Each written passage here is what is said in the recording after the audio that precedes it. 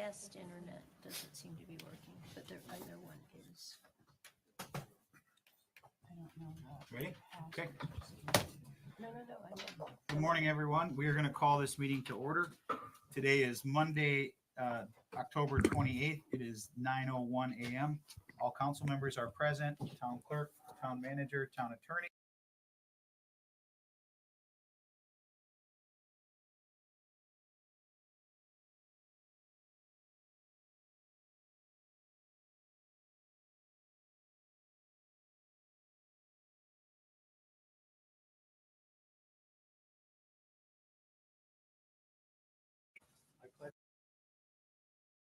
Pledge allegiance to the flag of the United States of America and to the republic for which it stands, one nation, under God, indivisible, with liberty and justice for all. I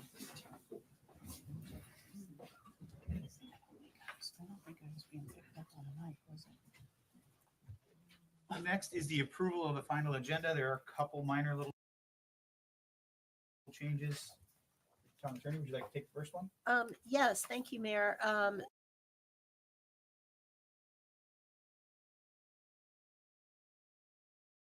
So agenda item that is currently,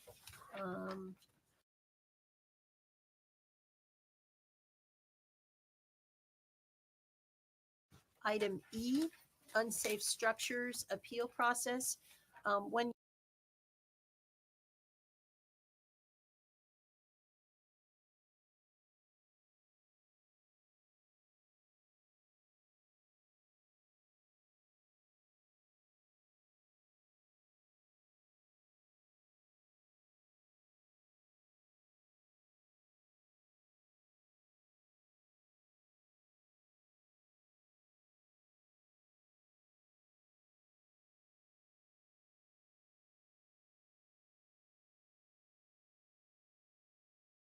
you open your public hearing, we would be asking for continued. Second by Counselor Safford.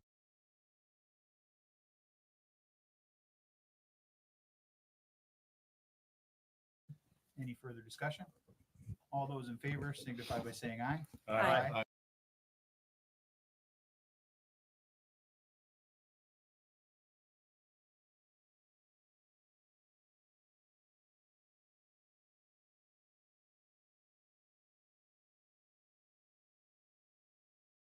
Opposed?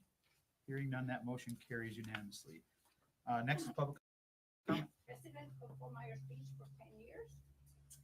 And I'm going to be devil's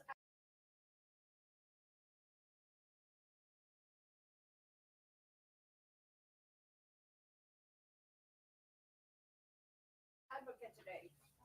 I have many concerns. In fact, I wrote them down so I don't miss any.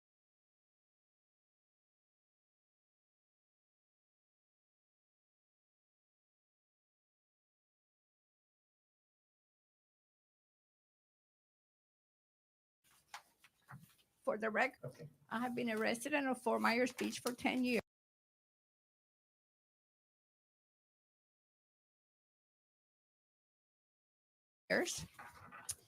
And like I said, I'm going to be devil's advocate. I have many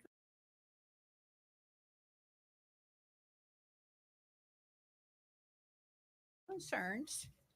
And for the record, I do not know any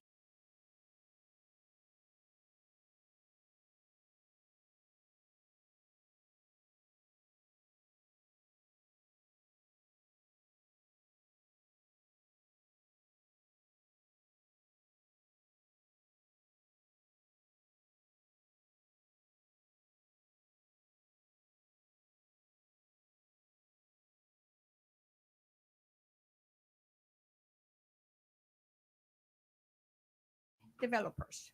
So I have no bias. Continue. Let's think.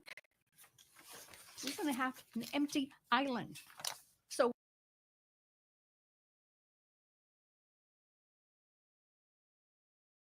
we should be grateful to these people are taking their chances. So we should be grateful to these people are taking their chances building here and helping the community. Okay.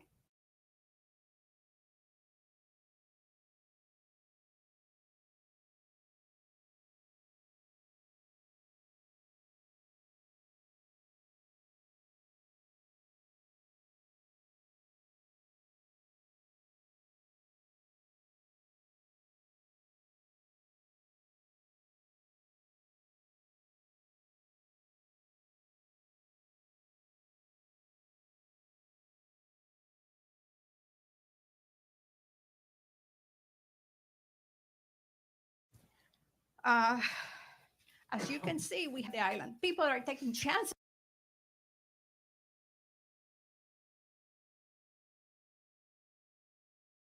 That bring the little businesses. We have to help them. We have to help the people.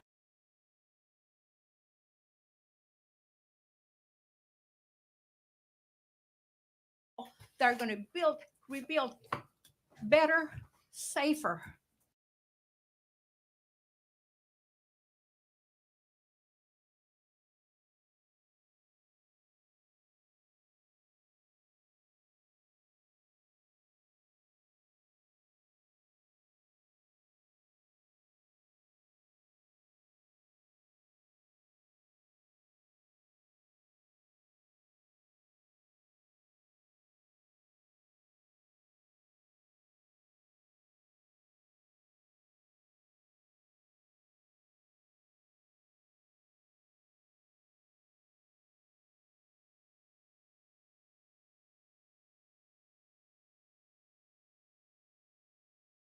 President of Miramar Street.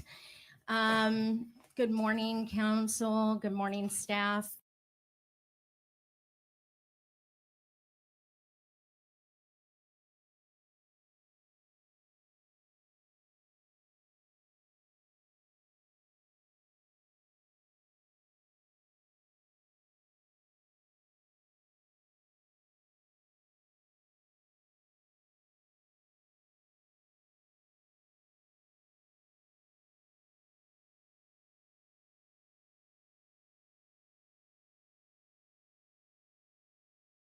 I'm actually here for my input of what's that they're surrounding.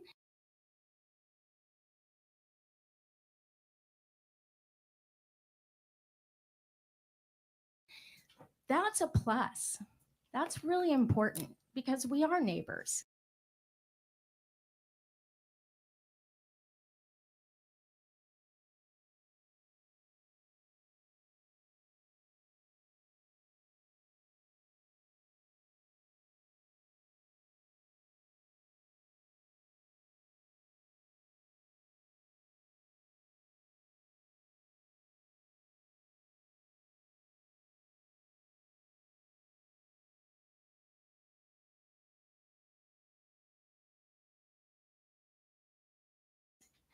For example, if a neighbor needs help, we'll help them out.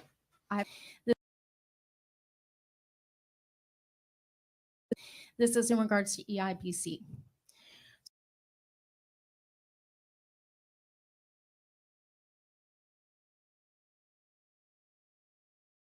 So we have a crosswalk that crosses over Estero Boulevard.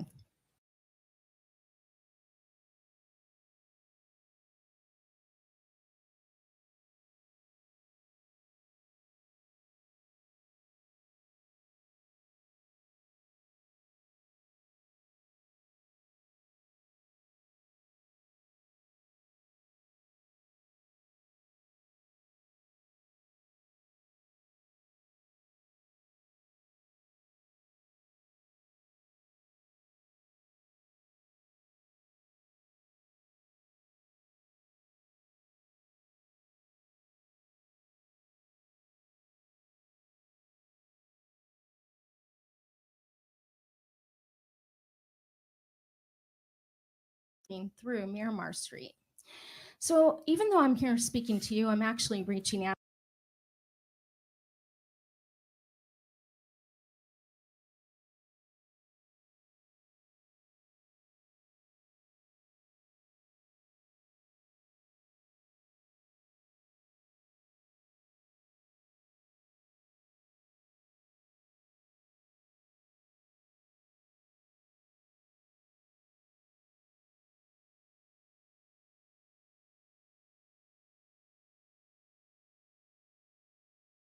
out to the developers and my community.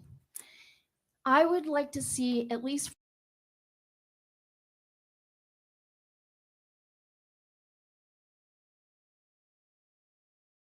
for Miramar Street. Me from last week's marathon hearing on EIBC. I'm the attorney for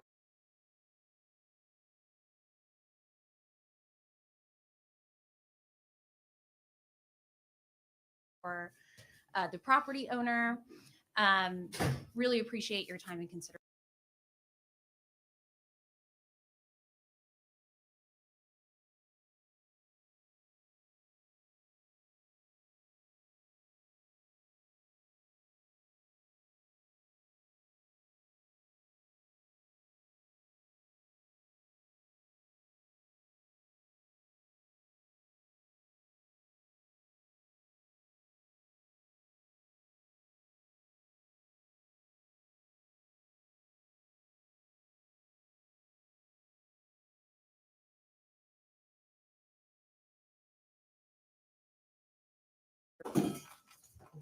Just a reminder too, if you're going to speak specifically about one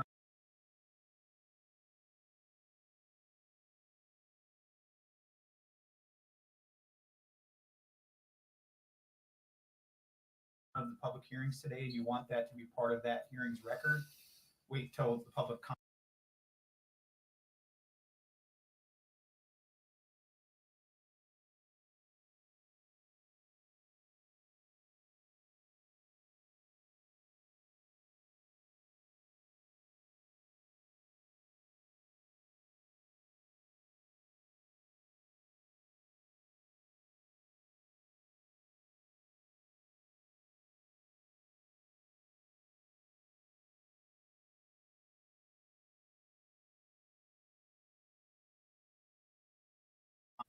Turning the tides for the Bay Oaks Fright Night and having all the kids and everything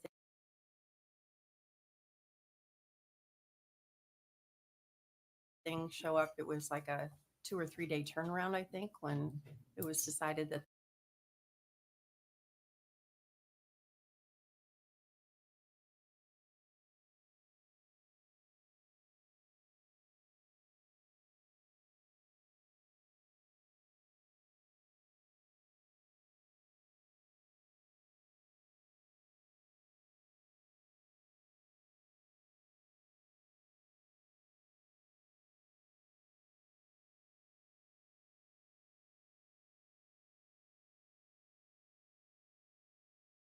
they were going to take over. So I really Councilor Kane? Well, most of us know.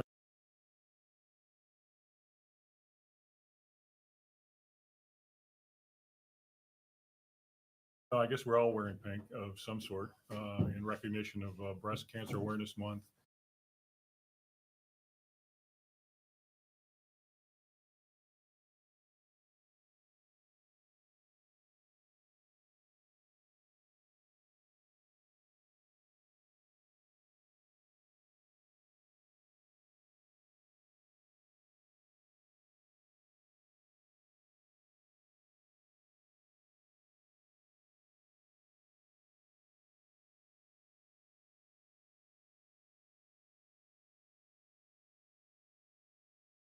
I know, Councilor Woodson, you're a survivor. How many years is that? Got an email that the internet's not.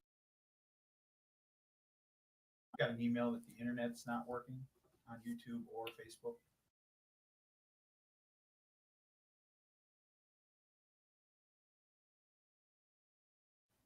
From a resident. Internet is not working. Video, I think it's video.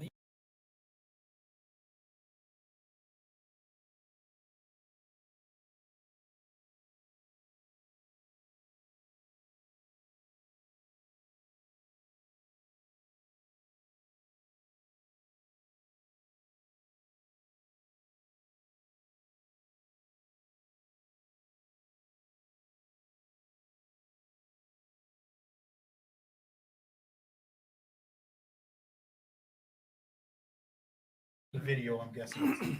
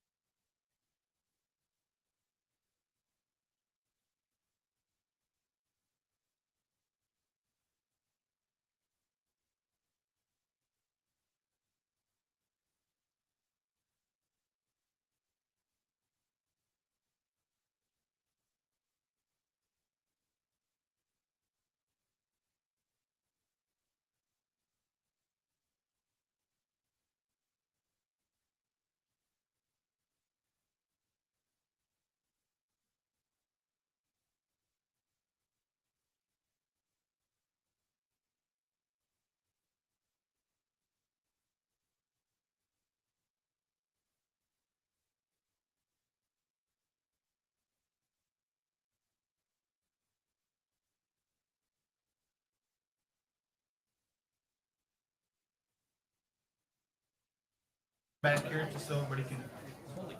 That was loud. Phase and echo. Jason, let me know when you're ready. You ready? Okay, we're gonna call this meeting back to order. It is 9:25. Hopefully our internet issues have been worked out. If not, we do have a camcorder here recording this meeting that will get uploaded at the end of the meeting, should you not be able to see this. Our next item is advisory committees, items, reports, and appointments. Before we get to the local planning agency appointments, are there any other committees that are here to give us any input? Seeing none, we have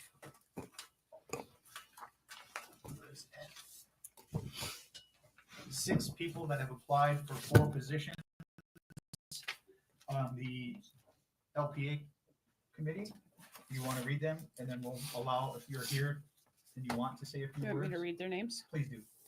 We have Jim Dunlap, Doug Ekman, John McLean, Ann Neef, Tyler Spradling, and Don Suddeth have applied. Okay, is there anyone on that list that would like to come up and say a few words before we come on up? While he's coming up, can I just ask the town clerk, are they all qualified to serve in these capacities? Yes, they are. Thank you. Morning. Hello, my name is Tyler Spradling. I grew up here on the beach, lived here my whole life.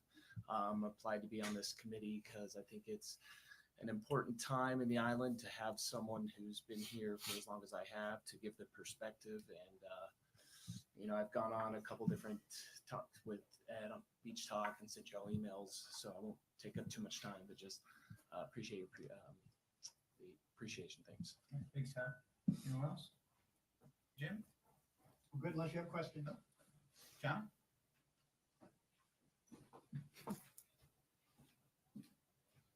Good morning.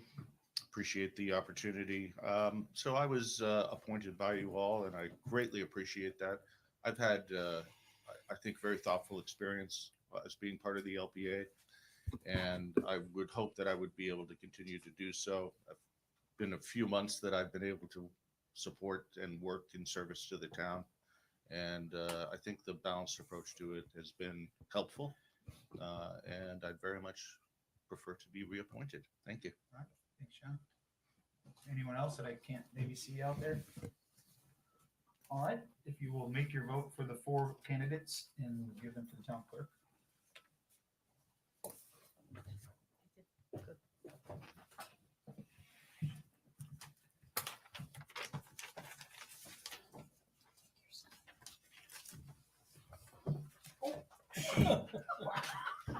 I couldn't do that again if I tried.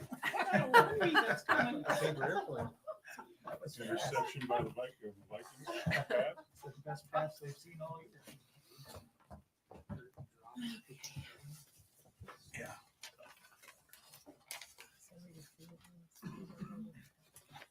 Just an exception.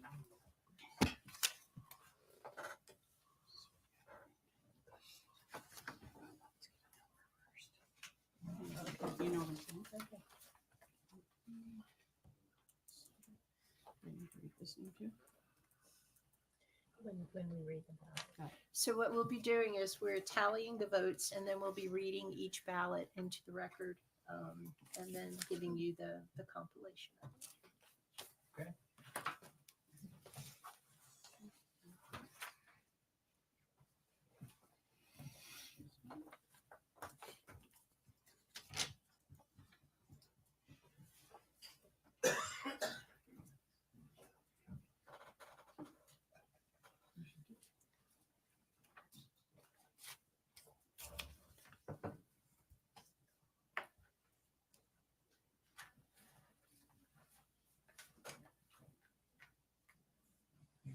Jeopardy music or something. Right.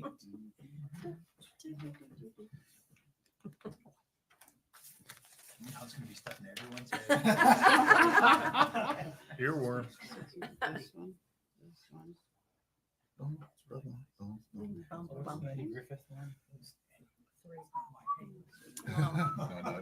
Oh, God, don't start doing that one. Should we read this first or should we read these Good thing I can't whistle. Okay.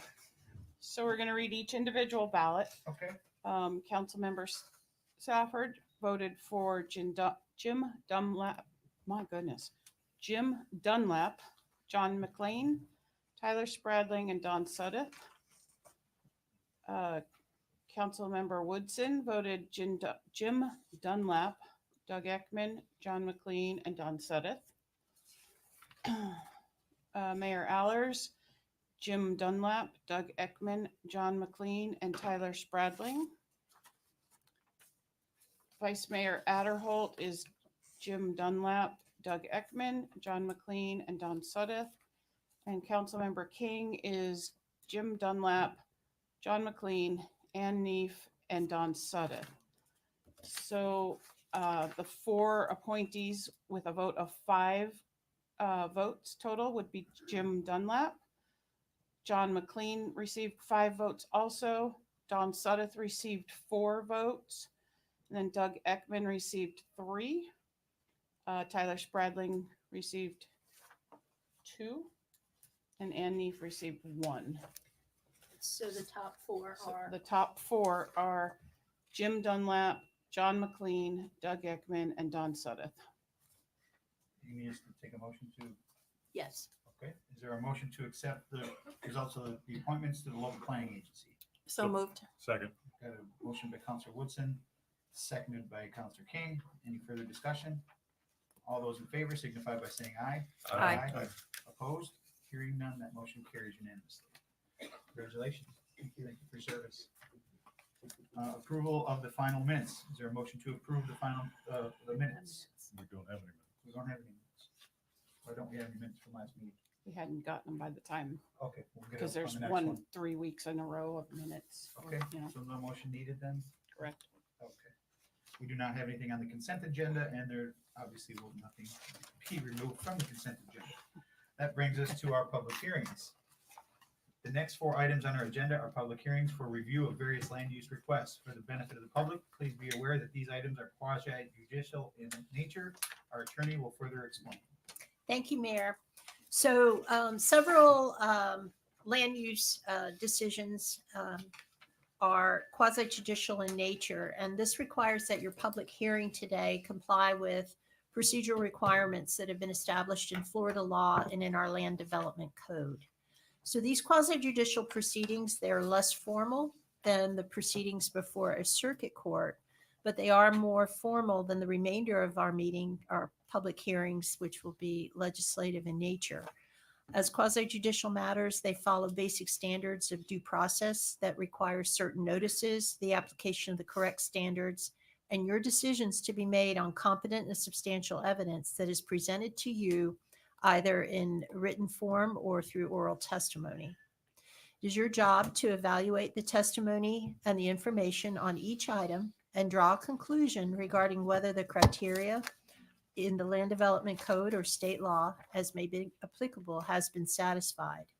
So pure speculation or opinion that is not based on competent facts cannot legally be considered by the town in evaluating a quasi-judicial agenda item. Testimony by professionals who are qualified as experts in a particular area has been considered to be competent evidence by Florida courts, as well as testimony by neighbors and residents who have fact-based information, such as minutes, surveys, engineering reports, or who provide testimony based on their own personal knowledge and information. Your decision is final. If a decision of approval is not obtained, or if a tie vote results from a motion to approve, or there is a motion to deny, then the matter being considered is denied unless a majority of the council present and vote by agreeing by motion before the next agenda item is called to take some other alternative action in lieu of a denial. Furthermore, the action may be moved or seconded by any member regardless of his or her vote on the earlier motion. Now, if the town council decides to deny an application or a request, the reason for the denial should be stated in the motion. And the denial of a quasi-judicial matter must not be based on a determination of public support or opposition to an application. The reason for the denial cannot be arbitrary, discriminatory, unreasonable, and should be based on a lack of competent and substantial evidence. Denial of an application or request is by default a denial with prejudice unless the council states otherwise. If a application is denied with prejudice, a similar application for the same property or a portion thereof cannot be submitted and reviewed for a period of 12 months from the date of the denial. However, denial of an application with prejudice will not prevent the application for a different land use application in which, in the opinion of staff, is substantially different from the request that was originally denied. And if the town council's denial is without prejudice, then the applicant can make modifications to the original application and submit the modified application to the town council for further action without having to wait 12 months before applying for reconsideration. And any resubmitted application has to clearly show what the modifications have been made to the original request. So please keep these items in mind. Members of the public in the audience, if you do intend to speak, also keep these comments in mind. When you come forward, state your name clearly for the record, whether or not you have been sworn in, and your qualifications or your interest in the matter. So for purposes of efficiency, we will go ahead and address certain procedural items for each of the 4 matters that are quasi-judicial in nature. First, I need to ask the town clerk, have all agenda items been properly noticed and advertised pursuant to our land development code? Yes, they have been. And at this time, I need to ask our council members, if anyone has a conflict of interest that would prohibit them from voting on any of these items, please disclose this now for the record so that we can assure that we have a quorum present at the time the agenda item comes forward. Counselor Safford? I do not. Counselor Woodson? I do not. Vice Mayor Holt? None. Counselor King? None. I have a conflict with item B, the Margaritaville sign ordinance. I filled out or will have filled out Form 8 and turned into the town clerk. And the nature of the conflict is a business. Business agreement, yes. Okay. All right. So at this time, if there's anyone in the audience, including staff, who is intending to provide any testimony today in these quasi-judicial hearings, if you would please stand and the clerk will be swearing you in. That would include public comment. Yeah, anyone that's going to speak in public comment also. Okay. Do you swear or affirm that the testimony that you are about to give is the truth, the whole truth, and nothing but the truth? Okay, all parties have been sworn. Okay.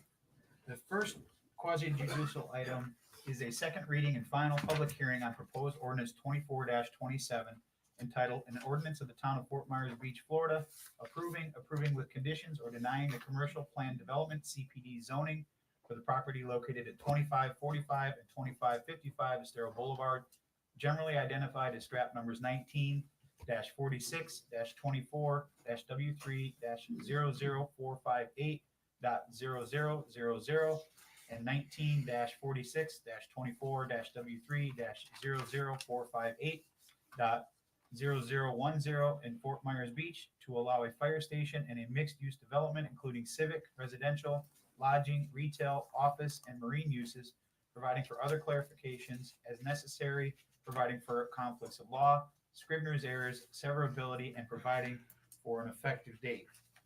If any town council member has any ex parte communication to disclose, please let us know now the subject discussed and the identity of the person, group, or entity with whom the communication took place, any correspondence that you received, or observations made of this site. Councilor Safford? I do not, but for the record, my wife is a fire commissioner, just for the record. Councilor Woodson? I do not. Other than being at the groundbreaking the other day and obviously talking with the chief about it several times, I have nothing else. Vice Mayor? The same. Okay. I too attended the groundbreaking on Friday, and that would be it. Sarah, are you covering this one or is Judith? Judith? All right. May I ask a question? For purposes of disclosure, Councilmember Safford, you have made a disclosure that your wife occupies the role of a fire commissioner. Do you have any, is she receiving any type of special gain or loss related to her service in that capacity? Absolutely. Thank you. Okay. Judith? Good morning, Oh. Judith Frankel. What's your last name, Judith? Frankel. Okay, Judith, I have to go through my script Okay. here. Sorry.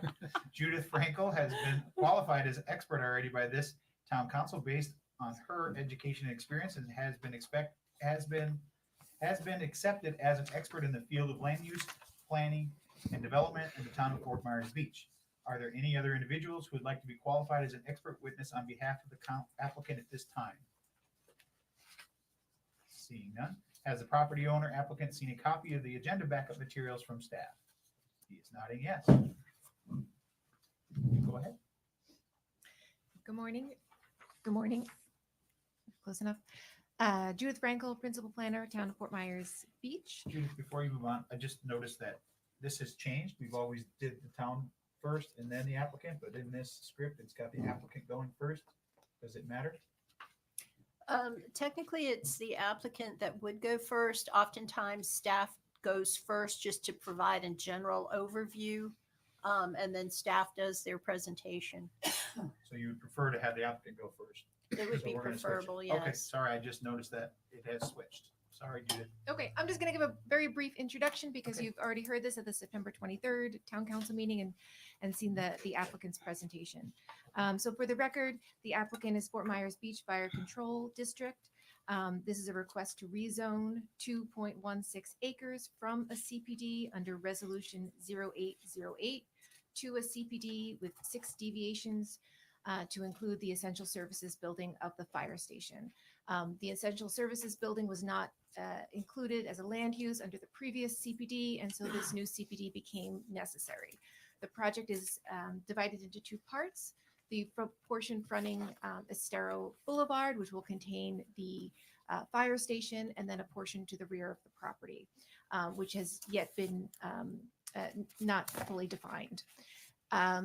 They are asking for 6 deviations. The first 5 of those deviations relate to the specific needs of a fire station and have to do with the parking arrangements and the landscaping. Obviously, they have larger vehicles and different needs than a typical commercial development, and so those deviations relate to the use of it as a fire station. The 6th deviation relates to the rear portion of the parcel, and what they're asking for is the density allowed there is 6 units per acre. It's that rear portion is 0.99 acres, and typically we round down when doing density, so they would only be allowed 5 units.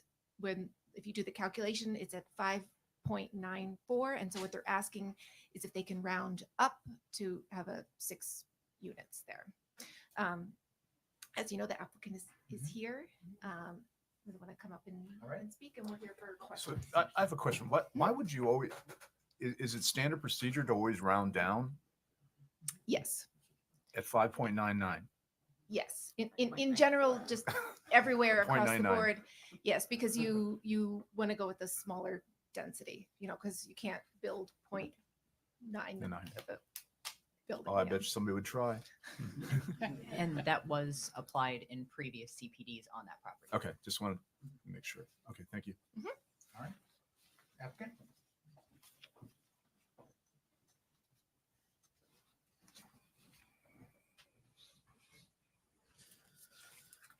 Good morning. For the record, Greg Stewart, representing the Fort Myers Beach Fire Control District. We had a fairly in-depth discussion and presentation on the first ordinance. So my presentation is simple. If you have any questions, I'm here to answer them. That's really about it. Greg, any questions for Scott, for Greg? No, not this time. What did I say? Yeah. Greg, Scott, Greg, whatever. yeah, sure. I'm Counselor good Woodson? for now. All right. Stafford. Thank you. Vice Mayor Holt? All my concerns were addressed on first reading. Thank you. Counselor King? None. I do not have any either. Thanks, Greg. All right, public comment. Is there anyone that would like to speak in public comment regarding this case? Seeing none, we will close public comment. I assume you don't have any additional comments or rebuttal? Okay. I'll now close the public hearing and request a discussion or a motion from town council to approve with conditions, or deny with reasons, or a continuance at a time certain. I'll move ordinance 24-27 CPD fire station. We've got a motion by Councilor King, I'll second. seconded by Councilor Safford. Any further discussion? Councilor King, Aye. Councilor Safford, Aye. Councilor Woodson, Aye. Vice Mayor Adderholt. Aye. And Mayor Allers is an aye. Motion carries unanimously. Look forward to seeing it, Chief. Thanks. Our next item is the second reading and final public hearing on proposed ordinance 24-20, entitled an ordinance of the town of Fort Myers Beach, Florida, amending town of Fort Myers Beach ordinance number 24-01 and approving deviations for the commercial plan development zoning for the property located at 1170, 1180/1192, 1204/1206 Estero Boulevard, 251 Crescent Street, 1150 Fifth Street, and unaddressed parcels. Parcels generally identified as strap numbers 24-46-23-W3-00205.0070 MCP parcel number 3, 24-46-23-W3-00006.0000 MCP parcels number 1, 24-46-23-W3-00206.0060 MCP parcel number 1, 24-46-23-W3-00009.0000 MCP parcels number 2 and number 5, 19-46-24-W4-U0494.2609 MCP parcel number 2,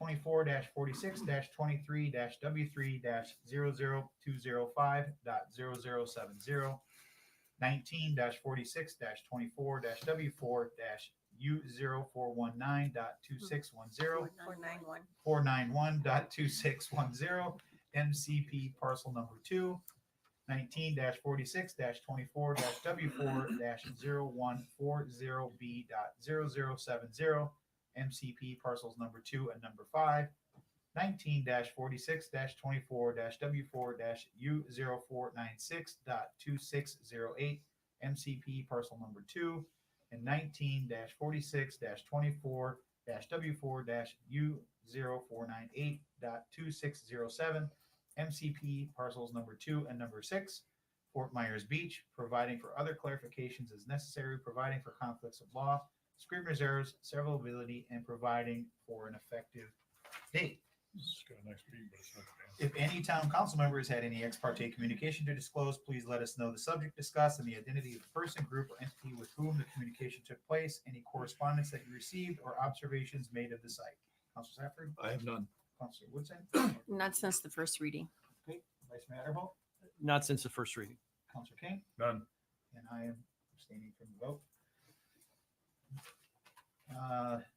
Jason Smalley has been qualified as an expert already by this town council based on his education and experience, has been accepted as an expert in the field of land use planning and development in the town of Fort Myers Beach.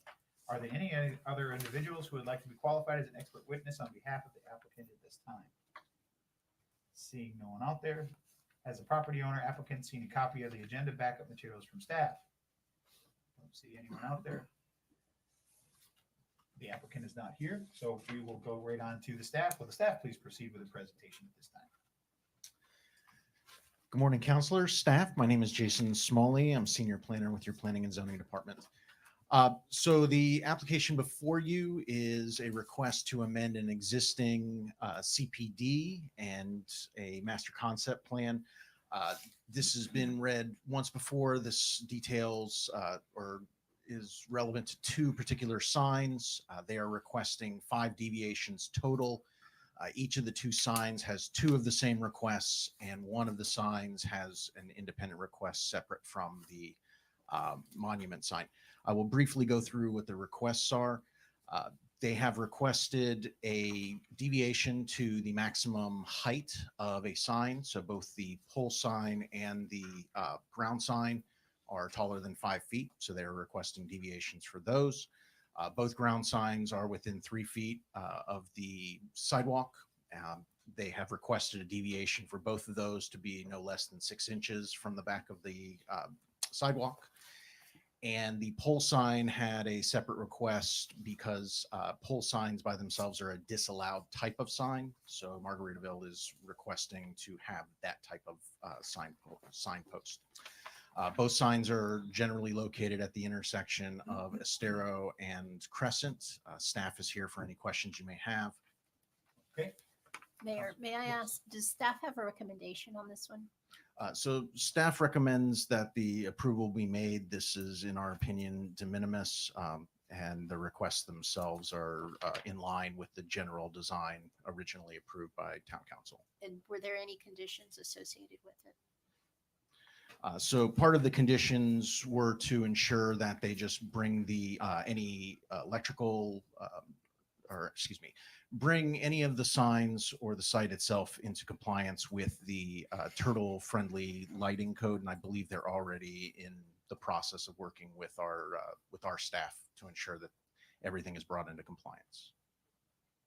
Okay, Councilor Safford, questions for Mr. Smalley? Not this time. Councilor Woodson? I don't. Vice Mayor Adderholt? I would just say, because the applicant isn't here this morning, just based upon the first reading, that this is an effort by Margaritaville in part to also help the public identify the pedestrian walkover, that it is public, that folks can, and how to access it, how to use the elevators. So I think there's a lot of public benefit in part due to this effort for additional signage. So certainly very supportive of those efforts. Councilor King? Seems to me that one of the signs, there was an issue with Tico gas. That is what I've been told, as the sign originally was proposed to be compliant as far as the setback. We were told that at the time that they actually cited the Tico gas, that Tico gas needed it run a particular way, and they had to make a field change with the location of the sign because of that Tico gas location. Thanks, Jason. Yes, sir. Okay, thanks, sir. We'll now open it up for public comment. Is there anyone in the audience that would like to speak on this hearing? Seeing none, we will close public comment. And we'll now close. There's no one here from the applicant to rebut. So we will move on to close the public hearing and request a discussion or a motion from the town council to approve with conditions, deny with reasons, or a continuance to a time certain. Mr. Mayor, Yes, sir. I'll move approval of ordinance 24-20. Second. A motion by Vice Mayor Adderholt, seconded by Councilor King.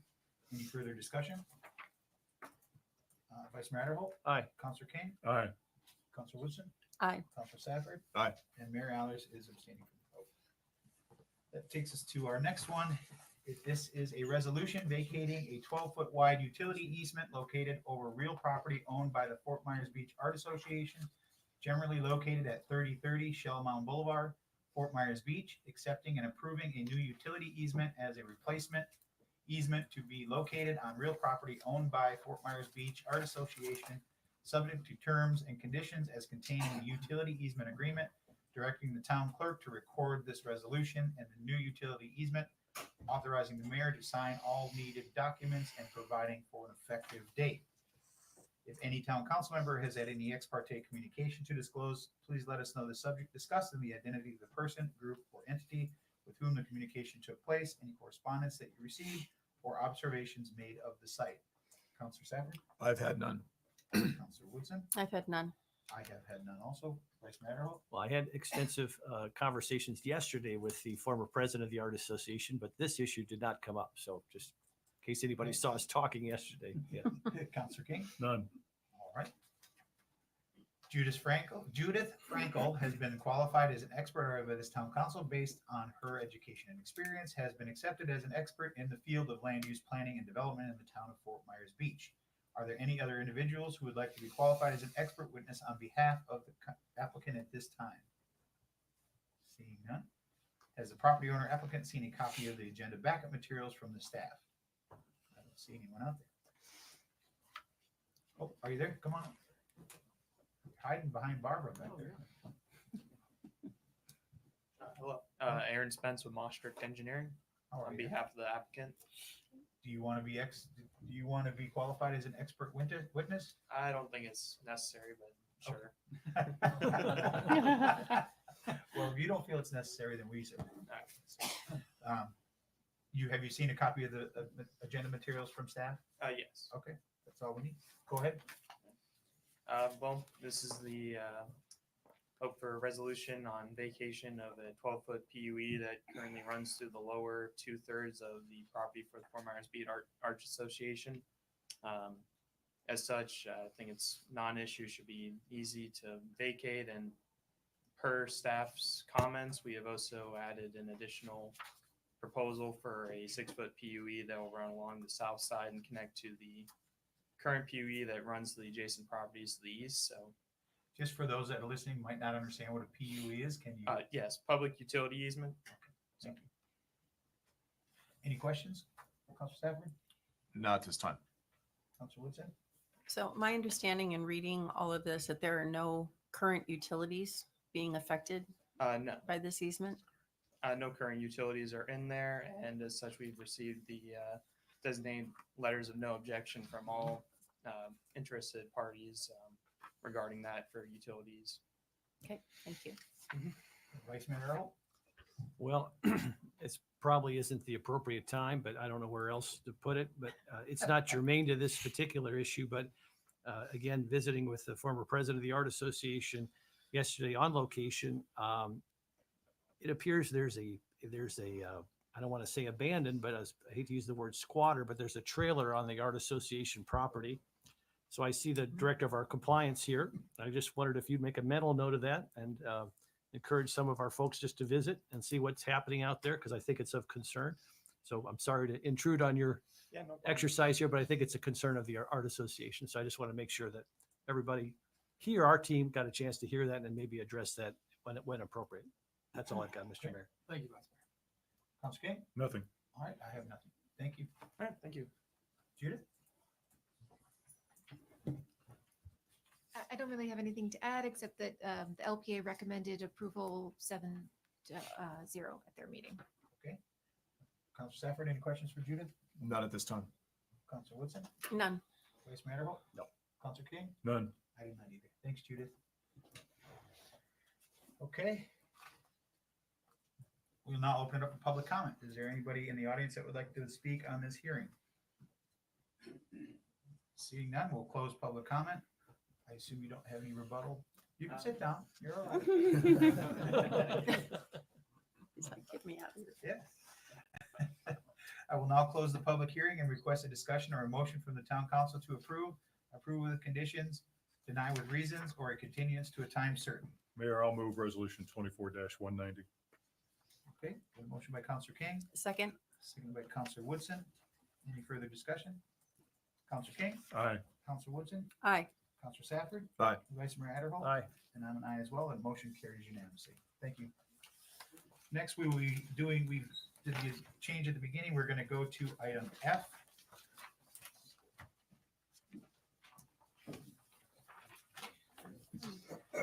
This is the first reading of proposed ordinance 24-34 entitled an ordinance of the town of Fort Myers Beach, Florida, approving a home rule development agreement for property located at 3001 Estero Boulevard, 2943 Estero Boulevard, 2932 Estero Boulevard, and 211 Donora Boulevard, or Don Ora Boulevard.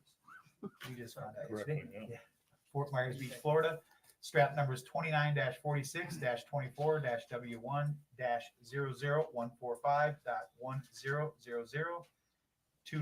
29-46-24-10145.5000, 30-46-24-W2-0001.0000, 29-46-24-W1-01208.0010, and owned by Seagate Fort Myers Beach LLC as authorized by section 2-100 of the town's land development code, and in compliance with the procedures for application and approval of the development agreement with deviations set forth in resolution number 24-73 for the purpose of redevelopment of the property previously known as the Red Coconut RV Park, providing for terms and conditions included but not limited to the identification of the proposed use of the property, a finding of consistency with the town of Fort Myers Beach comprehensive plan, commitments and development obligations, deviations needed for development, providing for other clarifications as necessary, providing for conflicts of law, scrivener's errors, severability, and providing for an effective date. Mayor, may I make a few comments before we begin our public hearing? You certainly can. This is the first development agreement that this town council will be reviewing. And I just wanted to point out that it is somewhat of a new process, and your code of ordinances pursuant to section 2-100 and 2-96 authorizes you to enter into these type of land use approvals. These are development agreements with deviations. The one before you is a home rule development agreement. The code and Florida law also provides for a different type of development agreement that can be entered into between a local government and a property owner. Again, because this is somewhat new, your procedures for review of this was adopted back in April of this past year. And I just wanted to point out the procedures, I believe, are Exhibit B in your packet to staff's amendment or staff's report. The first part of the procedures talks about the sufficiency review. And this is a list of items. There's 17 items that the property owner has to provide to staff to basically let the process begin.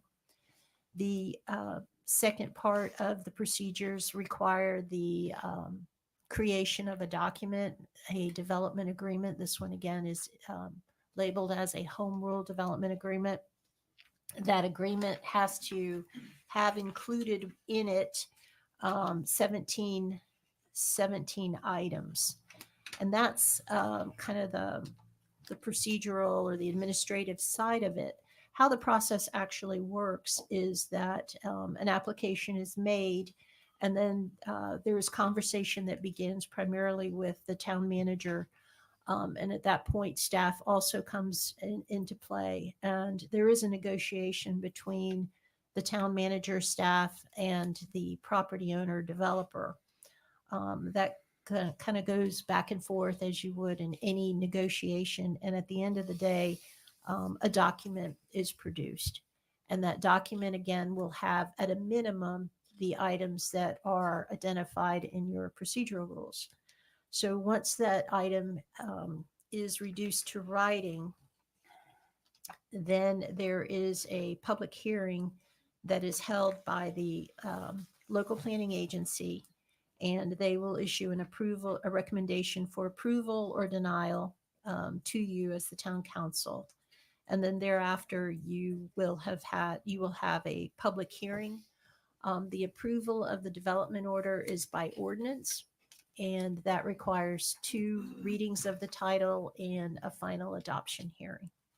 So I just wanted to point out to you, because this one is a little bit different than some of the other land use applications that you have had before you in a quasi-judicial setting. So with that said, I think, Mayor, it would be appropriate to defer to the property owner applicant. Okay, would you like me to go through the rest of my? Oh, yes, I'm sorry. Okay. Before I get into that, just Disclosures. yeah, well, yes. I think for the purpose of getting through this as fast as we can, when the applicant does his presentation or her presentation, depending on who's speaking, if we can hold our questions, make note of your questions till the very end, then we'll let the public speak, and then we'll ask our questions after that, if everyone's okay with that. So that's fine, Mr. Mayor. Just quick curious, as this is a new process and the town manager and our director of operations negotiated that process, do you all have any comments about the process or anything that you want to share prior to this? No? Okay, thank you. Sorry. Okay. All right, then if any town council member has had any ex parte communication to disclose, please let us know the subject discussed and the identity of the person, group, or entity with whom the communication took place, any correspondence that you received, or any observations made of the site. Councilor Safford? I had a meeting at Seagate with Mr. Price and a lunch, and we've been in contact several times via phone and text. I've received quite a number of emails, both for and against the project. Okay, Councilor Woodson. So I watched the presentation, 3.5 hours from the LPA. I've had conversations several times with Mr. Price and also have received pro and con emails. Vice Mayor Adderholt. Yeah, I've met months ago on location with the applicant. I've had emails, both pro and con. I had conversations since with the applicant. And then my wife and I walked the property extensively yesterday. And I think that's everything. Councilor King. Correspondence, both pro and con. Have met with the Seagate folks a few times for their input. Attended their public presentation at Diamond Head and recently met with staff regarding this issue. Okay, well, I've got some lengthy ones as well. I have met with both Matt, Tim, and Commissioner Sandelli at the very beginning. Had several meetings since then, several conversations, obviously, about it. I also have received many correspondence via email, both for and against the project. I sat in person at the entire LPA meeting that was just the other day.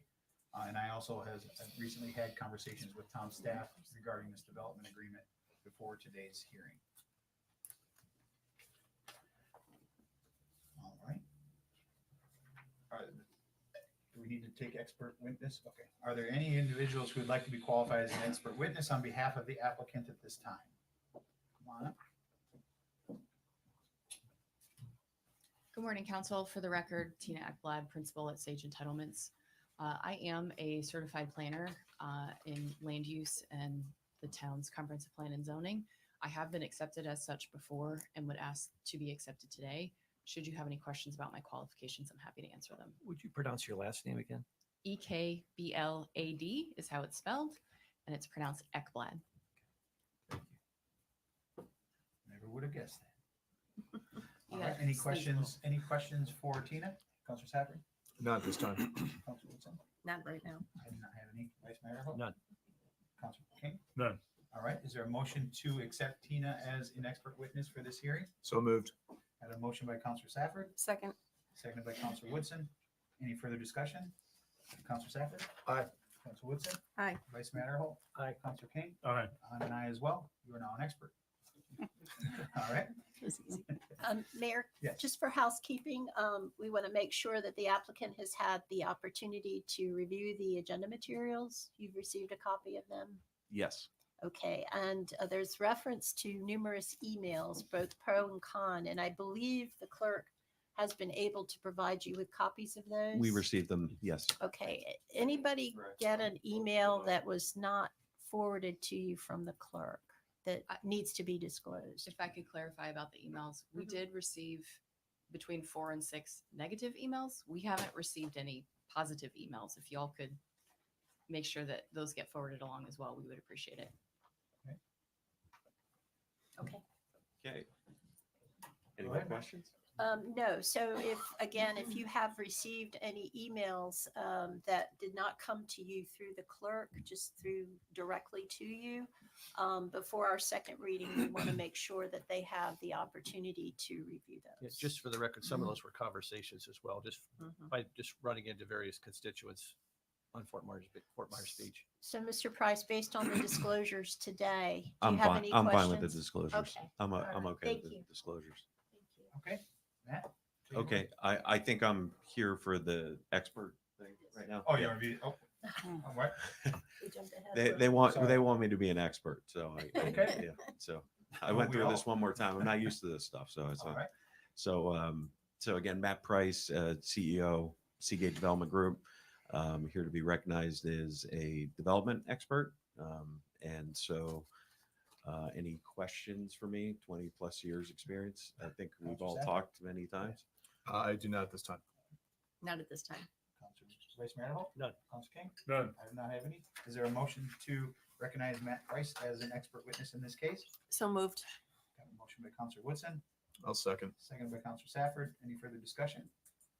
Counselor Woodson, Aye. Counselor Stafford, Aye. Vice Mayor Adderholt, Aye. Counselor King, All right. and I'm an aye as well. Welcome to the expert world. And Awesome. he Great. is- He is also the property owner or developer. Property owner, developer. Okay. Okay, who's going first? Well, I am, so I think a lot of people watched the LPA presentation. We went pretty in depth through our presentation. I'm going to let Tina start off at this one to hit a couple points.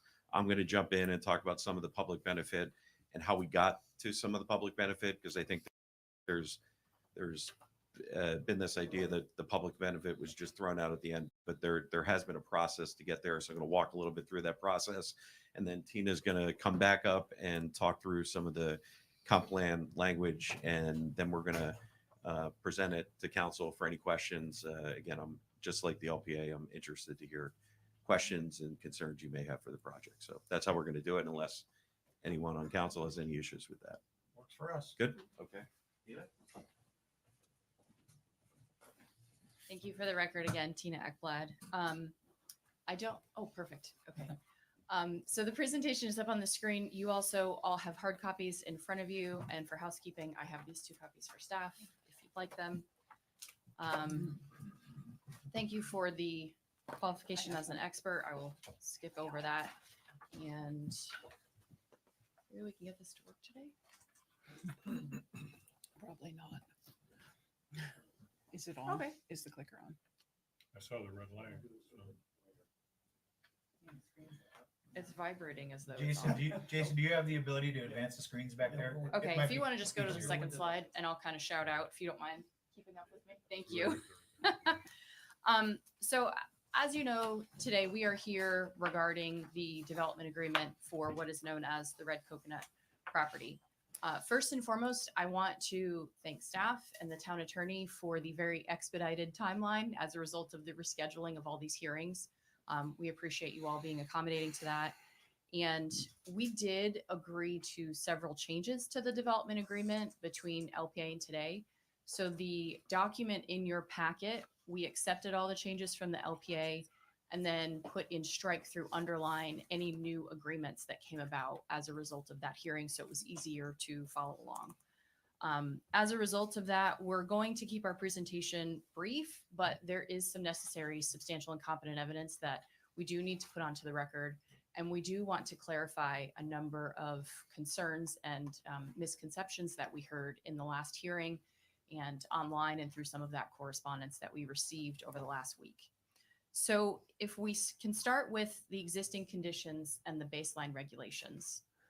I believe we all remember the Red Coconut. It was and is approximately 10.7 acres that spans from the Gulf of Mexico to the Bay. It had approximately 27 RV parks per acre with nightly turnover. And the comprehensive plan considers an RV park a commercial use in policy for B12. So that's a little different than some of the conversation that we may have heard. And while some people may have stayed on site for a longer term, the property was allowed to have nightly turnover. And so during season, there was that fairly consistent either daily or weekend turnover of guests.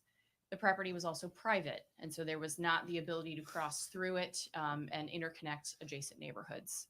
And beach access was limited to those staying at the RV park.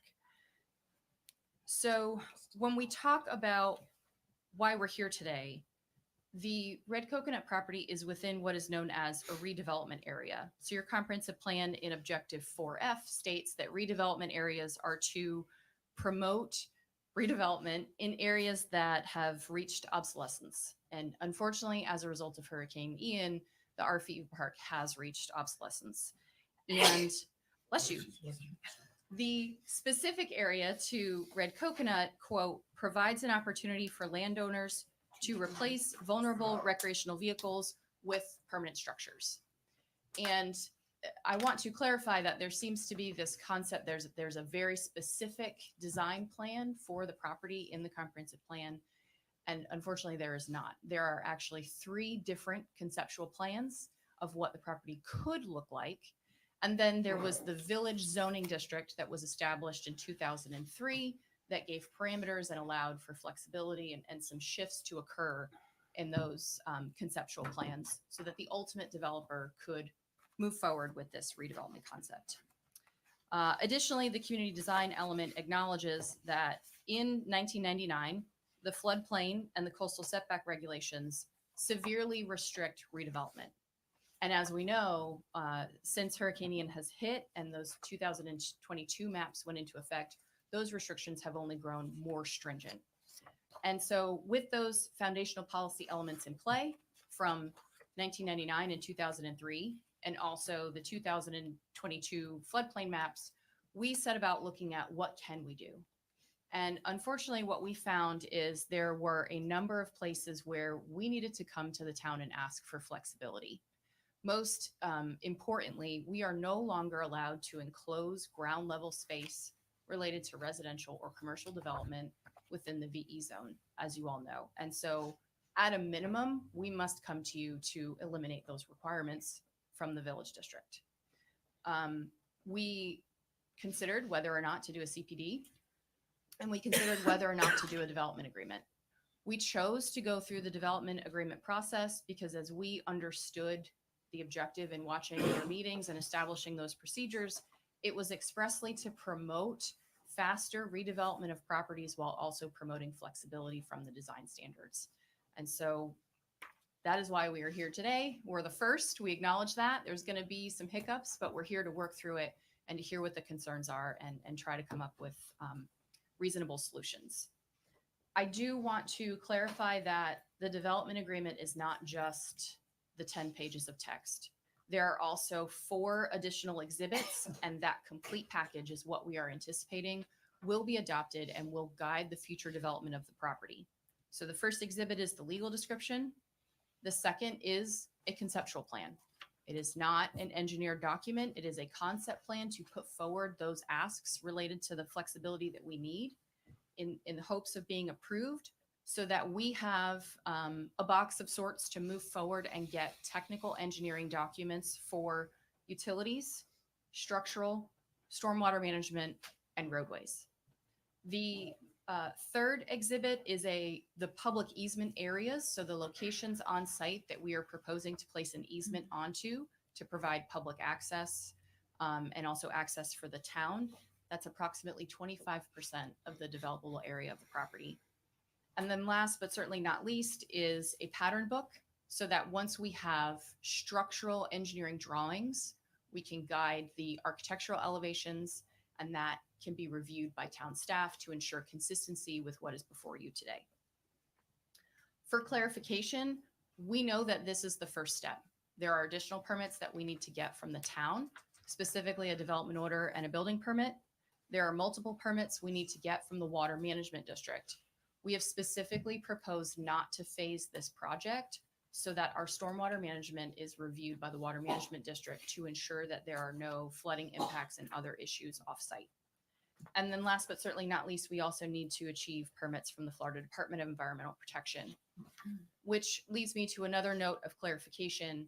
The development agreement is for approximately 9.4 acres because we have not proposed any development seaward of the coastal construction control line. That's another cleanup from the existing development. So next slide, please. Thank you. So with all of that in mind, the property is proposed to be converted from the commercial RV park to a principal residential use. We are proposing 141 residential units. 4 of those are the single family units you see along the northern boundary, and 137 are multifamily with supporting amenities. Those 137 units are proposed to be split between 2 residential towers. And if you look on the right-hand side of the graphic or the concept plan and included in Exhibit B, you'll see that each building has a set number of units in it. And so we really are trying to blend the master concept plan and the schedule of use requirements of the plan development into this exhibit. So it's very clear where the different uses are happening, the boundaries of those uses, and where they go on site in combination with the text of the development agreement. We had a number of questions regarding the design and access and roadways and things like that. So I do briefly want to talk about that. First and foremost, on the north side of Estero, we have a single internal roadway. That is for a number of reasons. The first is policy 7H10 of the comprehensive plan states that driveway access to Estero Boulevard is to be limited to the maximum extent possible. So we have purposefully chosen to have one access point in and out from Estero. That road has been placed as far to the west as possible from the intersection with Estero Boulevard and Denora. That is for public safety. We don't want to have conflicts with our traffic entering our site with the existing traffic at that intersection. That is also at the guidance of the Lee County Department of Transportation, who has to issue the driveway permit for the development. So we have had some preliminary discussions with them, and they have asked for us to have the greatest distance available to that intersection. The same is true on the south side of Estero. We have a single access point that is as far west as possible, again, to prevent those conflicts.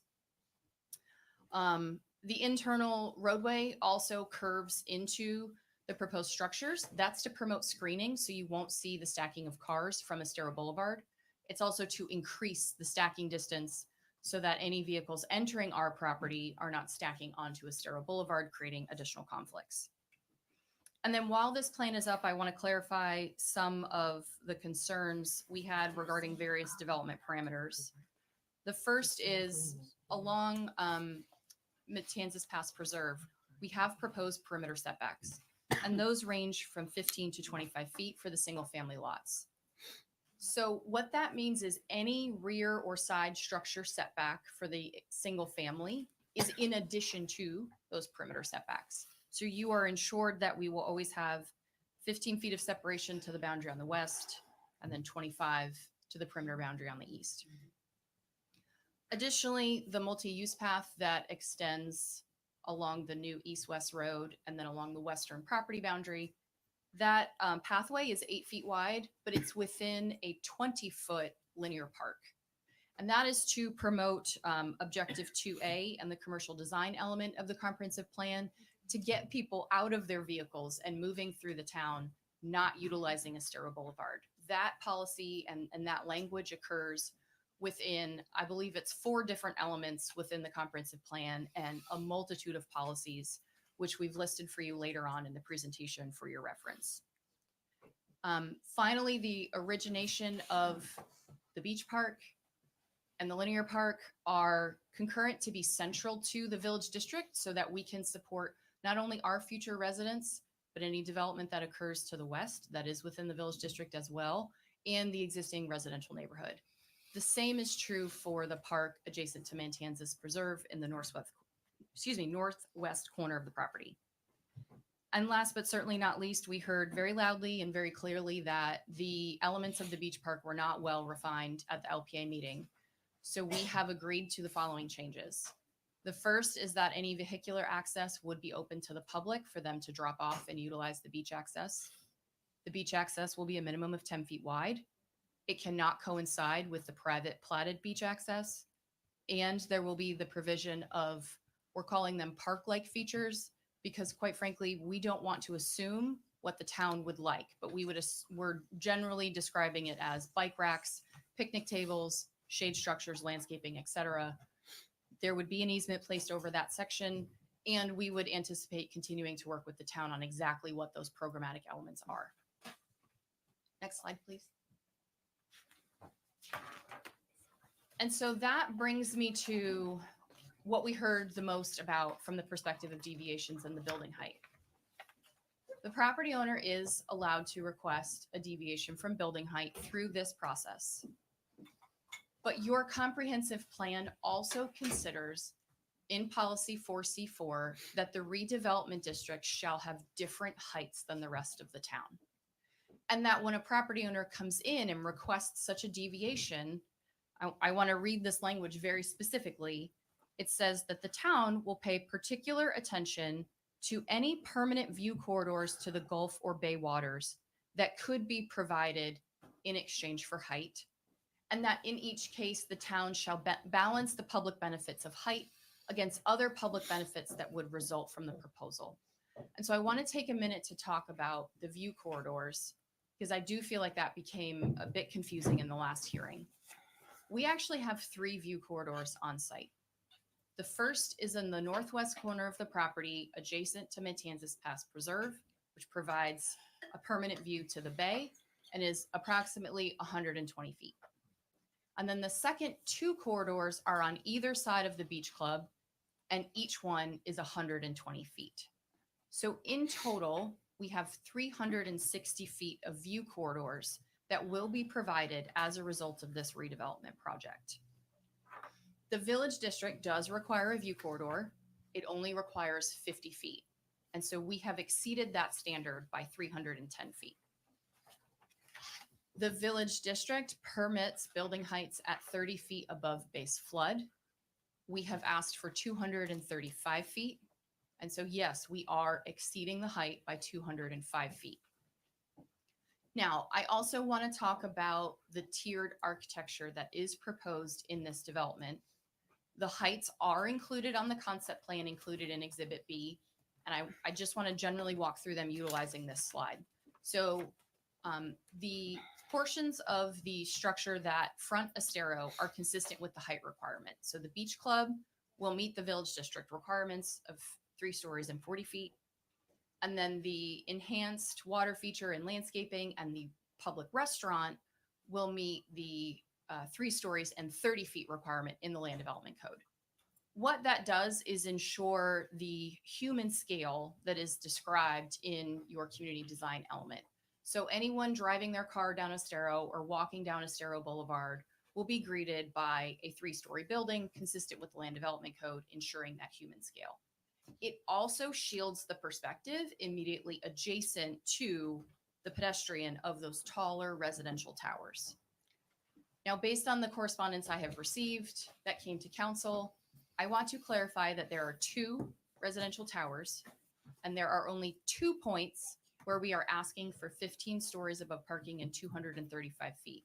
Those are represented by the large rectangular squares near Shell Mound and then on the western side of the property south of our new proposed road. As you get closer to Estero, the height drops. The residential tower closest to Estero is proposed to be 9 stories. That's that very small rectangle closest to Estero.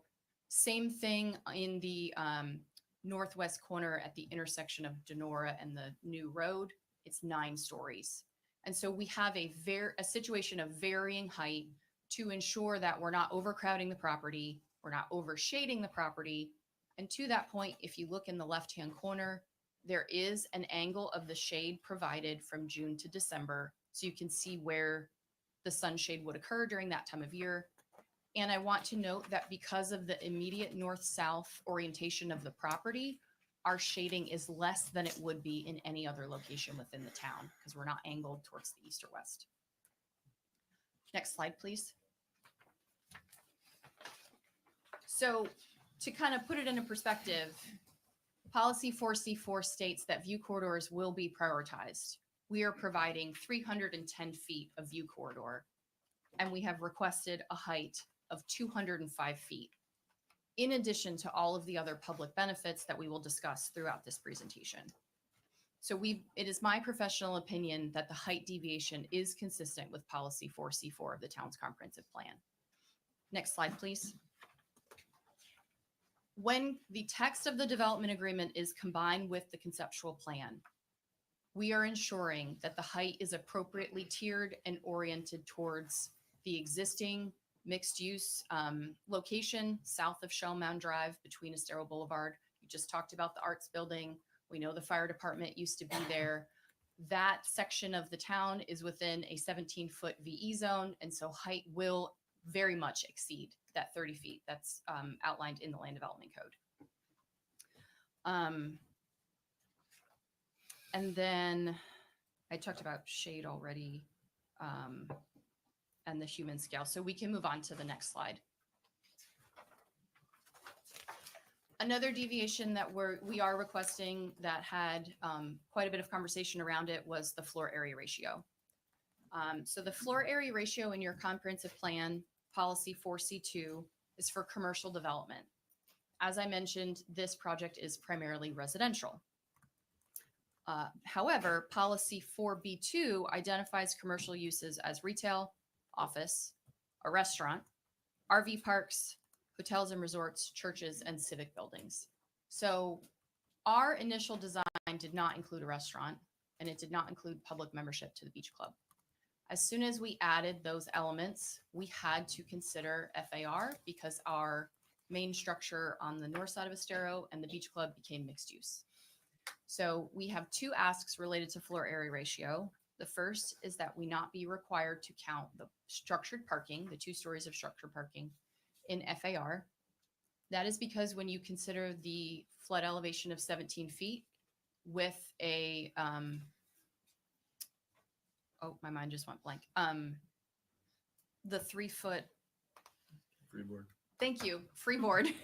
Appreciate that. The 3 feet of freeboard, you have 20 feet that is best utilized as parking because we can't enclose it for commercial or residential uses. And then we are also asking to increase the FAR from 1.2 to 1.5, and that is to accommodate the square footage associated with the commercial and the multifamily residential. I also want to clarify single family is not included in FAR. So those 4 units on the north side are not included in the FAR calculations. With regard to this request and the underlying future land use categories, they both, the boulevard and the mixed residential both expressly state that redevelopment is not to increase commercial intensity. And I want to be very clear that we are not. The RV park in its entirety was a commercial use, and that is obviously going away. We are asking for that multifamily residential to be our primary use. We have agreed to an additional restriction regarding our rentals. So they will be for 1 month in length and only 3 times per year. So we're very much eliminating that transient nature and the intensity of that turnover that used to occur in this section of the island, consistent with the discussion that we heard last week. Next slide, please. The remaining deviations are to promote design flexibility to address the comprehensive plan and the village district that were approved in 1999 and 2003 as it relates to the floodplain today. So again, I mentioned that we can't enclose the ground floor for those commercial and residential supporting uses. So that means we can only shield our parking with landscaping and vegetation, public art, and other frangible features. We are asking to increase the building setbacks. We want to be able to provide new sidewalks, maintain existing sidewalks, while also ensuring that we have appropriate landscaping and shade trees. We cannot do that with a 0 to 10 foot building, build-to line. When you consider the public parks that are being provided, we cannot meet building frontage. Those take away from the percentage. And so we're asking to eliminate that as well so that we can have these public gathering features. And same thing with increasing the street corner setback for the same reason. You just heard the conversation regarding Margaritaville and their signage having some issues. We want to push the building back off the corner so we're not in the same situation. And then last but certainly not least is that pattern book that I talked about previously. We would like to utilize that for the conceptual architectural design standards because again, this is a concept of what we would like to do. We do not have structural engineering plans yet for the building. And as a result, we do not have formal architectural elevations. So that pattern book will ensure when those architectural elevations come in, there's consistency between what you're reviewing today and what moves forward through the process. So those were the technical highlights that we wanted to hit in terms of clearing up some of the issues and some of the changes we made between the LPA meeting and today. With that, I would ask Matt to come back up and discuss with you the other benefits offered by the project and also the stakeholder meetings that we've had to date. Thank you, Tina. Thank you, Tina. I don't know why I just don't let her talk. She's much better at this than I am. So Matt Price, Seagate Development, owner, developer, CEO. What else do you want me to say? Are we good? All right. Expert, etc. Okay. So we can go to the next slide. I think the next slide shows one more. Where are we? Public benefits. There we are. Go one more. I just want to show the overall slide of the one more. Close enough. We can start here. So one of the one of the things I really wanted to do is, again, to my detriment, probably I read every comment online because I do take this stuff very seriously, and I understand there are people that have issues with this project. So I try to at least take anyone's point of view into account and address as much as I can within the development scope of what we presented. And I just want to give a quick history of how this project came about and some of the changes we made through to get to the public benefits we are, because I think it would be helpful for everyone in the town to understand that this process has been going on for a while, and there has been a lot of comments that have been taken into discussion. When this project originally started, it took a while to purchase the property, going through the process that we did. We were working with town staff on what exactly we were allowed to do by right. And interestingly enough, that process took 7 months. 7 months just to find out what we were allowed to do on the site. Now, that's nobody's fault. Everyone went through the inn, and we were all obviously trying to dig our way out of that. But it was such a complicated process just to find out what we were allowed to do by right. And then also with FEMA coming in and flood being an issue, that just to find out what we were able to do is 7 months. During that process, we kind of figured out what we were able to do, but we had some questions. We were working with staff, but we also looked at what we thought we were able to do and said, maybe this isn't the best use of the ground. We should take a look at more of a broader view of what we would like to develop on the site, and with some ideas. So I brought some pretty preliminary block diagrams individually to most of council, some of LPA, some people on staff, and showed, and pretty much everyone threw up on them. They hated them. I had promised Fran, who I think is sitting in the audience here, that I'd try to keep as much as I could off the beach. The beach was important to her. The beach having an open look to it, people being able to see the beach, that was very important to Fran. So I tried to take that and say, okay, what if I put all the units on the bay side? What would that look like?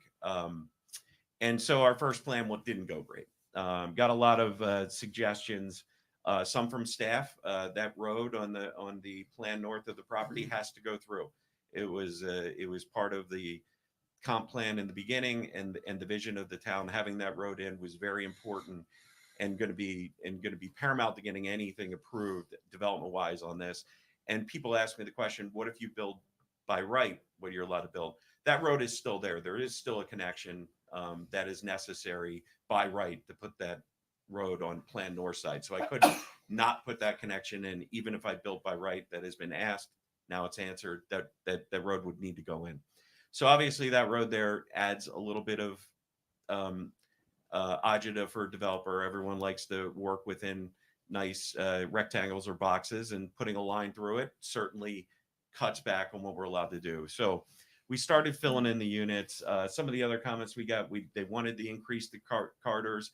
We had a little bit more on the beach. There was a request to even get a little bit bigger corridors on the beach.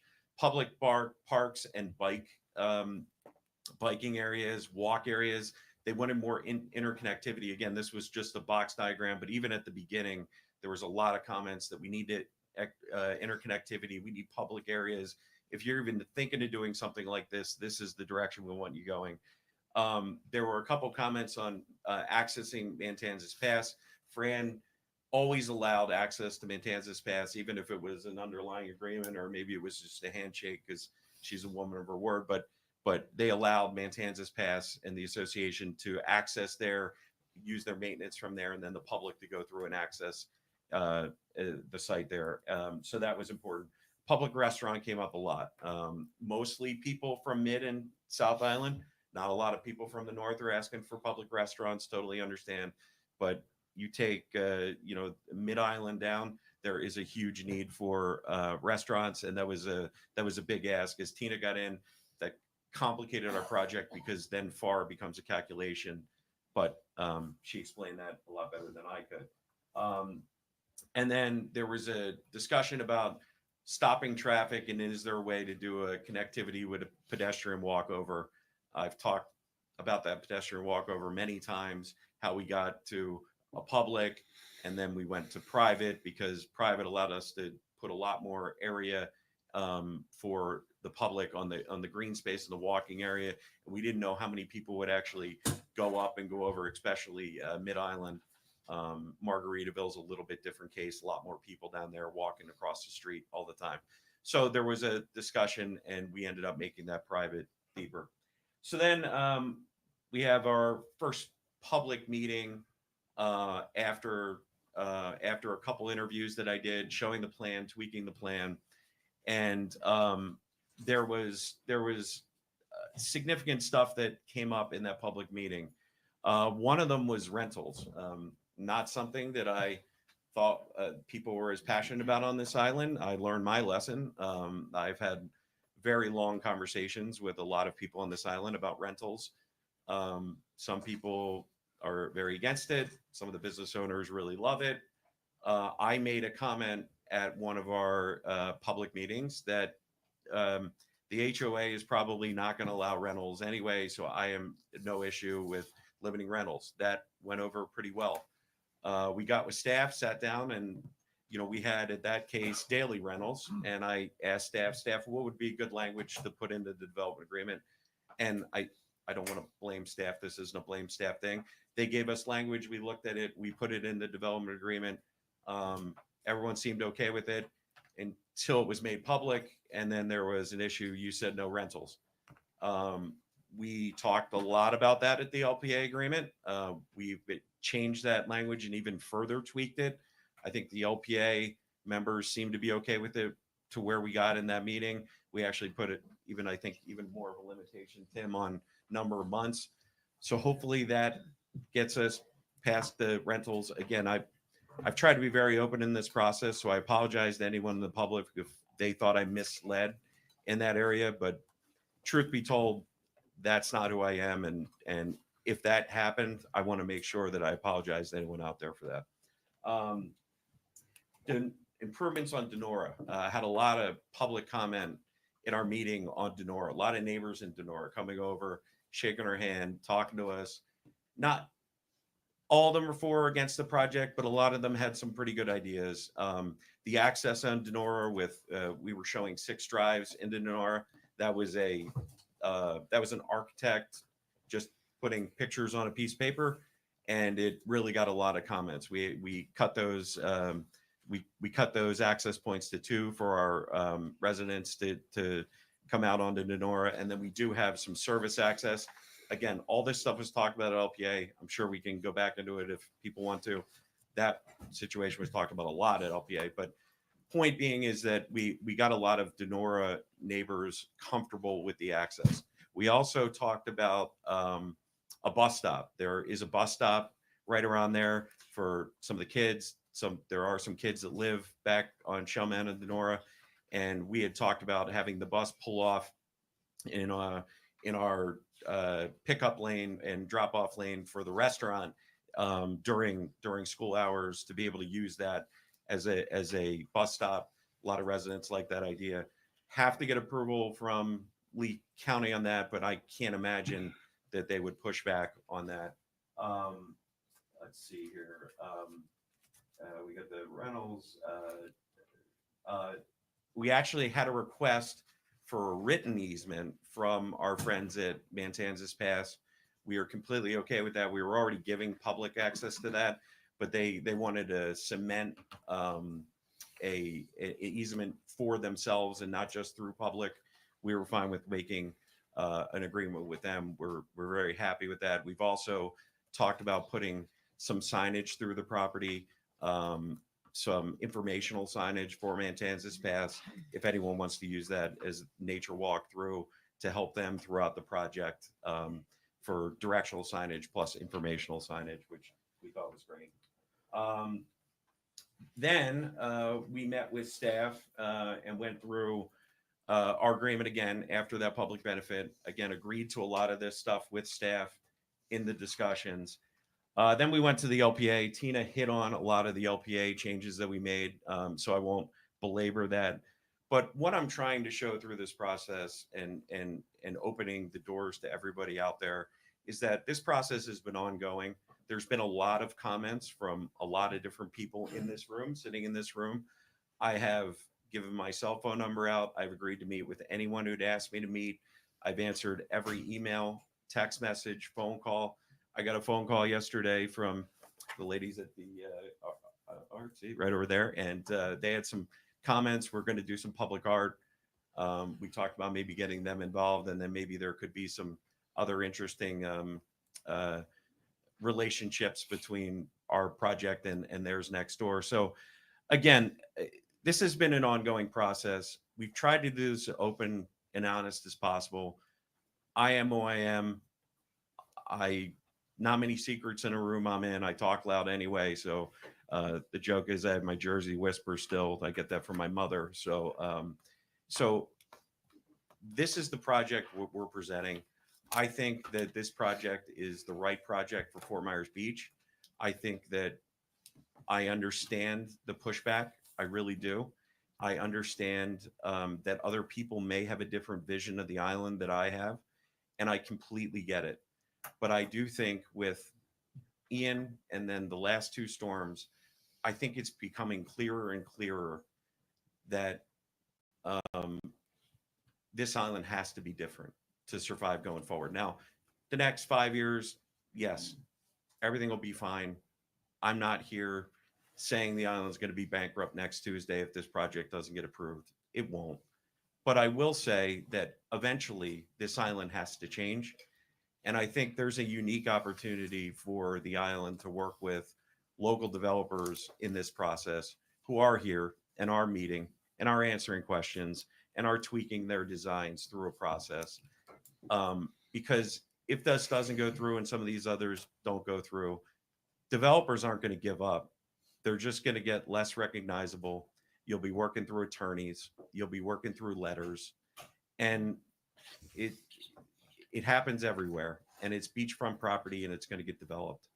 And I just hope that council will look at this as a jumping off point to, look, not everything on the island has to look like this. Not everything on the island is going to look like what London Bay is trying to do. Not everything on the island is going to look like some of these other arches. But there are certain points on the island, there's certain pieces of ground that are screaming for out of the box thinking of development. And those out of the box thinking on those pieces of ground will be able to, the rest of the town to fill in to what I think is what some of the other people have as a vision of the town. And as opposed to what I think some of these people fear, which is if this gets approved or something else gets approved, then now we're Clearwater. And I think that just because of being a developer on this town and understanding values, it's impossible with how the island is broken up in the pieces of ground that it is. To try to consolidate all those pieces of ground, small commercial uses, small residential uses into one and build these huge projects, time, money, risk, it's just not worth it. The only time is it worth it is on some of these bigger pieces of ground. And I think it's time for council to take that step to understand that this is maybe where we're going. So I hope you take that into consideration when you make your decision. Now I'm going to let Tina get up and talk about some more, I don't know. I'll let her get up. The passionate part's gone. Now she gets to get into her part. Thank you, Matt. Again, for the record, Tina Ekblad. As I was sitting there, I realized I do not have the slides numbered, so I apologize. If we could go back to slide 10, which is, yeah. Matt did touch on the public benefits, and so I'm not going to belabor these points. I am going to point out two additional things, which is my testimony earlier. Thank you, Mark, for monitoring the chatter online. It apparently came across like I was indicating that height is measured from the ground. I am very aware that it is not. It is measured from base flood. The point I was trying to make is that base flood at the front of this property and the old fire district property is 17 feet. When you combine it with 3 feet of freeboard, that's 20 feet. And then you're measuring your 30, which gives you a grand total of 50. Additionally, your code allows exceptions for an additional 5 feet and an additional story. So what I was trying to convey here is that the perception that we keep hearing that it's 30 feet only isn't quite accurate when we look at what those federal regulations are and how it needs to be constructed. So I apologize for that misconfusion. I also testified that under policy 4C4, the view corridors were the primary element for the building height, but that there were other public benefits that needed to be considered. And that is entirely accurate, particularly when you're looking at the other deviations that we are asking for. And so this page 10 and page 11 has outlined those public benefits with the comprehensive plan policies and objectives that they relate back to. And so one of the other things that we've heard is we don't know what the public benefits are.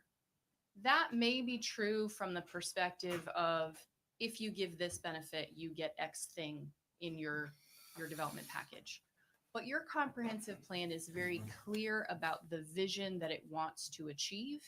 And we have tried to weave that into this proposal so that when we're balancing these new federal floodplain requirements, we're still meeting that intent. And so I wanted to ensure that you had these two slides for reference so that you understand the level of thought and consideration to your visioning documents that went into this redevelopment plan. As we move forward, we do have a couple of architectural elevations on slides 13 through 18. If we just want to scroll through those very quickly. Everyone has seen those. They have not changed since the public meetings. Some of you referenced that you were at our stakeholder meeting at Diamond Head. Those were there on boards. We did have a website that was up. Matt has held several interviews with various media agencies.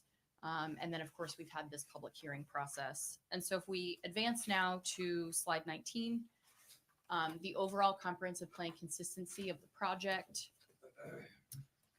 Based on my earlier testimony and Matt's testimony, it is my professional opinion that you can find the proposed development agreement with its exhibits consistent with the town's comprehensive plan. The public benefits offered support the requested deviations as well as the comprehensive plan and that visioning document, whether it's in the backup materials in the text or the specific goals, objectives, and policies. This process is quasi-judicial, and per the adopted development agreement process, that means it is tantamount and commensurate with a plan development. So you can consider those deviations consistent with that process. Moving ahead to slide 20, it is also my professional opinion that our request is consistent with the procedures outlined for a development agreement. You heard your town attorney identify that checklist Could I stop you just for a second? Could we have Jason, while you're talking, Jason, could you go through the renderings a little slower for the folks at home? You just went through those about 1 second each, just so people can have a better sense while you're talking what these renderings look like. Just maybe spend about 20 seconds on each of those slides so folks at home can see what we're seeing here. So I'm sorry. Yeah, please go ahead. Yeah. No, that's perfect. Jason, for your reference, they start on 13. So with regard to the development agreement, as your town attorney stated, there are that checklist of 17 items. The text of the development agreement addresses those 17 items. And then the exhibits give kind of the geographical references and some of the additional limitations. We got some comments that, how does this all work? And again, we're expecting this to be approved as a comprehensive package. If for some reason you find a discrepancy between the applicant's materials and the development agreement is the most current. We may have some tweaks between the project narrative and the development agreement before you. It's the development agreement that will ride today. And then last, but certainly not least, I believe Matt had a few more comments regarding the economic impact of the project, and then that would conclude our presentation in chief. I would request of council the opportunity to address whatever we hear from public comment as briefly as possible.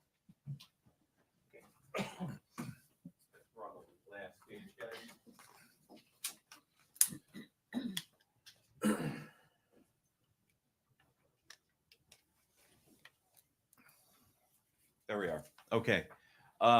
So one of the questions kept coming up to me from people on the outside and a couple other people on the economic impact of the project.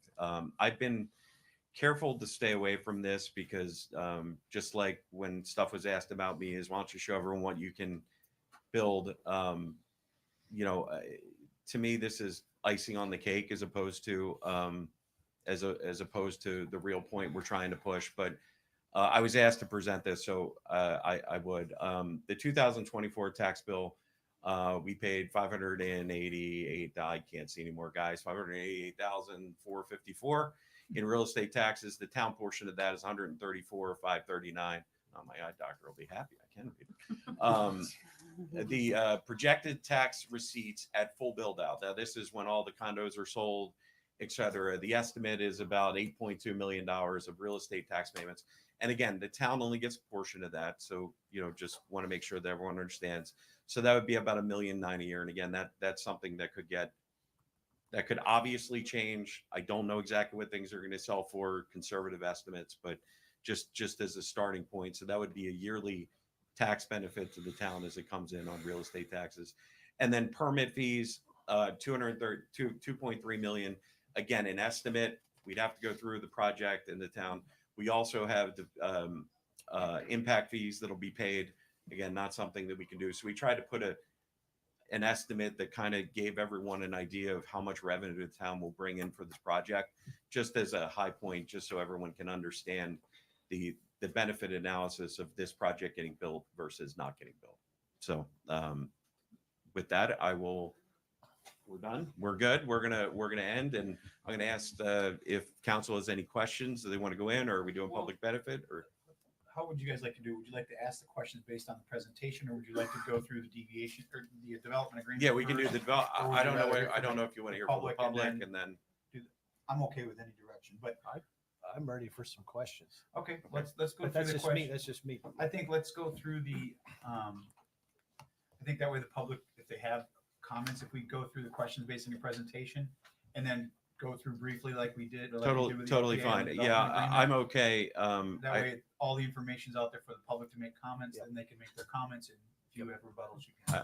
I think that works for us. In the development agreement, you know, we went through that very with a fine tooth comb on LPA. Do we just want to do questions from council, like page 1? Any questions, page 2? I think that's what we'll do. I don't know. Yes, Okay. I think that Understood. we're not going to go line by line, but if then someone has, instead of trying to jump around with questions. That's I fine. think we can get their I message. think that's fair. So do we want to start with the development agreement, or do you want to jump Let's into do the questions? questions on your presentation first. Got it. If you're okay. That'd be great. You ask the question, you can go first. I'm ready to go. Okay, go ahead. Good afternoon. Good morning, Mr. Price. Probably will be afternoon by the time we're done. But I I thought would we'd say, be done by now. I don't know. I had a pile of notes last night at home, and just with various questions. So I typed them up, and so when I ask these questions, they're not necessarily in order of importance. Okay. But they could be. I mean, but it's sort of random in that sense. I just don't want folks to think that somehow this is somehow ranked or whatever. But they are to me important to a lot of different constituencies that I've talked to since this has been proposed. I first wanted to thank the LPA. I thought the vetting that they did was very informative. I thought their questions were very helpful to me. I'm sure they were to my fellow counselors. They took a lot of time in this, and I do very much appreciate their efforts. First question, the Fort Myers Beach Art Association, which is at 3030 Shell Mound Boulevard, literally right across the street from one of your main buildings. Yes. I always look for opportunities for symbiotic relationships. And for your new owners, they would literally or potentially have an art gallery next door. They could take classes. There's lectures, there's exhibits, shows for your new owners. If you partnered with them, you'd have the opportunity to have input on their building design, which again, right across the street from your building. You could have naming rights, a long-term relationship that could benefit your owners. And of course, it would benefit one of our premier cultural organizations. Can you, I know this was kind of sprung on you because I happened to run into Star when I was touring the property yesterday, literally by chance.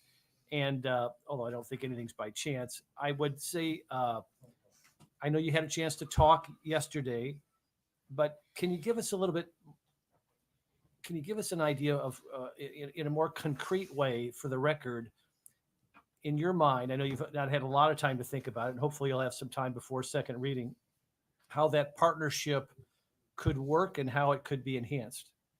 Sure. Yes, I did get a chance to speak with Star. I believe she's going to speak at public comment. I don't want to take too much of her thunder, but we did have a great conversation. We had already agreed to some public art throughout the project. So one of the easy first steps to get a relationship going would be to have them have significant input in that. We've also talked about at the LPA allowing the town in on the design of all the parks. I think bringing them into the process, Jim, would be an interesting process as well. I also did talk to her. We are working with a lot of people on the island, people that are looking to build their buildings, working with the women's group, a couple other people, just starting the process in the beginning of having them understand to get through the development process. Star and I are going to put something on a calendar about discussing if my team can help her with that in her building.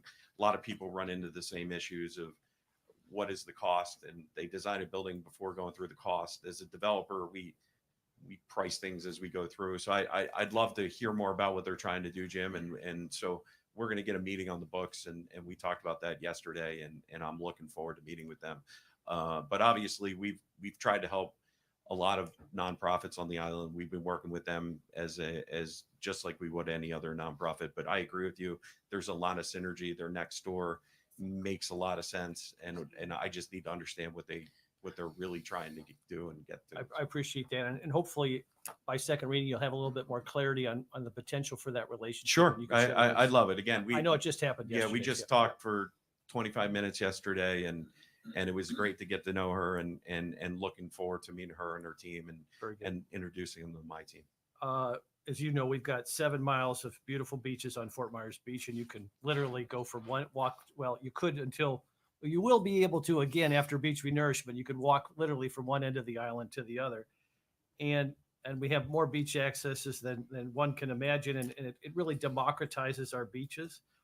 But one of the things that's challenging for the South End and Mid Island is the lack of public restrooms. And I was concerned after the LPA hearing that I did not hear that the public restrooms as part of your beach club would be available to the public. And I was concerned, particularly with a park there. And again, so many folks walk up and down the beach. Prior to Ian, you could stop on the beach if you had to at the Wyndham or the Outrigger or Newton Park. And again, these weren't traditional public restrooms at the Wyndham and the Outrigger, but they were always very kind and let people use their restrooms. It would be a huge help to those folks who are walking along the beach or using the park if you could make your restrooms available or make restrooms available to the public. And another thing that's challenging along the beach is the lack of drinking fountains.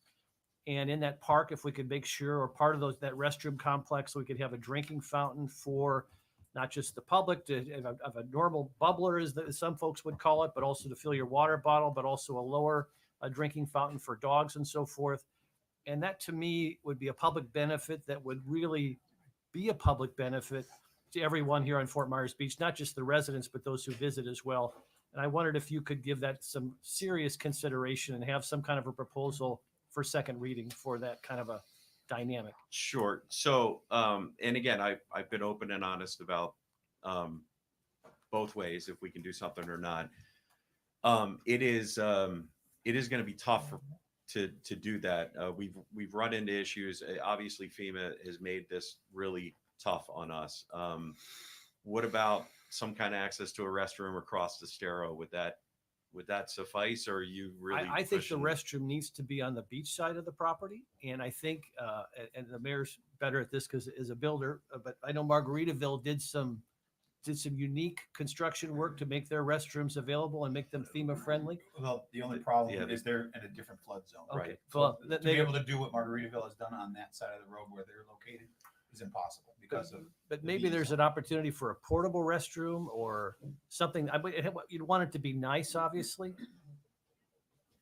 Tell you what, why don't we go through some of these questions, and if I could have a couple minutes with my team, maybe Sure. we could come back to that.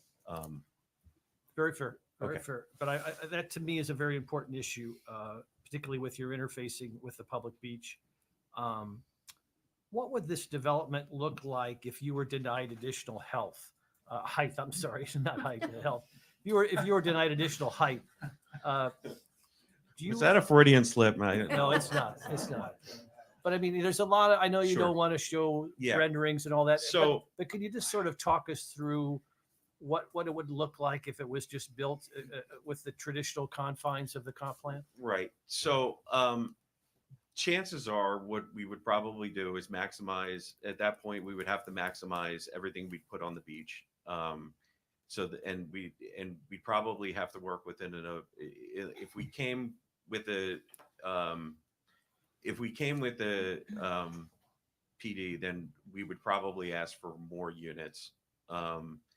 Just at that point, probably, again, I'd have to look into this, but if we built a plan we're allowed to build right now, we could do with architectural 4 on the beach and then 3 off the beach, right? So 4 stories high and then 3 stories high. That's in our allowable they're in our allowable plan to build. So you're allowed 4 stories on the beach. On the beach side, and correct. 3 stories. Yes. There would have to be some architectural setback of the top floor, which we would be able to do. I keep hitting this. That 4 Not story, good with my that hands. 4 stories on the beach would be, I mean, there would be a lot of massing of that because that's Correct. the most ideal location. for it. Correct. We would have to at that point. We would have a 50-foot view corridor, which is what we need to do per the existing zoning. And we would have a 50-foot view corridor, and then we build probably everything on the beach. We'd have to maximize the value there, and then we'd have to fit all the units on the backside. So we have the ability to do hotel units on probably a 2.5 multiple on the sizing of the units that we would do. So we would get 352, somewhere around there, 352 hotel units. So we would run hotel calculations. We can still do the number of units that we have. We would look to see what is the best way to maximize the value at that point.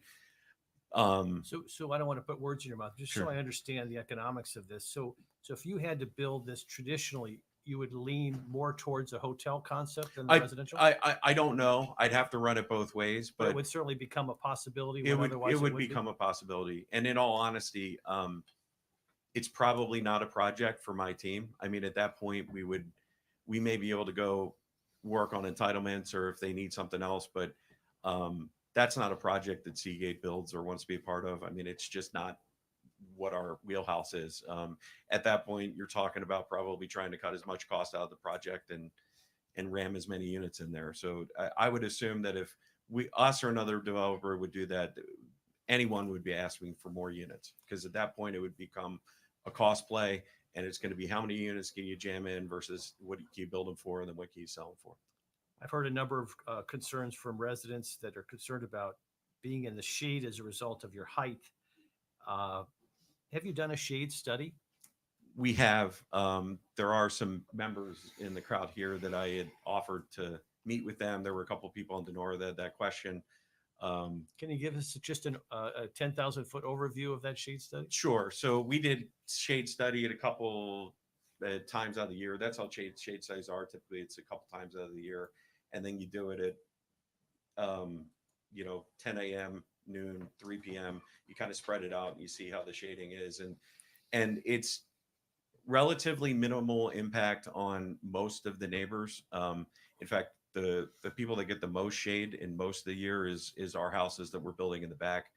Again, shade studies are always complicated too, because, I could buy a house and I'm not in the shade, and then my neighbor could sell his house and build a 3-story house next to me, and then I'm in the shade. So we did do a shade study, and if that's something that people want us to make public, I don't mind making that public.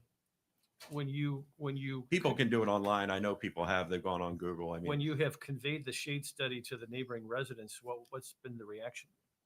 I not much of a reaction, to be honest, Jim. I mean, the 3 that I met with after the LPA meeting, I have not had that meeting yet. Others that I've showed the shade study to, it's been not much of a reaction. I think. I mean, does it allay people's concerns? Maybe. I mean, I don't know. I think it may just move them on to the next point. You've addressed this before, but I wanted to just make sure we're clear, because I did watch that public meeting where you talked about rentals not being in the equation, and I appreciate your clarification on that, but is there a way? I mean, I think a number of people took a sigh of relief when they heard that. And are we now on a month-to-month, or I'm sorry, a 30-day or 1 month limit with only 3 rentals a year? Is that where we're at? That's correct. And again, I've been asking around. I've gotten brokers involved, other HOAs to try to come to a conclusion. Because again, that is something that I didn't think I'd be up at final meeting talking about rentals, but here we are. But what I tried to do is move in a direction, and what I wanted to do was come to council with something that was even a little bit more restrictive, what we even agreed to in LPA, to show that we understand it was an issue, and we tried to. Is your goal to have folks be able to rent to some individual or entity for the whole season? I think my goal is to make it similar to similar product in town, because again, whether it's Alex King or someone else going to sell these units, it needs to make sense on the rental direction. And again, this is something that is going to be agreed upon into the future. And if anything needs to change, we would have to come back into town and get approval. So maybe not next Tuesday, maybe not 2 years from now, but there may be a time where someone would want to rent their place to a season. I'll give an example.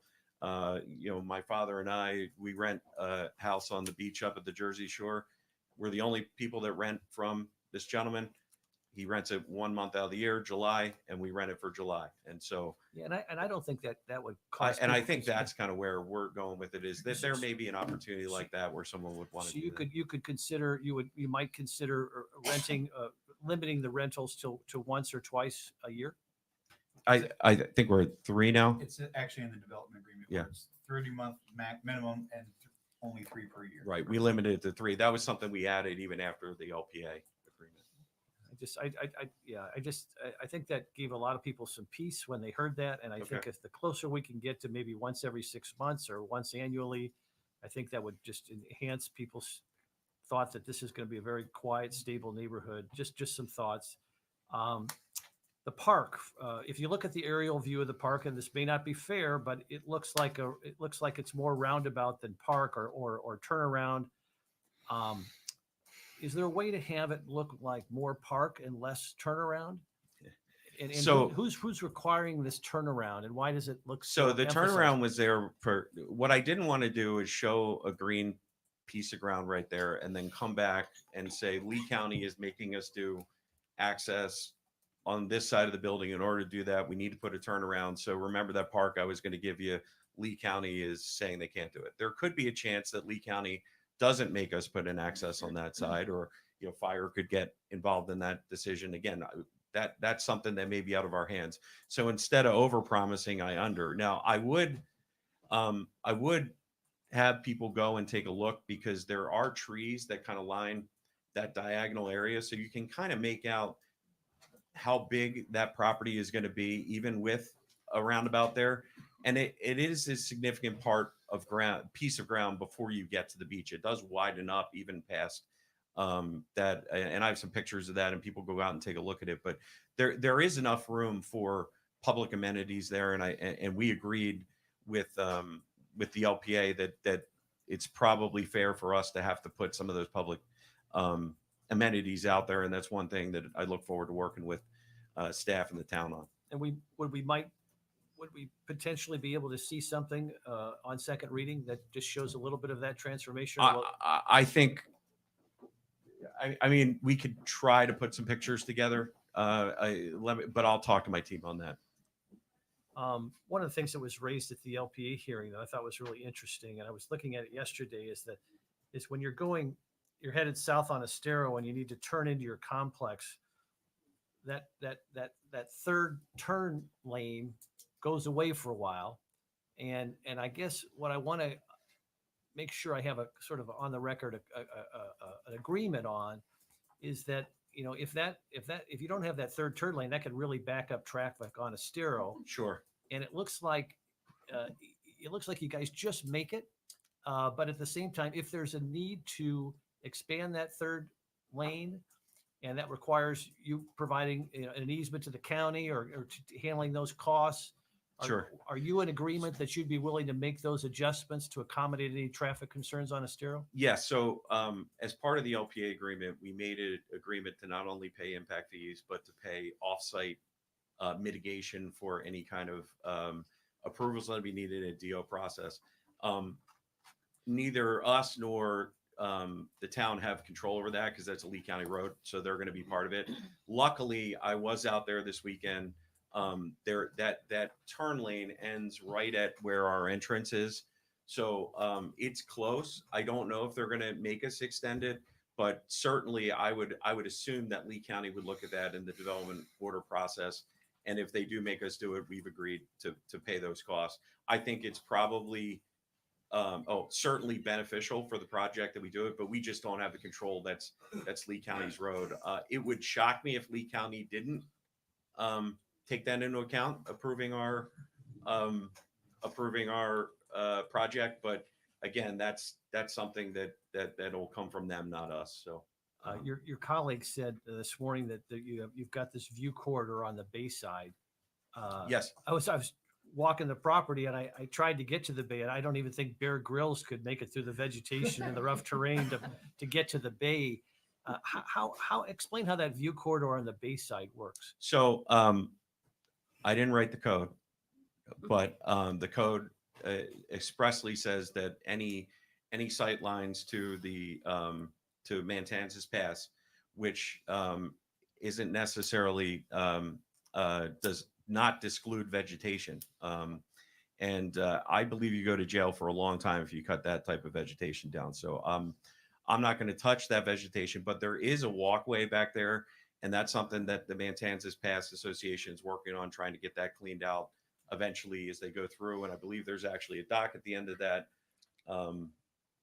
So that's something that we fully support them on, but that is not our property. It's the association's and Lee County's property, and there's nothing we can do to go on that. Once that boardwalk hits, that's not ours. So none of your owners would have access to the bay in the sense if they wanted to launch a kayak or anything. Well, anyone in the public would be allowed to use that once it's usable, Mr. Vice Mayor. But right now, I don't think it's probably open. I think that it's probably shut off access there because it needs to be fixed up from the hurricanes. Assuming any environmental concerns could be addressed, would Seagate be open to a water ferry stop there at that property?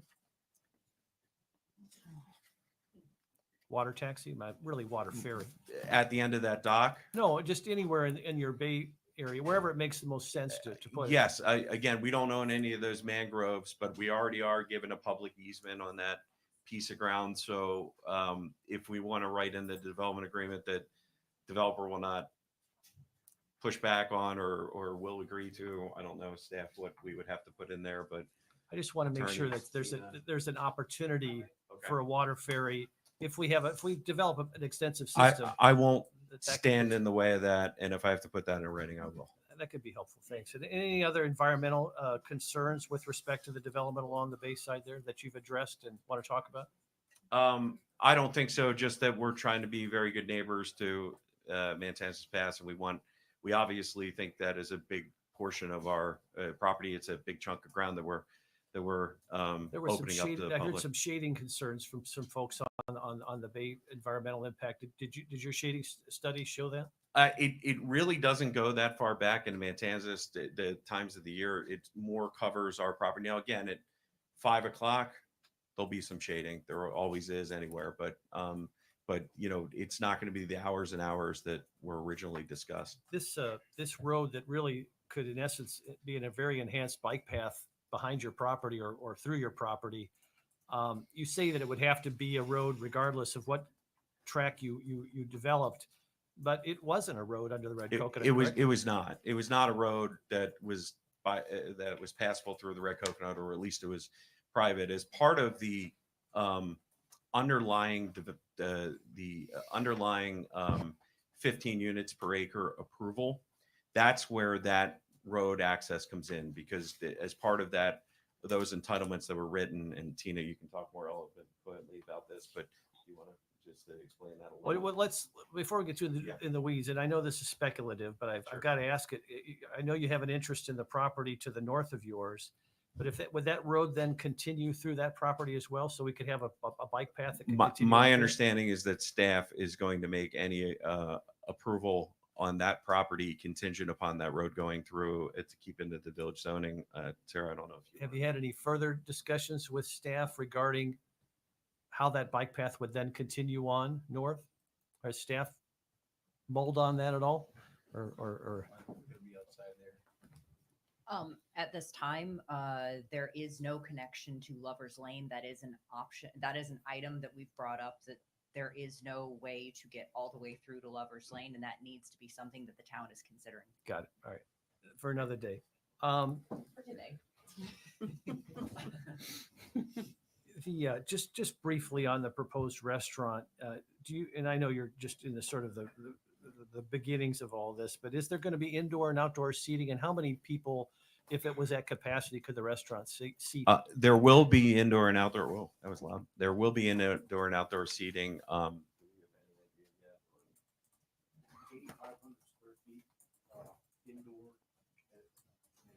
It'll be a significant amount. I'll get you See that. what he said on the mic through the microphone. He said there'd be at least 8,500 square feet of indoor seated space, so it'll be a significant restaurant. And I'm almost done here, Mr. Mayor. Can you talk briefly about how you're financing the project, and will progress be measured in how many advanced sales you have of the condos? And can you also discuss, this is a terrible way to put it, but can you discuss how your financing is superior to others, or at least how the town should take comfort in the fact that you're unlikely to have financial issues midway through the project? And then discuss the timeline as you discuss the financing piece. Lots to unpack there. Okay. First things first, one of the reasons we designed the project the way we did is we're a developer and we understand how projects go on. So if this was just one tower, pre-sales would be contingent upon, a percentage of those sales getting done. The ability to turn this into two towers allows a lower number of pre-sales to start. It's one of the reasons we did two towers, not one.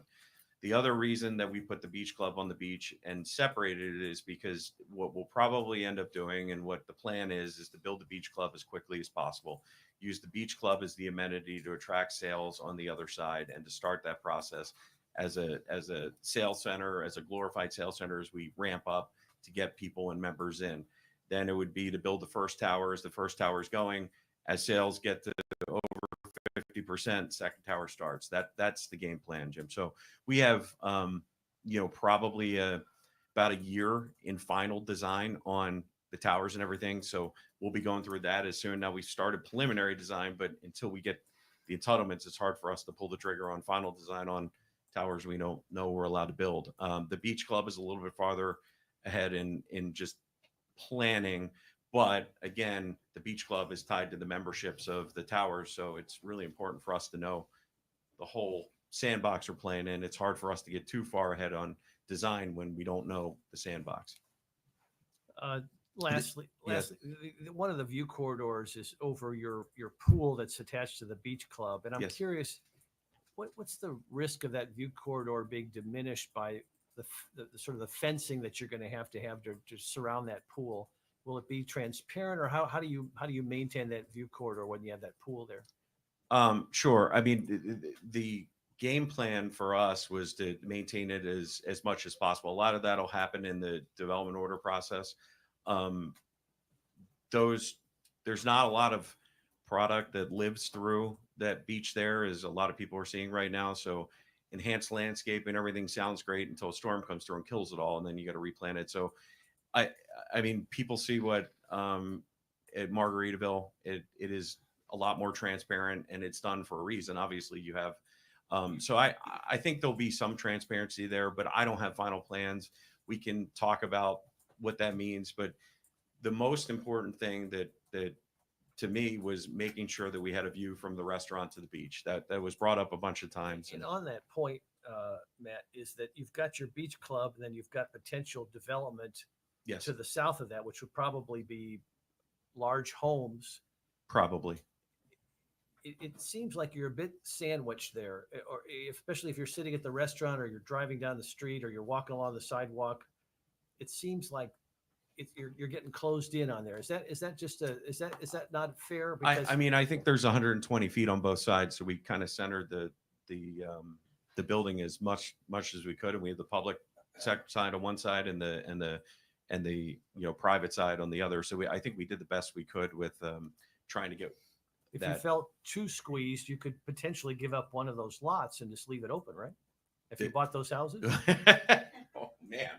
I'm just, if you get concerned about that. Not a lot of secrets in Fort Myers Beach, are there? So no, it's fine. But that is a possibility, right? Everything's possible. There already is a 10-foot access on each side. So there already is a 10-foot access on each side. One of the discussion points was, do we make that access go away or ask for that access to go away since we're providing one on the north side? And the discussion was, why wouldn't we just keep it? It'll add, because there's a buffer of 10 feet on our side. If we got rid of it, then the 10-foot buffer on the other side would go. Now there's a 10-foot on both sides. So there's actually a 20-foot buffer walkway on that side because of that access. We kept that access in place. That's all I have for now, Mr. Mayor. Thank you. Are you sure? Yes. Okay. Councilor King, you flush some water. Well, I want to commend the vice mayor on his thorough questioning, because it's obviously he was a congressional staffer up on the Hill in DC, and that's, in my honest opinion, how a lot of the public hearings should be, instead of gotcha moments, back and forth. So thank you. You took care of a couple of my questions. Matt, something that came up for me when meeting with staff on Thursday was, I think, the length of this development agreement before you want to get started. I think we're wanting you to, if we approve it, get started sooner. Sure. You're wanting to extend it out, and that So kind of part of concern. that, John, is the issue that we need some permits that need to show that we have an agreement for this long, right? So we need to be able to show that the rules can't change on the ground for a certain amount of time. But I did hear a little bit of this since our meeting. People have reached out to me and talked to me about this, and I'm sure I may hear about this more as well. We've talked about it internally because I kind of figured this may come up, and I'm okay limiting the submittal of permits to at least submit some permit on the site within 5 years instead of the 10. It's not our intention to wait 10 years to develop. As I told everyone, we'd be broke, right? But there's also things that happen in development. I'll give you a couple of examples. COVID happened, and no one knew what that meant and shut everything down. Hurricanes happened. We developed a project on Boca Grande. Great project, first season, great. Second and third season, worst red tide we've ever had in Southwest Florida. I'm sure some of you remember those years. Manatees, dolphins washing up on shore. Kind of tough to run a project when you got that stuff going on. So we've had a lot of natural disasters in Florida. And what I don't want to do is put the project in jeopardy based on an arbitrary timeline. But I understand on the flip side what the town's trying to do. And so I would be willing to commit submitting for permits down to a shorter time distance than just the former development agreement, if that alleviates some of your concerns. Thank you. Vice Mayor asked a couple of the questions I already had on my mind, so thank you for that, Vice Mayor, as well. And I'm good for now. Okay. Councilor Woodson? Unlike Vice Mayor Adderhold, I have my notes on my phone, and so I'm not really reading text messages or anything That's like okay. that. The first thing I want to say is I really respect and appreciate how you have listened to the LPA, how you listen to the residents and that type of thing, and trying to get all of this into one cohesive presentation. I mean, I don't know if a lot of people, if you've looked at the actual packet, but there's tons of strikeouts and additions and everything else that went through this whole process in a week. So I really do appreciate that. A couple of the questions that I had. Oh, great. Now my phone has to, okay, here's me. Okay. We talked about the rentals that are taking place when originally you had said no rentals But now it sounds like you're talking about very limited rentals, correct? That is correct, Karen. Yes. And 30 days minimum? That's correct. Okay. So I think that's really important. So that there's not going to be a lot of transient, there's not going to be a lot of overflow. That was the intention. And that when I type of made the thing. comment that I made, that was what the point I was trying to get across. Again, I apologize for being as flippant as I was with that comment. I did not truthfully understand the impact of the words that I spoke then. I do now, believe me. I've heard a lot about that, and we tried to get to a place where it calmed at least most of the masses down, and also kind of fit it within where the market is for that type of space. Okay. And then can you also just comment again? I know that you mentioned when you were presenting that on Denora, you went from 6 access points to 2. That's correct. For our from the people that live in the tower, there's 2 points now. Correct. But then is there also additional for like waste pickup? There and that there type is. of thing? So we don't know the exact amount of that. Obviously, as a developer, I try to limit that to 1. But these buildings are very complicated to build, and sometimes there's not an easy way to make those commitments upfront until the buildings are designed. I can assure you that it's cheaper for me to build a building that only has 1 access point. Most trash pickup places, et cetera, like only one place. But sometimes with the way the columns lay out and everything like that, it just becomes impossible. So what we're going to try to do is minimize it and make sure, and just hopefully the public understands that those pickups are very few, doesn't happen a lot. And we're going to try to keep that as much out of the public interaction as possible. But the goal is to try to limit that to 1, but there may be a point where there may be 1 on the north side, 1 on the south side. It just depends on final design. Okay. The other question is about that turnaround space or the access to the beach club and that type of thing. Yes. I mean, if you didn't have, let me just ask you this. Do you really feel that fire and If I didn't have to build it, I wouldn't. I would make it all green space. I just wanted to be very upfront and honest that that could be a possibility that is needed. And I didn't want to come back. Oh, all right. No, that's okay. But what I didn't want to do was make a promise, show nice green space, and then come back and say, I can't do anything about this. I had a similar moment like this at the LPA when we were discussing the restaurant. I was trying to be forward thinking and reasonable and honest and think like a developer thinks that, well, if the restaurant can only be half the size, maybe we need other uses. It was turned around a little bit, like I was trying to get out of it, which I really wasn't. That's what I'm trying to do here, guys. I'm trying to be as transparent and as open as possible. The last thing I want to do is give you my word and then go back on it because we lose everything. That's why I'm very careful talking about this rental process. I understand how upset some people got on it. I don't want to be there. I want you guys to be able to take my word as gospel, and that's why I put that on the plan. Awesome. I mean, just 2 more points. So I too was questioning the time frame. The 10 years. I was hoping for 5 or less, but you went through and explained that. Yeah, and I'm okay, and we can work on if by chance you guys push us to a second reading. I don't mind working with Tina and staff on language that gets everyone comfortable to cut that down on at least in the submittal of permits to get it to you guys before if we get there.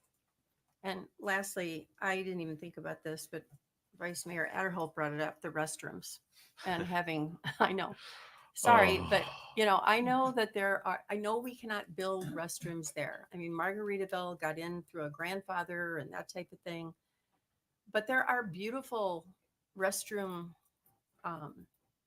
what do you call them? Trailers and trucks and all the comfort stations, which could be amazing for people on the beach. There's no place else to do that anywhere there. There's no restaurants there at this point or anything.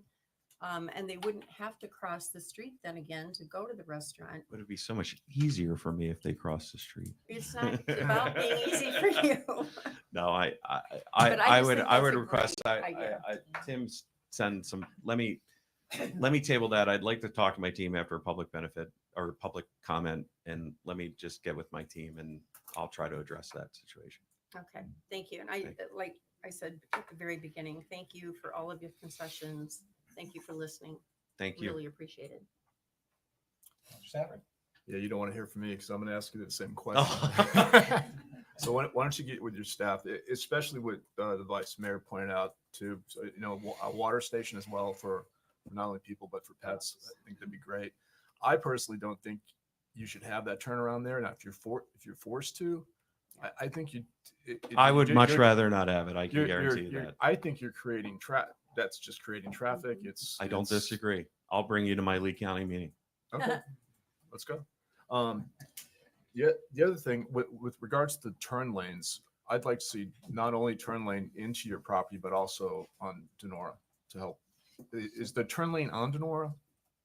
Is it? It's into Denora, yeah. Yeah. But I'd also like to see if you could, if it's possible, the turn lane in.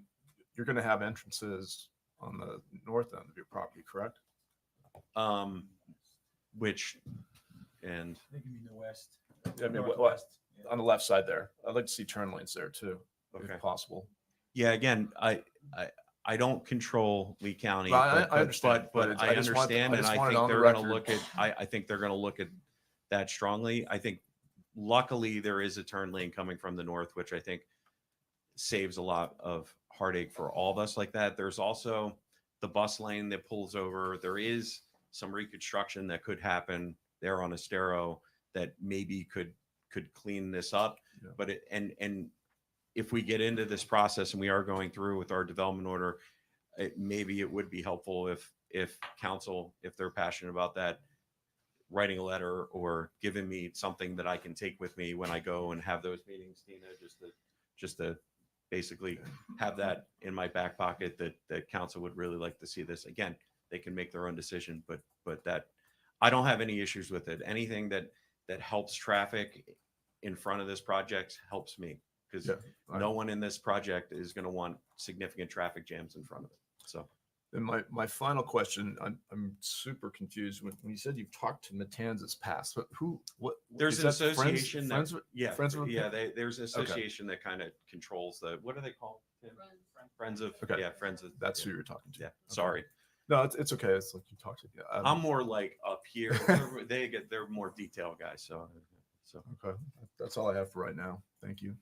All right, I only have two pertaining to most of my questions are revolved around or in the development agreement itself. Okay. But just from your presentation, and then after this, if you want, we can take a 10-minute break and perfect. Allow That'd you be time awesome. to talk, and then we can go into the development agreement and then go to Awesome. public comment. Okay. The one I had was there was a question raised at the LPA as far as FAR is concerned. Yes. When it has to do with the parking. You never were able to get them an answer since you've had a week. Have you had time to get what that calculation would be for the parking? What was the parking component, 2 stories is 4.44. Okay, so you're just under 2, you'd be Right. 1.94 roughly. Right. Okay. The other question I had, and this is just a math question that numbers catch my eye. The last slide you had showed the economic impact. I'm curious, anyone that looks at their trim notice on the island knows that 6% of your actual taxes go to the town of Fort Myers Beach. Quick math told me that wasn't 6%, so I'm curious how you got to that number. If you go to the last slide.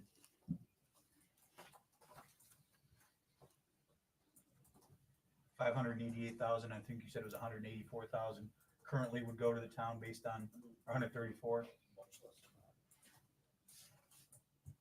The town portion of it? Yeah, you've got the town portion is 134,000, but 6% of financial analyst.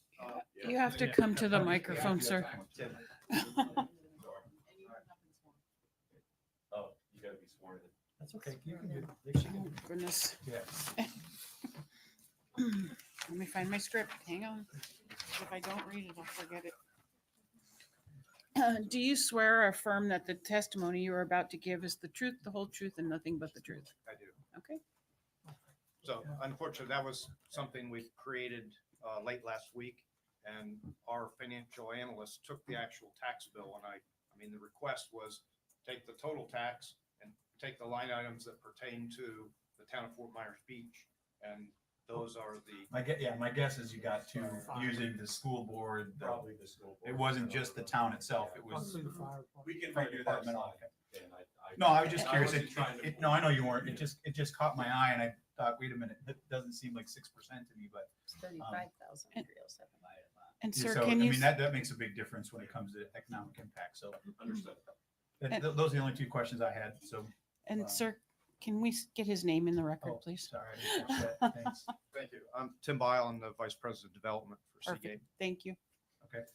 Those are the only two questions I really had with the presentation that you haven't already been asked or answered from these guys. So we'll take a Recess. 10-minute break Perfect. and allow you to talk to them, then we'll come back and go over the development agreement. Shouldn't take that long, but Thanks, guys. so we'll come at 11:50.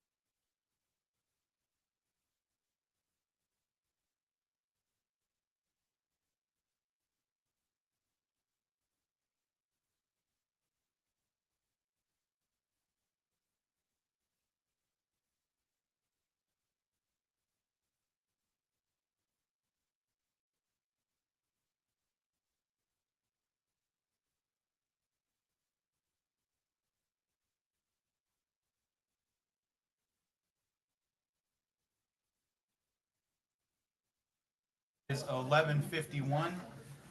We're gonna go, just to double check, is everyone okay with going through the development agreement if you have questions? And then from there, we'll go to public comment and then get responses from the applicant after that. Everyone all right with that? What page did you start on? I'm gonna start, so because I don't have the printed one out in front of me, I'm gonna do it by packet page. Yeah. So if everybody's okay with doing the packet page numbers? Yeah, which number you Number want? 236 is the start of it. So we're gonna start on packet page 236, and we'll just go page by page, and if someone has something that they would like to have addressed on that page, we'll do it that way instead of going item by item. All right. Hey, Mary, you get through the forest? I'm good. Okay. Thank you. All right. So page 236 is the basic whereas clauses. Is there anybody from page 236 that has anything that they'd like to change, add, amend, comment? There, on the LPA, I am confirming that the vote was 4-2 to recommend denial. Okay, so even though it's not listed in here, it's now on the record as it was. Okay, that was the only issue, or only question I had. Anyone else? Okay, then we will go to page 237. Councilor Safford, any questions on that one? Not at this time. Councilor Woodson? I already addressed the B, vehicular access, and C, rental restrictions. Okay. Yeah, I would as well like to add that I'd like to see it both on Denora and at their entrance. So is there any text changes going to have to change? Because they're going to have to agree to it if we're going to change something. It may be difficult to come up with the language on the spot, but Okay. before second reading, Okay. if that's good. So you want more than 2 vehicular access points on? No, Denora? I'd like to see 2 turn lanes if possible. I don't think we can put that in the agreement though, because you have to get that from Lee County. Is that correct? Correct. But it would be my desire to see not only a turn lane at Denora, but another turn lane where where your entrance is. Suggestion. Can you ask if it's amenable to Lee County, some sort of Yes, wording in there? yes, we'll work on some wording.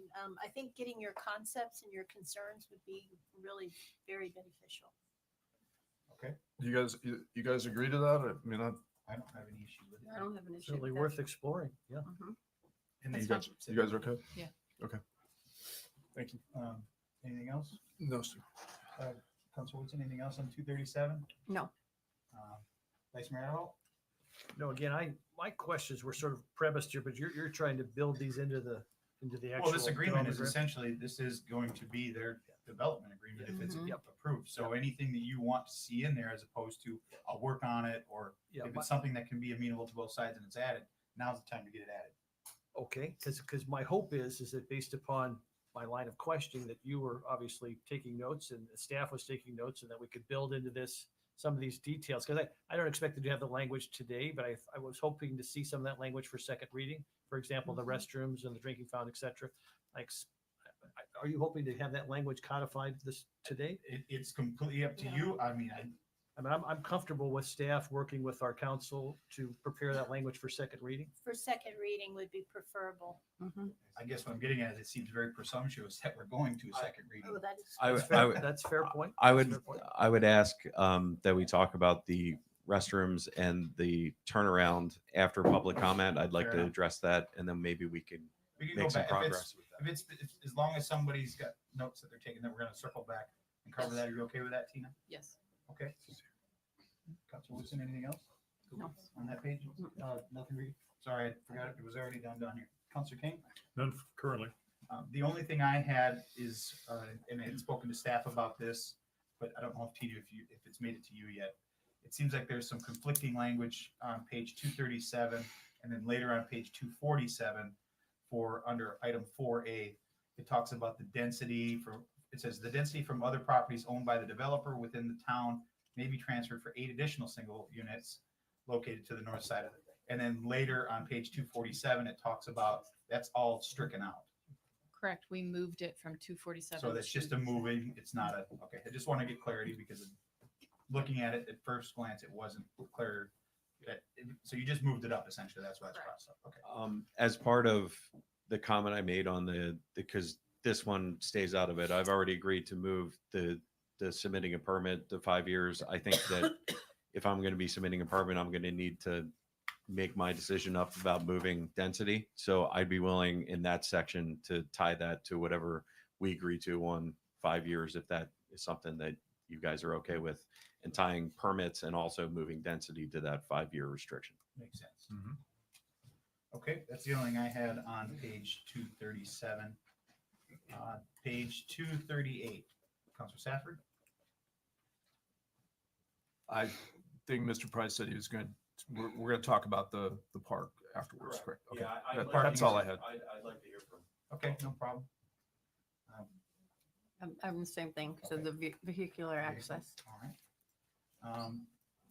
Vice Mayor Adderholt? Same. Okay. And Councilor Kane? Good.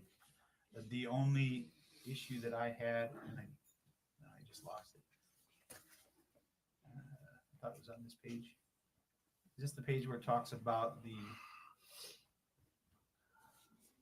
Kansas.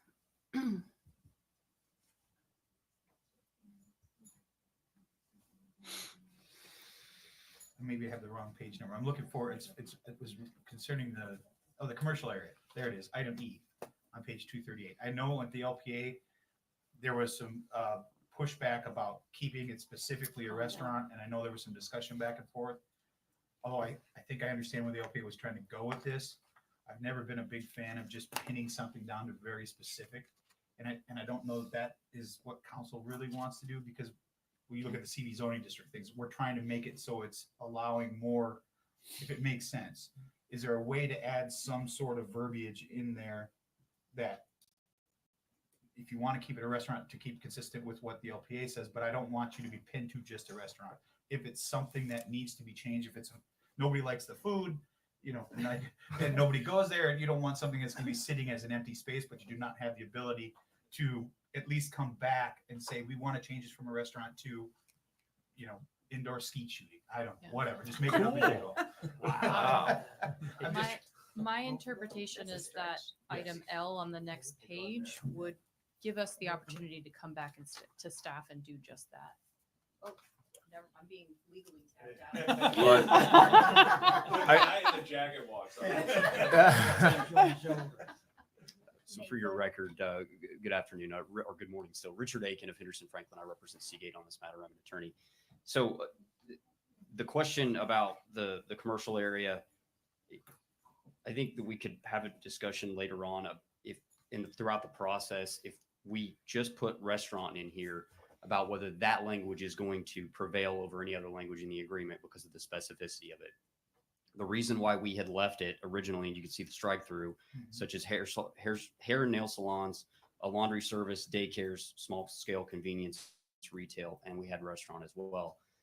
I think that if you're more inclined to have more uses be allowed there, that it would be better to go back to the language that we had pre-LPA, if that's what council's inclined to do. You know, Matt said that he was willing to make the change at LPA because they indicated that was a desire that they had. But if you would like to see more flexibility in what the uses might be, or one option would be to come back and say a restaurant of at least X number square footage or something like that. We're happy to go in the direction that you want there. Matt made the change last time in order to make LPA happy or to try to move in that direction. But certainly having seen this happen a few times, having a little bit of flexibility is easier, because if we strike all those others out, we may be stuck at a later time. And I guess what I agree with you in concept. I guess even with some of the strikeout language, it's very specific. You know, it's giving. I don't want you to be stuck with it has to be a restaurant and only a restaurant, but I don't want it to leave as open. Say, well, it says nail salon, so I'm gonna put a nail salon here. As we heard from the chair, she's like, does that really benefit the entire island? Although my wife tells me I could probably use it. I doubt I'm ever going to go to a nail salon. I think you might like it. Yeah, you might like it. You know what I mean? So Never I say understand never. her point as far as public benefit. What I was trying to get at is there verbiage that you could put in there to allow you a path to at least come in and say, this is not a restaurant. It's going to be half restaurant, half nail salon, or something that allows you to at least have the avenue to come back before the LPA and the council, much like the signs with the Margaritaville thing, and say we need to just amend this. Well, to change it. I sure agree with that. I think if as long as we work under the premise it's a restaurant, and if times change and you want to come in, you'd have to come to the council to change that. I think that's very appropriate. So the way, by having it stricken through right now, I think that's where it sits, is that if we wanted to do something else, we'd have to come back to council anyway in order to amend this development agreement. And if the parties agree to amend it, we can agree to amend it. The question is if you want to have something midpoint, for example, instead of having to come back to council, we had to go back to staff, but it was limited in the development agreement as far as what staff could agree to. We could work on language if that's the direction that you gave me, but what I'm hearing is we could come back to council. That's how it's written now. If we want something other than a restaurant, we have to come back to council. So that's where the L comes in, the other part, the next page comes in, is that what you're referring to? So if you go back, if you go down to the next page, then it talks about the uses that are permitted. Would you say it was L? L. Yep. Other permitted uses. Of the land shall be those allowed in the underlying zoning district. But see, that just says that it's used in the underlying zoning district. So if something in the zoning district isn't listed, you're still pinned down to that. Again, Mr. Mayor, you were very clear. Maybe we will get the second reading, maybe we won't, but this is only a piece of the agreement that matters is if we do, right? So why don't we do this? I think I'm hearing different things. Why don't we come up with a couple options, some being stronger than others? And then if we do get to a second reading, we can present a couple options to council and you guys can pick the option you like the best. Does that work? I think that's fair enough. I just want to make sure it's fair to you and it's fair to the town. Yeah. And future, I think you see how our one zoning district, it's so prohibitive that I don't want to paint those guys in no corner if things change. Okay, I think you got enough direction. Nancy, you okay with? Yes, Okay. yes. So we'll move on to the next page, 239. Scott? My computer froze up. Can you skip me? Yeah, well, go ahead, Council Woodson. So the only thing I'm looking at there is on the height where they made all the changes. I have no issues with the rest of it, but on H, so we're still looking at the 2 stories over the structured parking and not included in FAR, correct? Oh, you're in an area for I? I'm in H. Oh, okay. Maximum. Oh, wait. Far as I. Far as I. Yeah. So we have 2 stories of structured parking and then 15 stories of multifamily. That's limited to those 2 specific locations and the height tiers down from there. So we did the reference to the conceptual plan. The conceptual plan has the heights and the story specifically referenced on it in Exhibit B. Rather than typing it all out. Right. Okay. But then, so at the 1.5 though, it's still not including all of the parking. Correct. Because We that asked was for a the deviation That from was that. the 0.44 of it. Okay. I just want to make sure I understood. Thank you. Vice Mayor Earl? Nothing additional. Council King? None. The only issue I would like, you addressed it in the presentation as far as the question that the LPA, I think it was Jay Plummer had it. On the drawing, it looked like there were more than 2 towers that were going to be the 15 stories. And you addressed it. Is there a way to maybe memorialize that a little bit more under H? That it's only going to be 2 of the towers versus what the conceptual drawing shows that it could be more? Even though you did testify that it's only going to be 2 of the towers, that will be at the 15 stories above. I'm okay putting. Yeah, we can Just work on just so that it's at least, it's in the development agreement that it's there. That's the only thing I had on that page. I don't think the record, could you restate what Matt said through the microphone? Oh, sorry. Yes, we can work on amending the height to include the 2 locations for the 15 stories and then the step down to 11 and 9. Okay. Yes. Page 2. Oh, I'm sorry. Did you, before we move on? But that was my, you asked my question. Okay. Then we'll move on to page 240. Scott? Why is that middle part all struck out? We have that paragraph twice. Okay. So we combine it with the other reference. So it's still in there. It's just not a duplicate. Okay, thank you. That's the only question I had on that. Yeah, move to page 11, correct? Correct. Yeah. Okay. That's all that I had too. Okay. Vice Mayor Adderholt? Nothing. Councilor King? None. The only question I had was basically it's both 240 and 241, and it's about the public facilities part of it. It refers in there as part of, this agreement means we'll meet the what's adequate. That word gets used in there a few times. It'll be adequate. in seeing some of the issues that we've had with some of the other developments on the island since the hurricane, adequate isn't always enough. Although you could say, you know, we're receiving adequate water pressure, it may not be enough if approved to pump that water up to 17 stories or retain that. If there's a way to somehow legally add a little bit more, not just to supersede accurate, to try to make it future proof, to try to make it, I don't know if I'm articulating it quite as well, but try to strengthen it from just being adequate at the time of the development to how is there a way to future proof it? And are there steps that we could do to try to make the infrastructure? And it's not one particular item, it's all of them. I just would hate to see a development, if it gets approved, be dead in the water because it can't get water. Yeah. For clarification, I mean, they are required to have those adequate public facilities, and the pressure issue is really going to fall on them. There's going to be adequate supply, which is all that we can give them. We can give them the adequate supply of water, and that's what they have to agree they're reaching. But then they would have to. That's where my problem comes. They would have to have the pumps. In order the to development get agreement, it says the town of Fort Myers Beach will provide adequate water. Well, we don't control how much water comes over the bridge. That's controlled by Lee County. But based on our discussions and with our water provider, we do at this time have adequate water. So that's all this is saying. Right, but I guess what I'm trying to do is, because this is not a CPD and because this is a development agreement, if this gets approved, this is what we have to abide by. I don't want to get into litigation later because they've now developed a project and they can't get water because it's not adequate for their property, even though we don't control the water pressure coming onto the island. And I guess that's what I'm trying to get at. I'm trying to protect the town in the future if it's approved. That to me, adequate is a very broad term. What's adequate to us and what may be adequate to the homeowners on the island may not be adequate for a potential 17-story building. But can that be addressed with the following, that the capacity shall be based on the availability at the time of submission?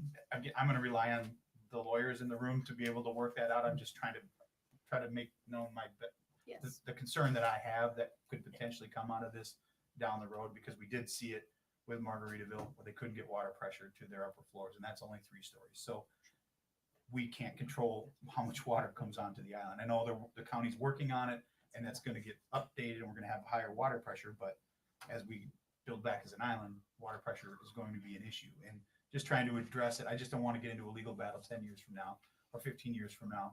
Not that we don't like seeing you, but we don't want to see you in court saying, hey, this agreement says you would provide adequate. Our engineers are saying this is not adequate. What are you going to do about it? That's kind of what I'm trying to address. Yeah, I think the word adequate may be more subjective, whereas maybe we just say available. Again, Yeah, you guys work it out. I'm happy to work on that language, and I'll point out one thing for you too, and that is that this provision about public facilities is something that's required to be in there. It's just one of the required elements of the agreement, and so this is how we wrote it up. But we are happy to work with Ms. Duprich and get to I'm something. not trying to that you nitpick. like I'm better. just trying to. I understand. Try to see the crystal ball in 10 years from now. That's all I had for 240 or 40 and 41, but we'll go to 241. Scott, you got anything on that page? No, sir. Okay. Council Wilson? No, I'm good. Vice Mayor Hope? No. Okay. Councilor King? Nothing. Okay, we'll move on down. 242. Scott? I just want to thank the LPA. I think they did a great job of sorting all the impact fees out. And thank you, Matt, for promising to take care of those. Okay. Council Woodson? Nope, I'm good. Vice Mayor Hope? It's all been addressed. Okay. Councilor King? Good. Shocking, I have one. But this is kind of throughout the entire agreement, and I've talked with town attorney and town staff on this, and it's that word shall. In item 6, it says impact fees shall be required prior to the building permit. Shall is a very loose legal term I've learned over the last 4 years. Can we strengthen up that word shall to must or will? I have no problem with that at all. And again, there's a couple other ones that'll come up that have that same.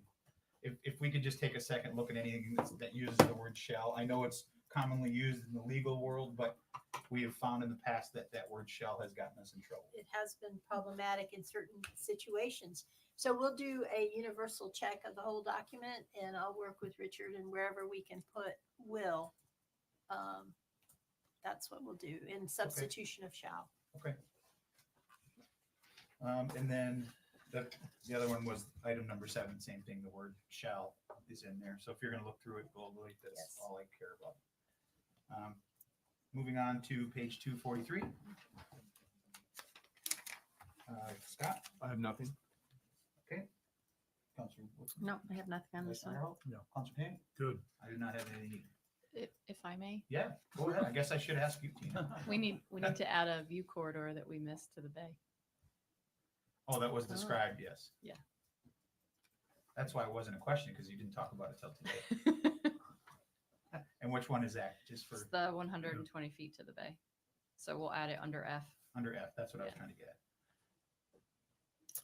A question from staff regarding this, and we did speak with the applicant during the break. The pool area is considered a view corridor. There may be a need to elevate the pool a bit above grade. We kind of wanted you guys to discuss what height may be appropriate for a pool and still consider that an open view corridor.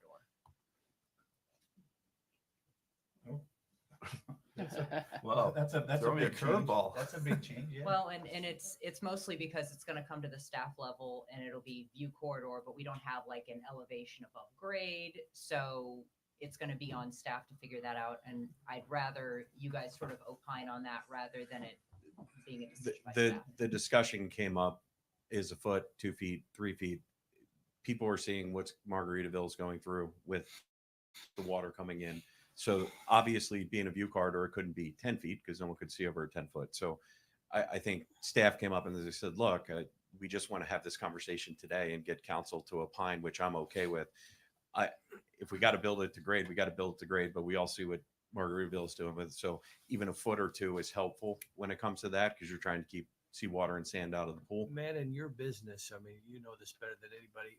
When you elevate a pool like that to try to mitigate those concerns, does that mean because it's the pool's higher than the fence doesn't have to be as high, or? Yeah, I mean, typically what you would do is you slope it up, right, and slope it back. So it would slope up to the, so there'd be a rise. So of the a run to raising that, but- pool would potentially mean less height for the fencing then, right? Potentially, or no? Yes, I mean, technically speaking, the pool would be a So little it could bit be, higher. it could so- be a wash on the view corridor Right. aspect. I mean, when we're talking about this, you know, my gut tells me it's probably 3 feet. I mean, a couple feet is what we're talking about. This isn't something that we would push up, but staff did bring it up, and it is reasonable if they design a pool and it's, 2 feet higher than grade. Is that affecting a view corridor or not? So again, in full transparency, Sarah brought it up. I thought it was a reasonable thing to talk about right now. We could talk about it during the development order process too, but just full transparency, it came up. We wanted to talk about it. So when you're saying, I guess what I'm trying to figure out is once the beach renourishment is done, obviously where your property starts or where you start to build is going to be higher than sea level. So you're looking for an additional height above that, or?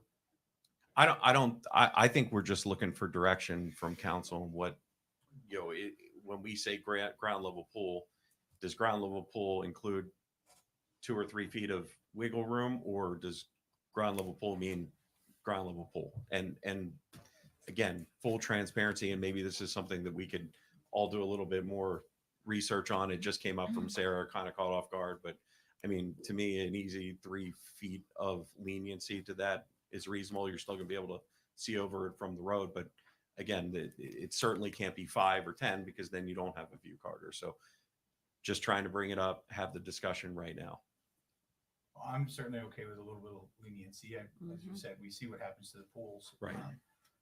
My concern would be is if there's a structure required then, right? If you raise it too high, then you have to have steps to put steps in. Well, and that's why I think there would be a rise of a run, and I think, we wouldn't. Is sand going to come up to it? Or is it Right. gonna be like I mean, the seawall? reality of the situation is it's probably not going to be that much elevated, but we just don't want to get into a situation where plans and drawings are done and staff needs direction more than anything, because when they get our plans, if it is elevated a little bit, and again, we haven't sat with the design people to go through this yet. So this is new news. Sarah brought it up, reasonable ask. I didn't know how to respond to it, so we might as well talk about So it. just maybe add some sort of not to exceed a whatever height. And I guess the question is, what height do you feel comfortable with? Put on like Scott. 2 or 3 feet. 3 is my team's kind of throwing it out there a number. I would say 3 feet max. Or 3 foot variation. Right. Yeah. I'm not smart enough to give an expert opinion on that. Whatever you guys think. Well, it's hard because it's, that's the downside of development agreements is you don't have the detail there to be able to say, now I'm going to be looking at a retaining wall on the sidewalk versus looking. But at, this comes up in a PD too, because they could be doing designs and stuff like Sure. that. And then, this is staff, everyone's looked at the last couple of years, what Margaritaville's gone through. They certainly designed their pool the way they did that we were going to. 3 storms come through and kind of opens up your eyes about, man, if we only moved it a couple feet. And I things mean, could be that's a different. good real world example is if you look at the Margaritaville pool and you try to imagine what it would be 3 feet higher, would that be a huge deal breaker in your mind if it was not to exceed 3 feet? Because you would have to have some, in their case, you would have to have some sort of retaining wall there to be able Sure. And to your point, now you have to have access and Still gotta be ADA access. Yeah. And I mean, you're probably putting at that point, there's probably a crane that needs to go in for the ADA. I mean, at that point, I mean, something, yeah. or you're Ramping it or ramping it up. I support the will of the council. I mean, I just don't know. Yeah. John, how do you feel about it? I'm comfortable with what Scott and Karen have There you suggested. go. You got your Okay. direction. Thank you. What are we on? 243. Anything else? Tina? Not that I have. Okay. 244. I'll start with you, Tina. Anything? I don't have anything on this page. Okay. Counselor Safford? I'm good. Counselor Woodson? I'm good. We already addressed the Denora in previous. Okay. Vice Mayor Holt? No. Counselor King? Good. I don't have anything on 244 either. 245. Tina? We have not discussed the deviations, so I don't have any notes on that. I'd be looking in the council if you have anything. Okay. Counselor Safford? I'm actually good on that page. Okay. Counselor Woodson? I'm good as well. Vice Mayor Holt? Nothing. Counselor King? Good. The only note that I had, it sounds like we've addressed it, and that was with item A and the 235 feet and the 15 stories. I think that's going to be more defined somewhere else as to what towers it's going to be, not the entire, Correct. just, so that'll be covered somewhere else. But does that need to be covered in the deviation? Wording at all? Not necessarily. Okay. Because this just asks to deviate from the code, but the H section above is where that specific heights are listed. Okay. All right, and 246. Tina? Nothing. Counselor Safford? Nothing. Counselor Woodson? Nothing. Vice Mayor? No. Counselor King? None. I don't have anything either. 247. I have nothing. Okay. Counselor Safford? So that the density was moved to that other part, correct? Correct. Okay. Just for clarification, that's all. That's the only question I had on that page. Okay. I have nothing. Vice Mayor Holt? No. Counselor King? None. I have one thing, and that's item B. It's the administratively amended. I understand what you're trying to say, and I agree with that. I don't think, if you got to move a AC pad somewhere, that's something that should have to come back to council, but I would like to see something in there a little stronger when it comes to, say, structural. If it's however the legal team works that out, because in the past, I know that staff has not always felt comfortable when it comes to certain things, making that decision without council input. And I'm not trying to bring it so that everything has to come through. Any kind of significant changes. I know you've talked about it in that it's got to stay around the conceptual drawing, but anything majorly structural or staff deems is whatever word that you can come up with to make it not just be, you decide you want to change something and staff doesn't feel comfortable, at least coming back and asking for input. Doesn't necessarily have to go through the entire process. Would you consider giving staff the option to bring it to council?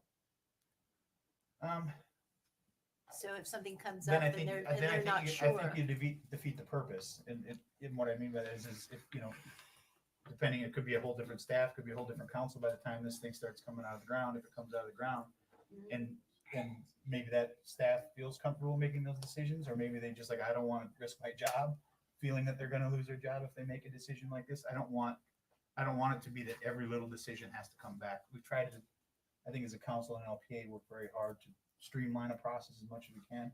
And I'm not trying to reinvent the wheel here, just try to find something that would give the staff, if they felt it was something that was an egregious change that wasn't covered in the development agreement, the opportunity to at least bring it back.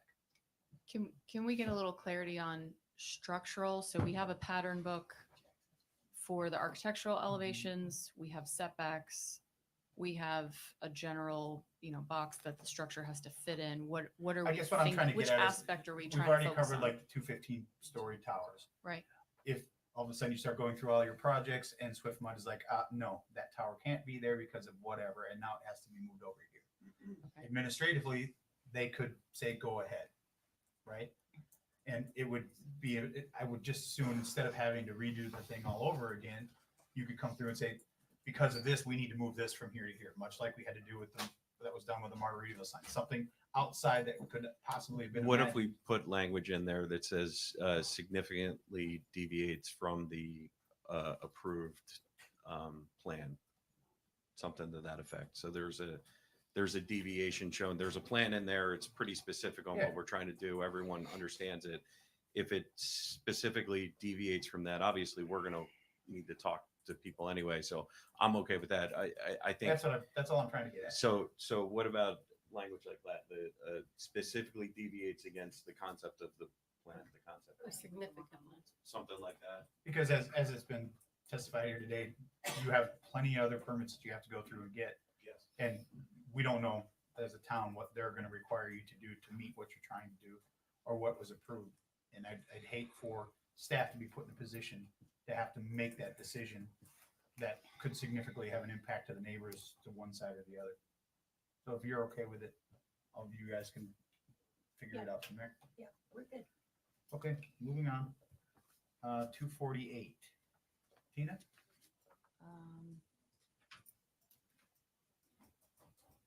No, we didn't have any notes on this from the previous discussion. Okay. Councilor Safford? I have nothing. Councilor Woodson? Nothing. Vice Mayor Hope? Nancy, is this just boilerplate, basically? Pretty much, yes. I'm good. As far as the agreement, yes. Councilor King? Good. Again, this is just another one of those shall things for me, like 17, 18, 19 is a lot of shalls in there. And the other one I had was 20, 21. And then my notes said I need a little more explaining, but I can't read the rest of my writing. There's a feature new Oh, in the prescriptions. agreement, the transfer of the agreement. I think that was what I was concerned with. Let me read it.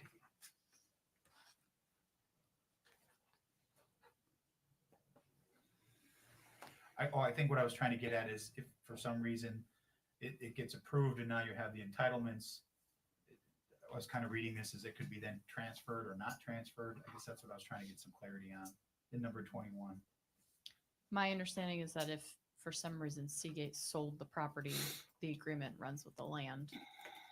That's what I wanted clarity on. So if it's essentially transferable, if for some reason they decide that they want to sell the property with the entitlements. Okay, that's what I wanted clarity on. That's what I thought I read, but I just wanted to make sure. And then go on to, what's the next page? 249. Tina? So my note here is that we would potentially consider adding something less than the 10 years. Matt has mentioned 5. I don't know if the council has other comments there that we need to take into account. That was one of my concerns that I had was something to do with 5 years, as long as you've gotten or made an attempt to get your permits through Swift Mud and all the other things you got to do. I'm okay with that language. Okay. Councilor Stafford? Good. Councilor Woodson? We had talked about this.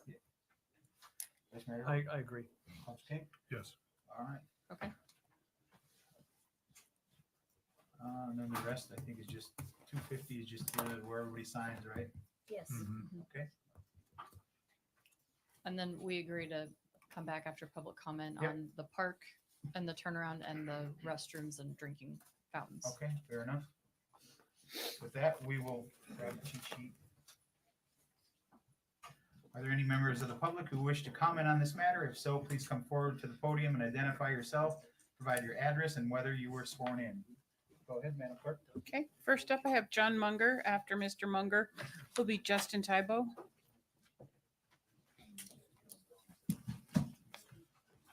Good morning. My name is John Munger, and I have a home in, pardon me? Afternoon. Oh, good afternoon to everybody. I'm here to speak in favor of this development.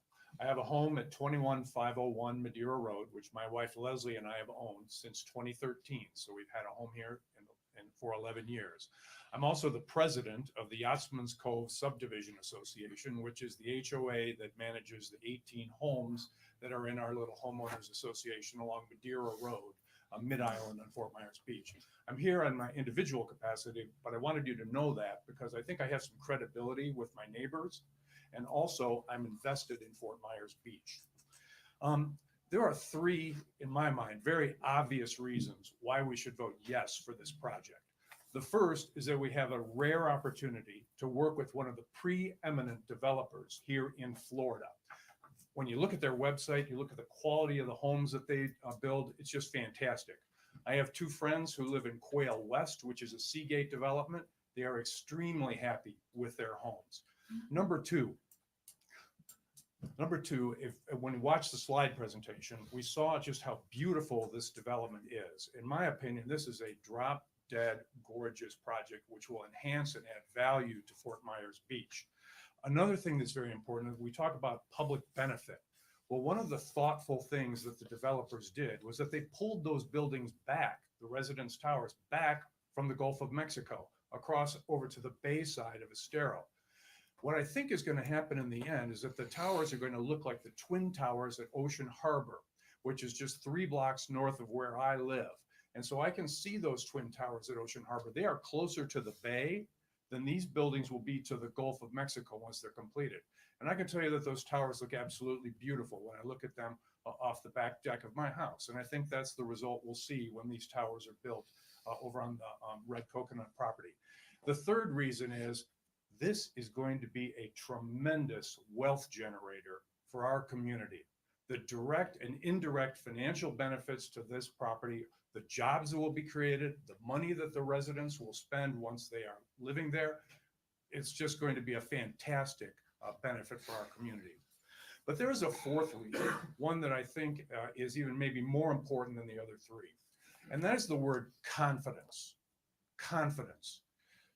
Hurricane Ian was an incredible gut punch to all of us. We're here in a trailer right now, 2 years after Hurricane Ian, because of the devastation that that hurricane caused to us. There are a lot of vacant homes here on this island of ours, empty lots. There are homes that are still destroyed that haven't been cleared out. I asked my realtor in preparation for the hearing today, what the situation was in the real estate market here. And she said there's a 20.4 month inventory of properties that are available. I see that my time is out, but let me just say, board members, you have a once in a lifetime opportunity to supercharge this island with confidence. Confidence will radiate out from the Seagate development, and it will touch every aspect of this community, our businesses, our restaurants, property values, and it will make a statement to the world that Fort Myers Beach is the place where you want to be. Thank you very much for your consideration. I appreciate your hearing my thoughts. Vote with confidence, vote yes on this project. Thank you. Thank you, John. Justin Tybo, and after Justin is Star Sherwood. Thank you. Good afternoon, Town Council, and thank you for the opportunity to speak. My name is Justin Thibault. I am a lifelong resident of Southwest Florida. I grew up working at the Birkenstock store that my grandmother operated right over the corner over here, which is now the library. So I spent a lot of time here, spent a lot of time here, raising my family here, Very much a huge fan of Fort Myers Beach. Today, I'm here to voice my strong support of Seagate's proposal, particularly in regard to height, the height variance that would allow the project to go to the heights as described.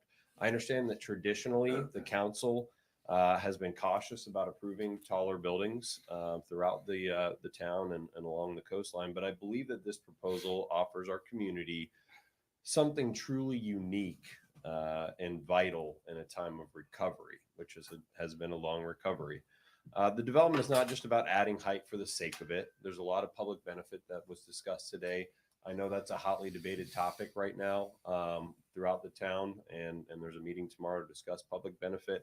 But my comment on that and my question would be, what is the public benefit that's being offered from the hundreds upon hundreds of vacant, rubble-filled, fenced-off properties right now? I think it's all of this much. So I think Seagate's gone above and beyond in what they're providing in exchange for height, but I just wanted to point that out that although we're discussing public benefit quite a bit, there's very little public benefit being offered by properties with no development occurring.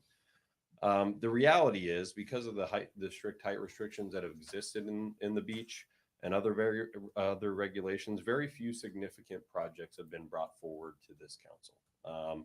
We should have reviewed 10, 20, 30 projects of residential mixed use and whatnot, but we haven't because it's very difficult to make the numbers work for a project of this size. And finally, I urge the council to consider something very important, and that's that times have changed. In the wake of the hurricane, we must adapt to new realities, both in terms of climate resilience, economic recovery, and sticking to pre-storm height restrictions. In this case, it very well may limit our potential to rebuild stronger and better than we did before. Taller structures might seem like a departure from tradition for the beach, but it could be exactly what we need to attract investment and innovation necessary to restore Fort Myers Beach to its former glory and beyond. That's all. Thank you. All right. Thank you, Justin. Star Sherwood, and after Star is Don Thomas. Good afternoon. My name is Star Sherwood. Yes, I've been sworn in. And Pull that mic down. Thank you, Council, Thanks, Star. for listening to me. Nice to see you all. I'm here basically to represent the Fort Myers Beach Art Association, and I'm just really going to talk about the public benefit aspect of the Seagate project. As Jim touched on and Matt touched on, we did talk yesterday, and I've been talking to Jim quite often about it. Basically, you know, am also a resident of Fort Myers Beach, and the Fort Myers Beach Art Association has been on this island since 1950. So we are now in our 73rd year. And as you might know, our property is right on the corner of Denora and Shellmound.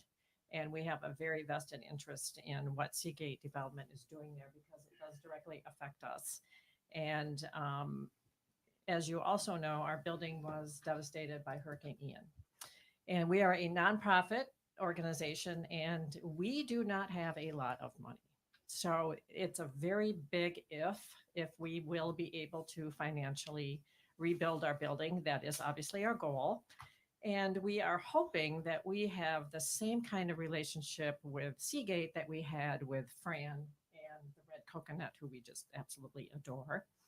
So we're hopeful that we can collaborate with Seagate Development and Matt and have them and us become part of the community together. What we can provide them as far as public benefit is, you know, there's so many things that older people who come to the island, they don't have things to do.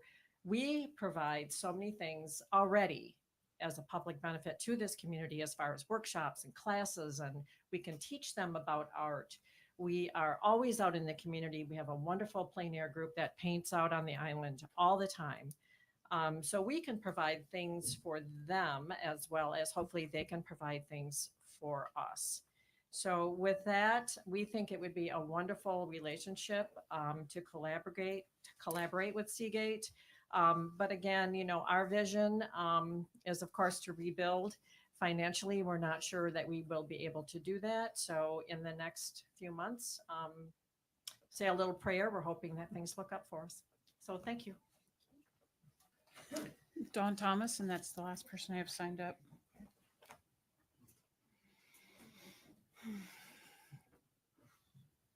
Hi, Dawn Thomas, permanent resident. My husband Brian and I are speaking today, well, he's not, in favor of the Seagate proposal for many reasons. The island needs commercial and residential development. We need the tax base to help our town infrastructure continue to be successful, vibrant, and have the means to continue improvements in our community. This developer is open to supporting our island, which is evident in their presentation and how they continue to modify it. And they have been working with the residents as a community partner. Their employees have already gotten involved with donating their time with local organizations on the island, such as the Women's Club, of which I'm the president. This is one example of how they are showing they're truly committed to being a partner with Fort Myers Beach and not just a builder. After Hurricane Charlie, we allowed the buildings where Margaritaville now stands to sit in a dilapidated state for years. This complacent attitude cannot be taken now. More lots are coming up for sale, and we will continue to lose residents and commercial businesses and guests who are visiting because we won't have places for them to stay. Waiting now is just negligent, especially during a time when this island needs to rebuild. When we look at the Margaritaville Resort, we see a jewel of our island. After the storm, everybody has been praising it. And you think of the hell they went through of just trying to build that building. I don't think we need to see that at this time. One of the things that continues to come up in social media is the vibe. The continued commentary is that we're going to lose it. This is a beach town, and it always will be a beach town. It's flip-flops, as you can see, and sand. The vibe is people. It's not buildings. People choose to live here for the beach and for the casual attitude and the surfside feel. The elephant in the room is the height of the building at the back of this proposal on the back bay. Seagate has designed it with different levels, so it's not intrusive. And if you look at Ocean View, that building is a height of 15 stories tall. It's not intrusive. And when you're driving down Estero Boulevard, it's truly a landmark that tells you you've made it halfway down the beach and maybe you're almost home. Diamond Head has 12 stories and it's not intrusive as well. Public benefit, there are so many ideas and I have a couple, but it's a tangent. I'm confident that Seagate will work together with town to come up with some ideas that everybody feels are beneficial. In closing, we hope that you vote yes for this new development. Thanks, Don. That's all I have signed up. Anyone else? Good, yes, sir. Sorry. I'm Tom Brady. I've been sworn in. I live at 339 Madison Court, and I'm a full-time resident. Sorry, I'm losing my voice. I was going to speak for a long time today, but I watched the mayor's performance yesterday at speaking with the mayor, and he covered all my talking points. So he very well encapsulated it. I wish I could enter that all in the record because it was just everything that I thought should be said about this development. I am in support of development, in commercial development. I want to see it happen, and I want to see it happen rapidly on the island. One of my concerns is that Seagate is maximizing their size of their buildings by putting 3,000 square foot approximately townhouses on here. If I lived in a perfect world, they'd put 1,500 square foot townhouses or condos on the island, and it would be half the height of this, and then everything would be peachy. But you know, we push this now, and I guess I'm not a fan of the wedding cake idea either. I would flatten the thing as much as I could and spread it out and not build it up. I do live in the shadow of the building, and yes, it only happens twice a year, and it only happens for a couple hours in the afternoon, but I do live in the shadow of the building, so it does impact me. So I think that we can proceed with this, but I think we could make some tweaks to it in the process. And I think the mayor did a great job of saying what those would be. Second, I'm really concerned about all these references to the finances. If we have a financial problem, I want the financial manager of the island to tell me of a financial problem. I don't want to have a gun held to my head saying we need to approve this development because we're going to go bankrupt. Are we going to go bankrupt if we don't have this thing built? I think it's nonsense. And I think that, I mean, you brought it up, Mayor, is that even the money that they said isn't that much. I think we're financially viable without this huge development. I hope we are, or otherwise we've got bigger problems. Thank you for listening to me. Thanks, sir. Anyone else? Over here first, and then we'll come back over here. Go ahead. 2 for 1. Michael Breath and Ellen Fulcher from Hibiscus, well, prior to the storm. We're still building back, but we consider ourselves residents. Mayor, vice mayor, counselors, thank you for all you do. Everybody says that we need to think outside of the box, and we understand that. Things are going to change, but even with a transparent local development partner, which we seem to have, we still think that 17 stories is too high. That's too far out of the box. Think back to why did Fort Myers Beach become its own municipality?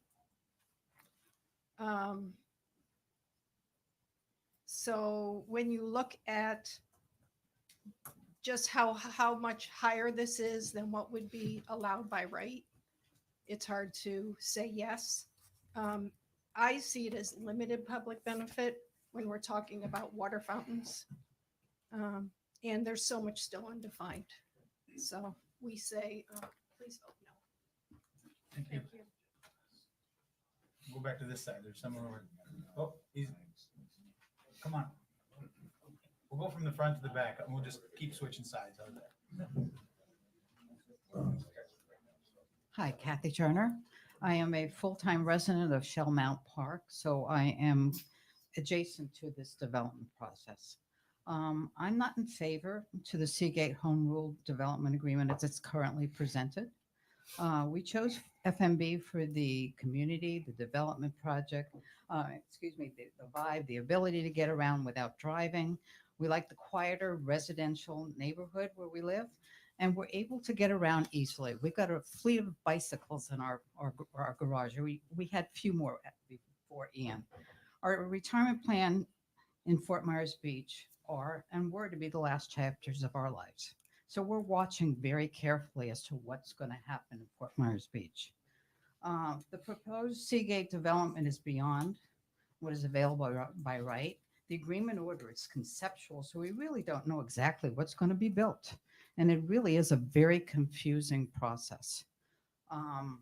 Yes, there are drawings and there's some information, but it's annotated in a lot of generalities and up tos without enough details.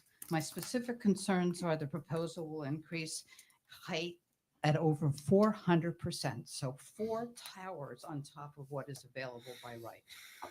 There is enough property to build lower. They could come up with shorter towers, but that could increase the development construction costs and lower the value of the condos by not offering the towering views of the beach. The use of Donora as one of the major entrances is my concern.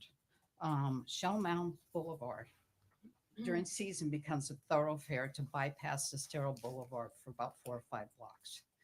There's traffic stop signs along that path, but everybody just rolls through them. And it is a very quiet residential neighborhood with children and pets. So that is a concern. I would also caution that this residential neighborhood is construction can occur from 7 to 7, Monday through Saturday. So it'd be interesting to see how that is affected by the adjacent development. The intensity of the units would definitely affect our infrastructure. You know, whether we have enough water supply. I can tell you right now, we've never had enough water supply in the 7 years we've been here. The number of toilets and showers could increase threefold. An offering of a beach access for the people in Shell Mound Park specifically is no benefit. I have 2 deeded beach accesses, plus we have Connecticut Avenue. So a beach access that doesn't have parking or doesn't provide any amenity is not really helpful. As Vice Mayor Adderholt mentioned, my biggest beachfront amenity would be a public restroom, shade. Think of Newton Park as it was. We had the stopping places, you know, going down the beach. You had Times Square, you had Palm View Avenue, you had Junkanoo where we used to stop off, Newton Park, but that would be definitely a public benefit. Finally, I don't consider a view corridor to be a public benefit. I'm 5 minutes from walking in the sand, and that's my destination. When I'm in the car, I'm not necessarily looking to see what I've already seen.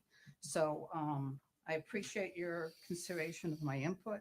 Just as an FYI, I'm a president of the Estero Island Garden Club. I don't necessarily consider the rendition of the linear park. I would offer up the concept of street trees, and the garden club is available to meet with Seagate, and I'm happy to provide our contact information. So I thank you very much. Thank you, Kathy. This side, anyone on this side? Barbara, come on up. Oh, there, up front.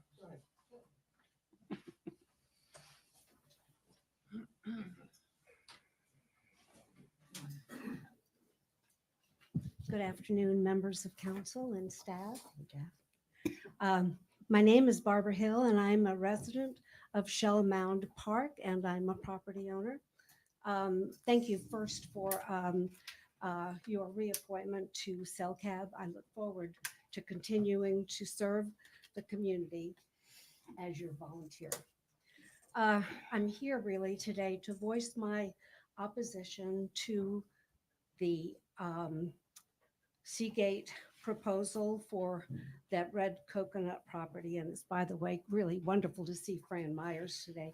Good to see you. The stated public benefit to me does not justify two 17-story condo or 17-story buildings with 137 condos. I do like Seagate projects, and I respect the work that they've done with the development in Southwest Florida. Matt, that's really a great group that you've got. Have no issue with the quality of the construction or their vision. I really have an issue with the 17 stories. To me, this is not a good fit for our islands, and especially for the mid-island of our quiet community neighborhood. A real public benefit, cut the units by right by 1/3. Thank you. Appreciate your no vote. Thank you, Barb. Okay, come on up.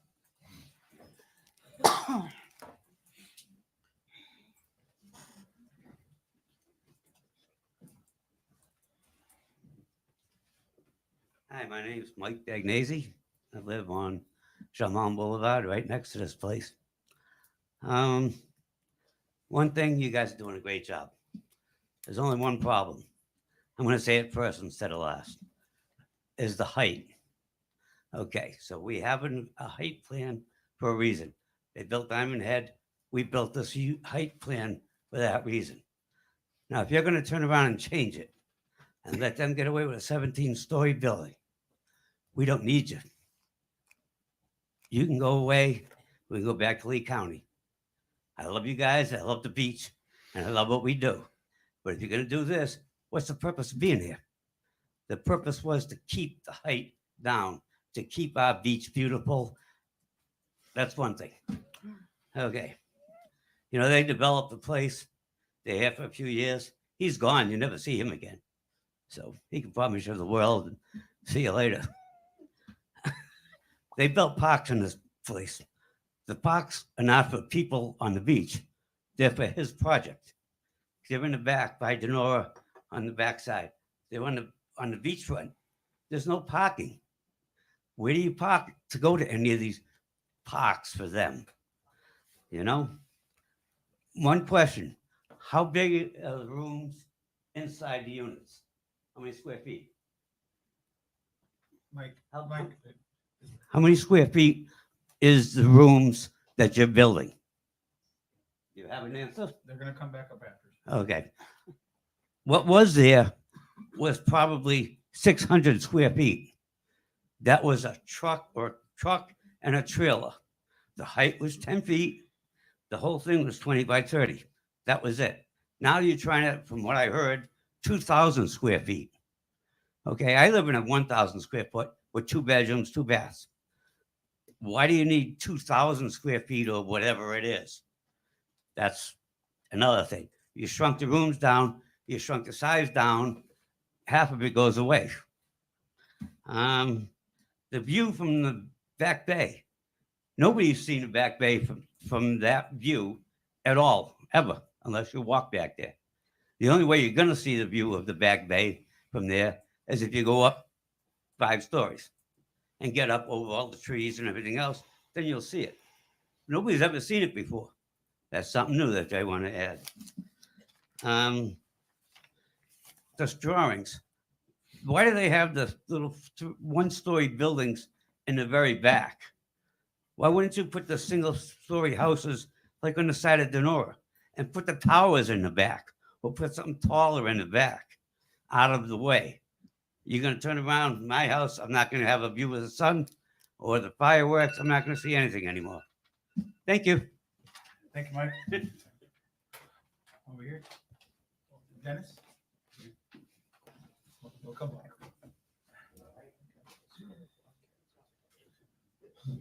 Good afternoon. Good afternoon, everyone. My name is Dennis Wagaman, and I'm with the Alex King Group, a real estate company here on the island. And it's a pleasure to be here, and thank you for having us here today. I'm here in strong support of the Seagate project for many reasons. I want to clear up, first of all, there's no conflict of interest. There's no formal relationship between my profession and Seagate whatsoever. We are peers, colleagues, and people out here on the front lines trying to get things accomplished for the island. Pardon me.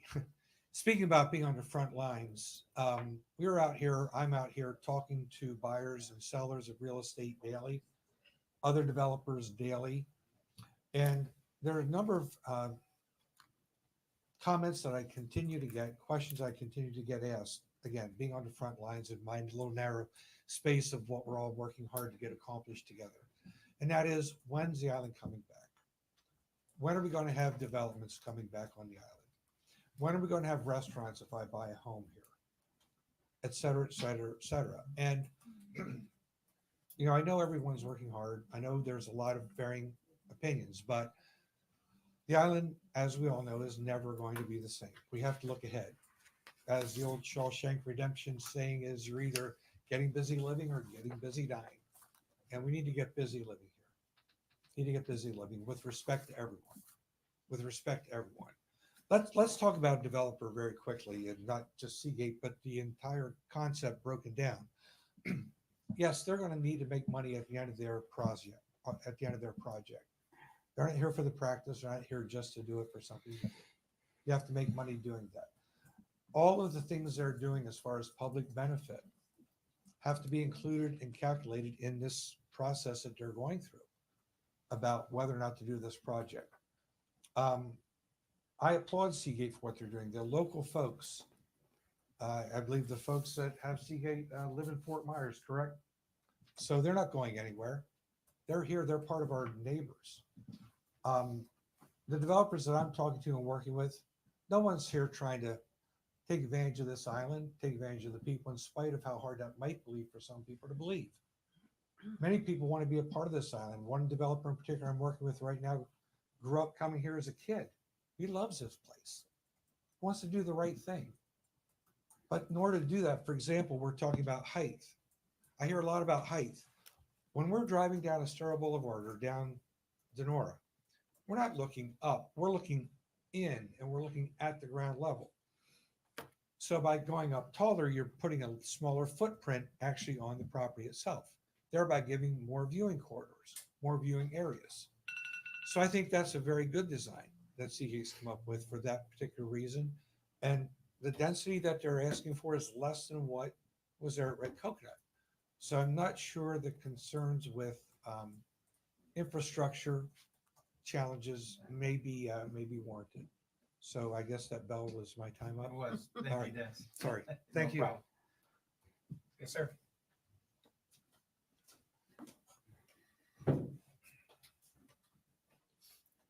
Good afternoon. My name is Edward Arismowitz. My wife and I are full-time residents, live on Shellmound Boulevard.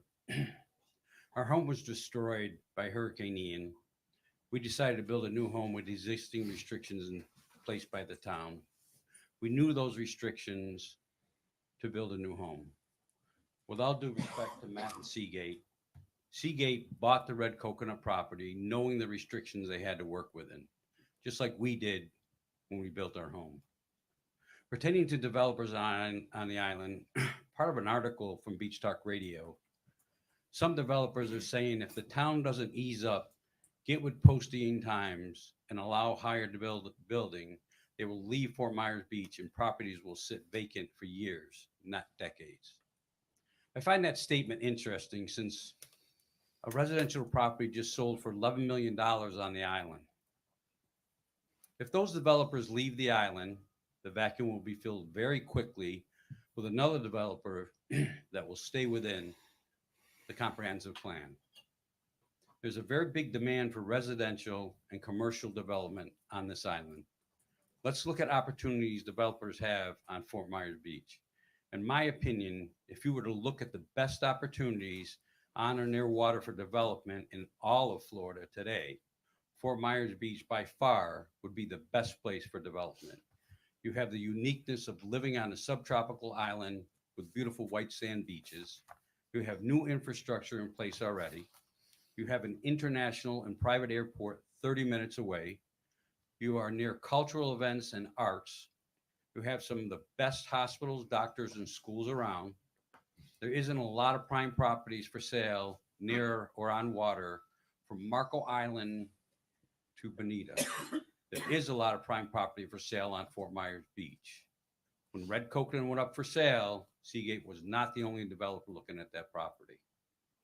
All developers know what a golden opportunity they have for high rate of return for investors by investing in Fort Myers Beach.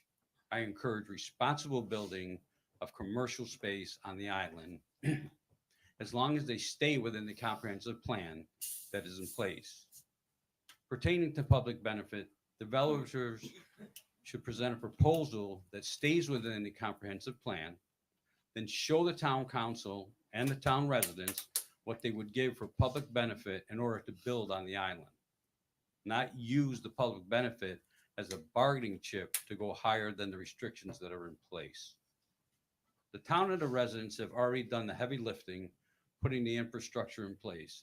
That's an extremely large benefit for developers. To be very clear about this to all developers here listening and watching, the town council and the town residents control the narrative on this, not the developers. When developers are done and have made high returns on their investments for the investors and moved on to another project, we have to live with what is built on this island. What this council is doing today is historic. The last time something this big has happened was when Fort Myers Beach incorporated to control the height on the island. This council today will have the ultimate responsibility of forever changing the look of Fort Myers Beach. I'm asking, along with many residents of Fort Myers Beach, to please stay within the comprehensive plan put in place by the town. So I'm going on record as opposed to the Seagate build-out proposal. Thank you for listening. Thank you. Anyone else? Yes, sir.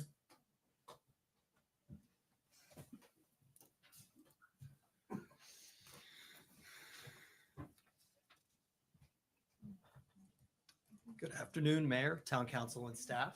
For the record, Chris Smuts with London Bay Development Group, owners of the Outrigger, Charlie's, Sandpiper, and Grandview at Bay Beach. As Fort Myers Beach property owners, we encourage you to consider the island-wide economic impact of Seagate's proposal for the former Red Coconut property. Large-scale projects like this one are key to restarting the economic engine of Fort Myers Beach. This project and a handful of others like it not only have an obvious economic impact related to permit fees and impact fees, but will also increase property values and property taxes, generate additional sales taxes, and lead to job creation, all of which result in a cascading economic impact for Fort Myers Beach. It's been 2 years since Hurricane Ian, and the island is struggling to return to what the thriving community once was.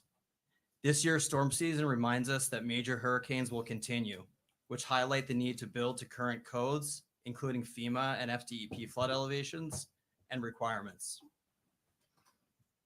Seagate's proposal is well balanced.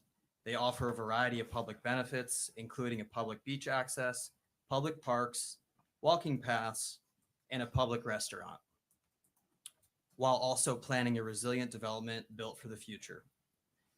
By approving this project today, you're sending a message that Fort Myers Beach Town Council is committed to rebuilding for future generations. Thanks for your consideration. Thank you, Chris. Anyone else? Well, absolutely. Come on up. I didn't see you back there.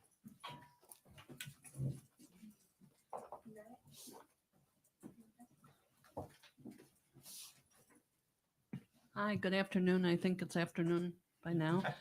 I don't have anything prepared.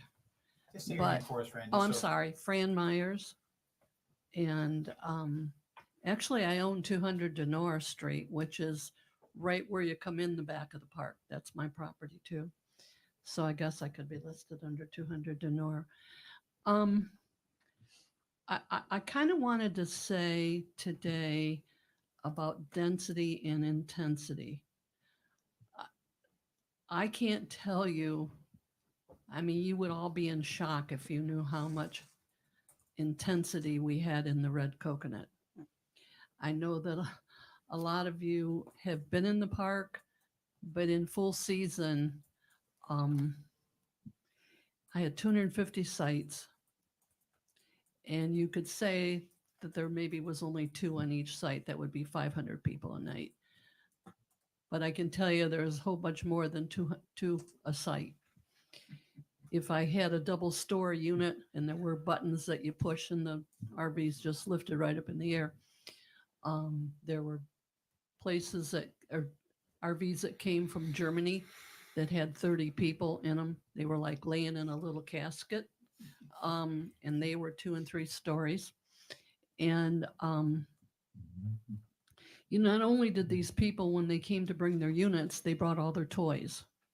They brought swimming pools, they bought jet skis, they bought kayaks. I mean, you know the whole routine of what they have. There might be a tent sitting there that maybe only had 1 car, but then there'd be a 45-foot next to it that had 10 people and they had 3 cars. And thanks to the Art Association, many times we were such good neighbors that they would let us use even some of their parking. I've been here almost, I think in August, it'll be 50 years living on the island. And I don't think anybody loves it any more than I do. And I just want to tell you that when the park became for sale, it was really like one of my worst, probably my worst nightmares. Because not only did I have the park for sale, but I had Tom in the hospital and trying to keep him from knowing that that storm even went through. And the developers that I met with, and I met with a lot of them, and I cannot tell you some of the ideas that they brought forward that mentally, I just thought how could this possibly happen to this little island? And then I met Matt and his father and Tim.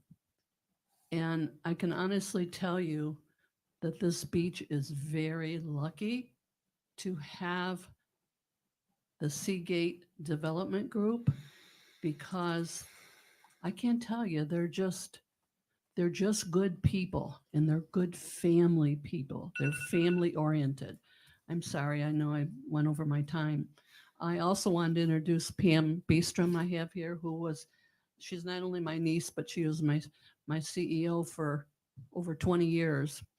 And she told me, you need to tell them how much density and intensity we used on that property. And it was unreal. If you had not been in there during the time that we were there, I would say that this Seagate property would be a third less than what we used the property for. We used to have the RVs lined all the way down the street. I know you all remember that, trying to get in there and holding traffic up. So, I think this is a good thing. I mean, none of us like towers, let's face it. None of us love towers. But these are set back, and that view corridor is the most important thing, I think, on this island. When we met 25 years ago and got the 15 units per acre for Red Coconut, I remember Anita and her saying, we need to have a 50-foot corridor. And I said, Nita, you're my friend, but what, 50 feet? Well, how much are these folks giving? I don't know, 200, 300. So I think that's really, really important. And I think that y'all need to really search down deep inside and know what you want for Fort Myers Beach. And I think you all pretty much know that. So thank you for letting me speak. I appreciate being here. I haven't been here for 2 years. I'm shocked sitting in this unit that you have, but I know things will change. So good luck to you all, and thank you very much for letting me talk. Thanks for coming, Frank. Good to see you. Anyone else care to speak? All right, seeing none, we'll close public comment and we'll allow the applicants to come back up and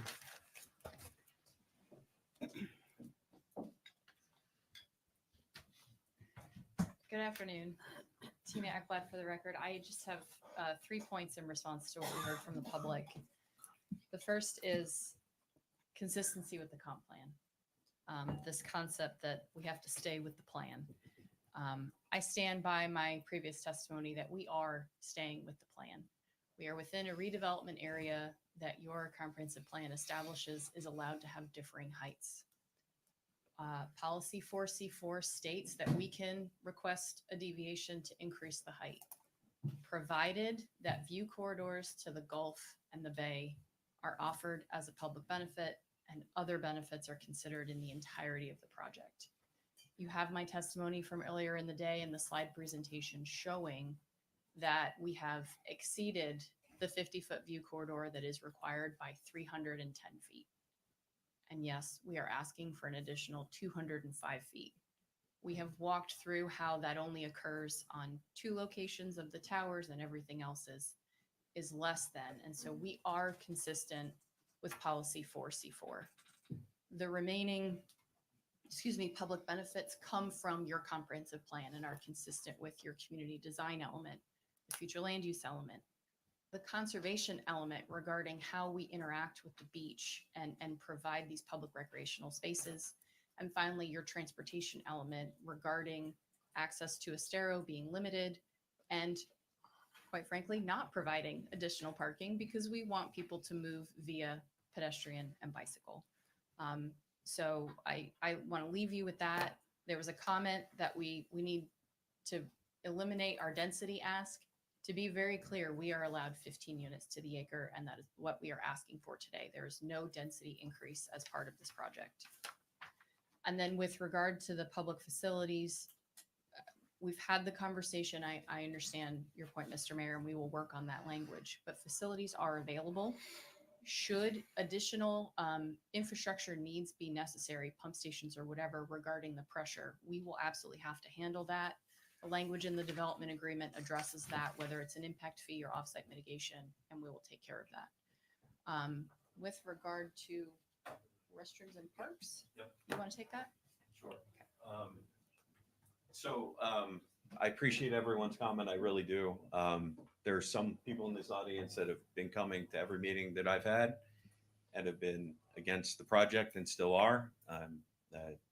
Can't get everyone on my side, but I appreciate their comments and certainly I understand that not everyone is going to be for this.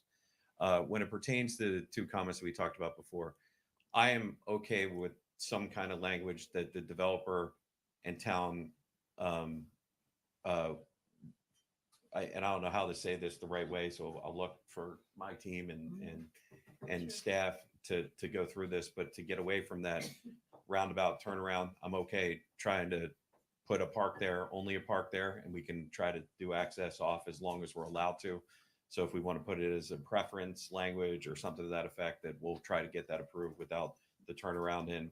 Again, that could also be fire as well, we talked about. So that's just going to be something we're going to need to talk about, but it is our preference, and it sounds like it is the preference of council that not be there. So we'll do everything we can to do that. As it pertains to restrooms, that has been a comment that I've heard over and over. And it's complicated because of FEMA rules, et cetera. What I've talked about with my team is that we're okay with putting public restrooms in after CO of at least one of the buildings, I need to have some way to be able to control it. So until we actually have building and stuff, I can't do it in a building area, obviously, and I can't do it in construction area. And before I have a structure up, it's going to be really hard to delineate. But after a CO of the building, we would provide the public restrooms in a portable way. We will work with staff and the DEP if possible. We're not really sure if there's going to be a DEP permit. We're going to have to get water and maybe sewer to it. There's some ways.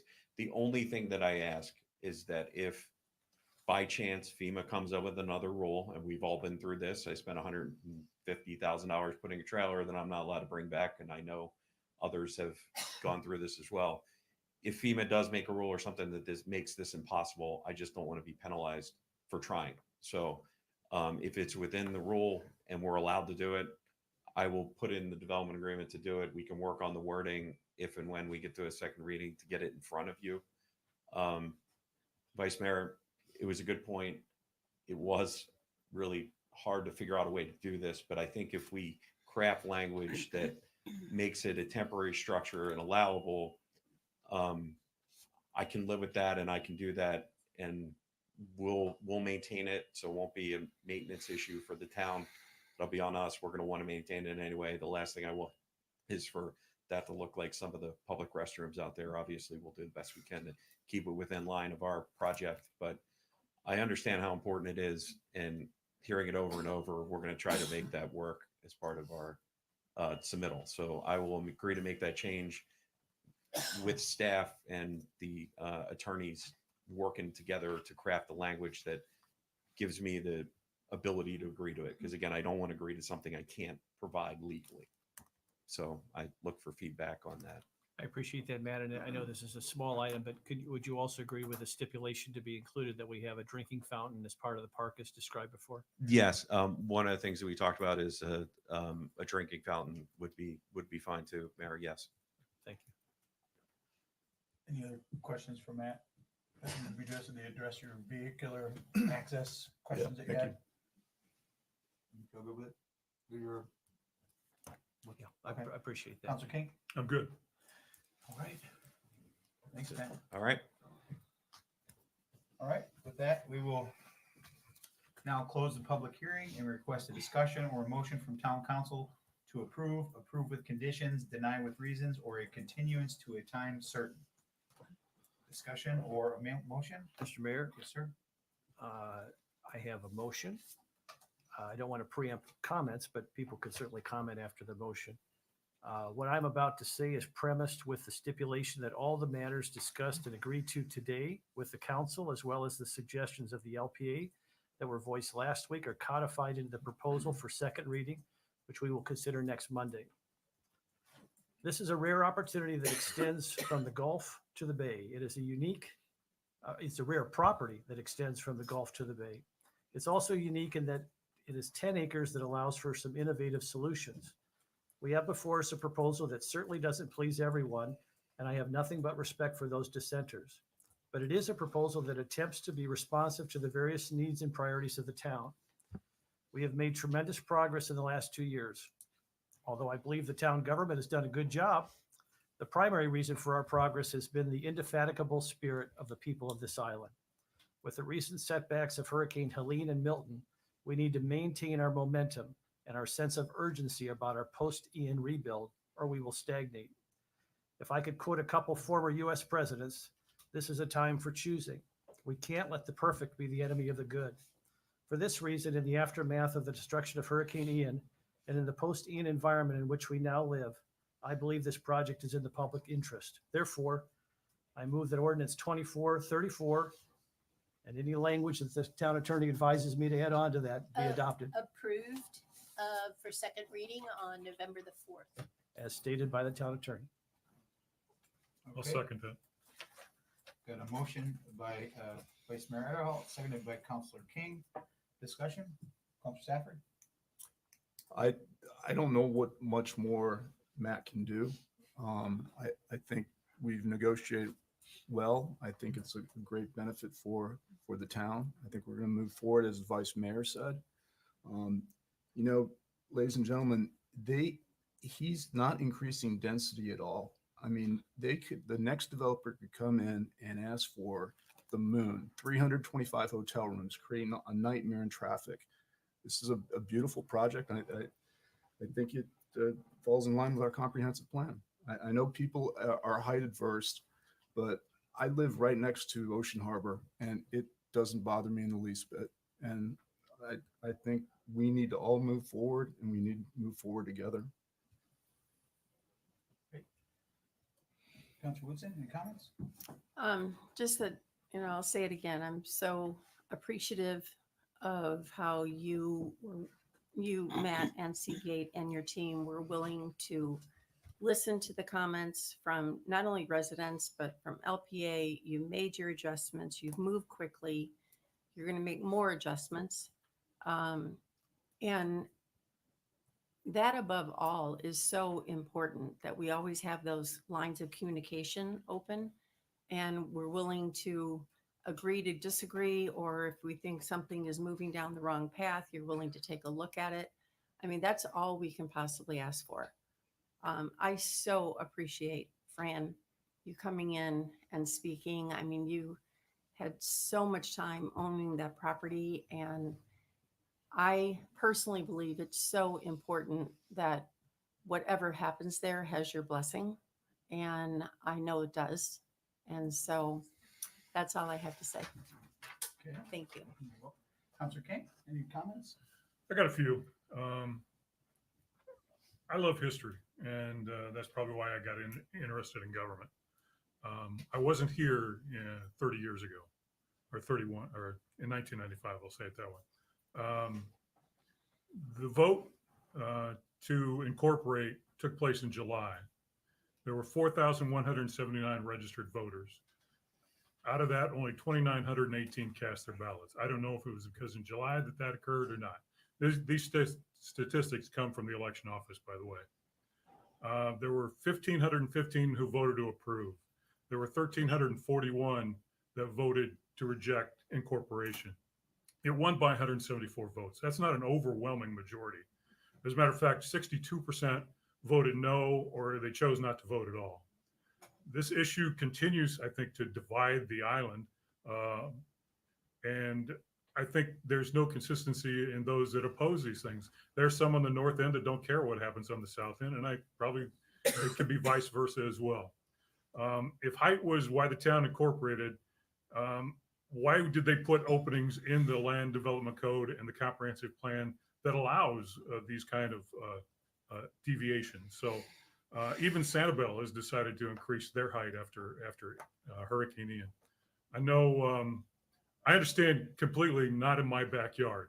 While it's not on the same magnitude, I bought on the south end, right next to Big Carlos Pass Bridge. It wasn't disclosed to me at that time that they were going to be replacing that bridge. And now it's gone up 60 feet and closer to my property.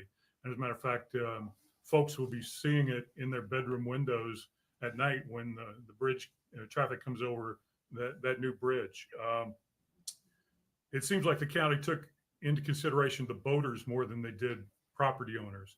And there was even inconsistency on this island as to whether they supported it or not, because you had some on the council that were in favor of keeping the old bridge or refiguring that instead of going up higher.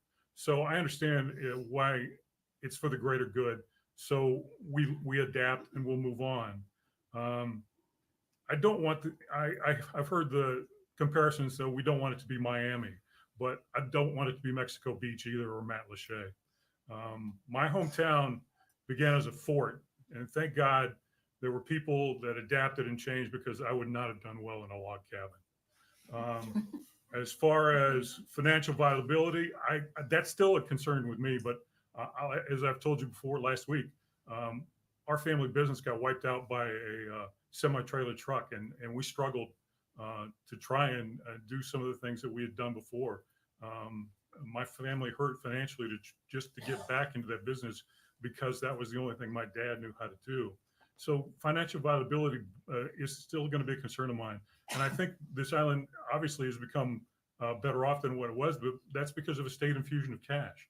I think watching the LPA meeting last week, Jim Dunlap said it best for me when he talked about with his financial background, that lack of financial stability is what we've been managing here, and a permanent investment with long-term financial implications is what this island needs. And it's not going to be 10 to 15 developments because the capital is not there, and so I will be supporting this. All right, thank you. Well, I'll just say a few words. I think we're fortunate in a lot of ways. We're fortunate that we had Fran and her family who were the initial gatekeepers of that land for so long, and were very thoughtful in who they decided to sell to, because as she said, she had many people that came forward that she could have sold to, but she chose Seagate, and she chose them for a reason, as she said. I think we're fortunate that Seagate has been as open and honest as they have been from the beginning, willing to adapt the changing of their plans to meet as many possible things that they've heard from the public as they could.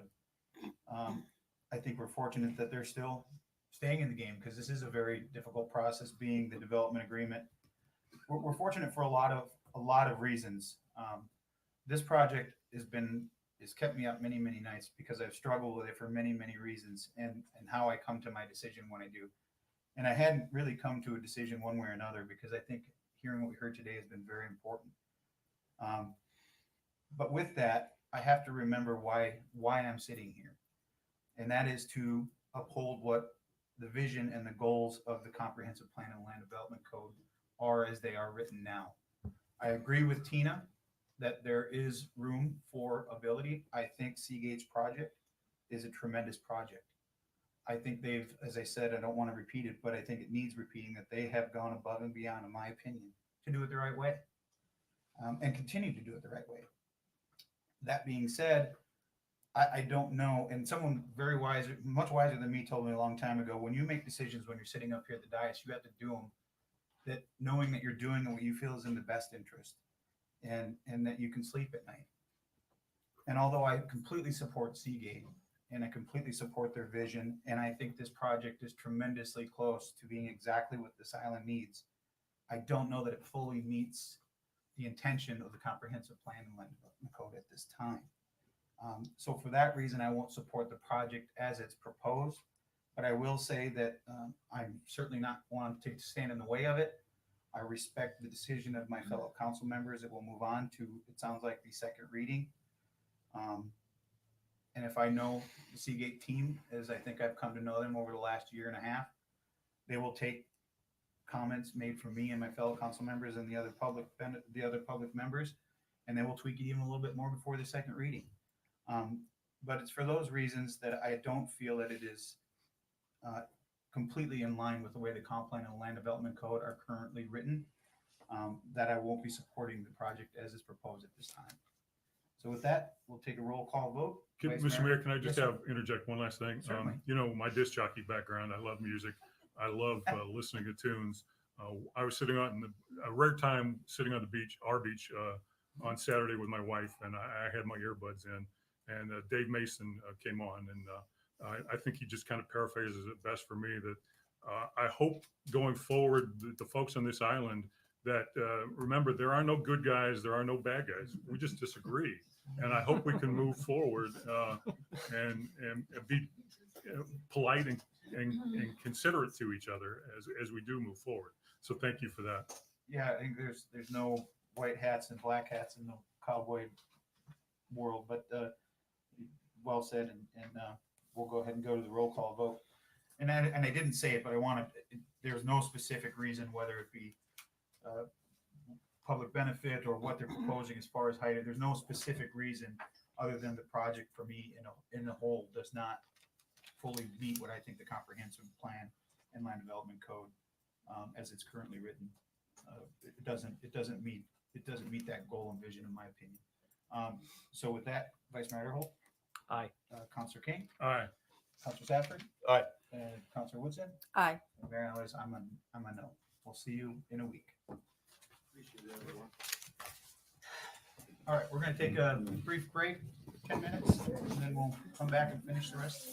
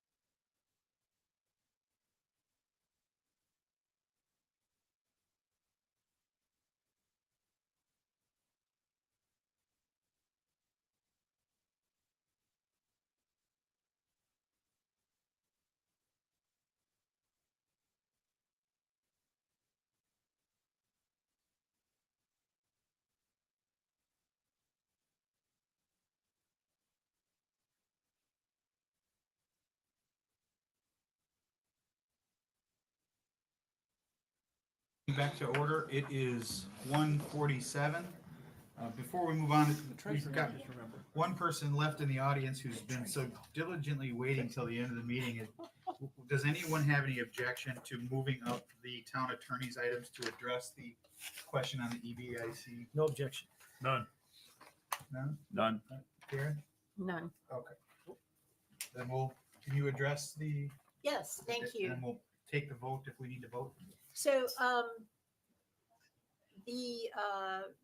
when was it? On the 21st, you all had before you an application, for the Estero Island Beach Club, petition. And, that item was denied. And after that meeting, we did receive a letter from the attorney for, I'll just call him the property owner, expressing to you a request to have a rehearing of that particular matter.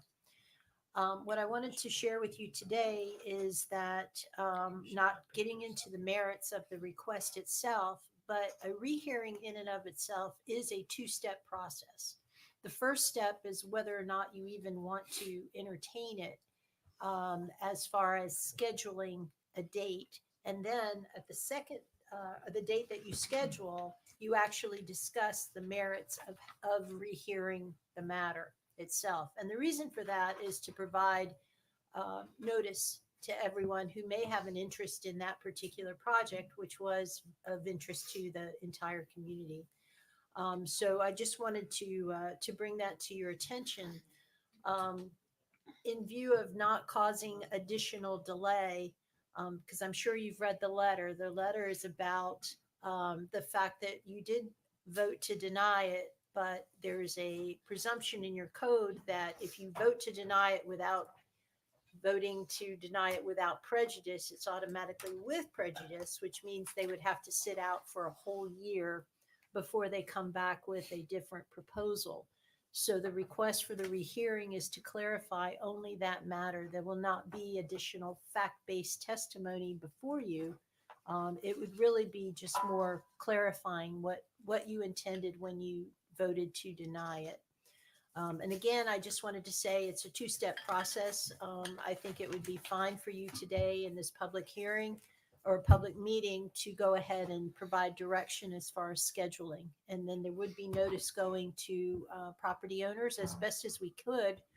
I think Andy had already considered possibly having it before you on November the 4th.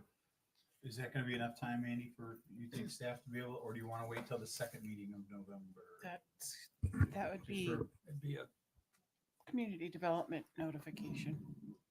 We would want to at least send out postcards. And if we send out postcards today, I don't know that most people will receive them in time. So the second meeting in November.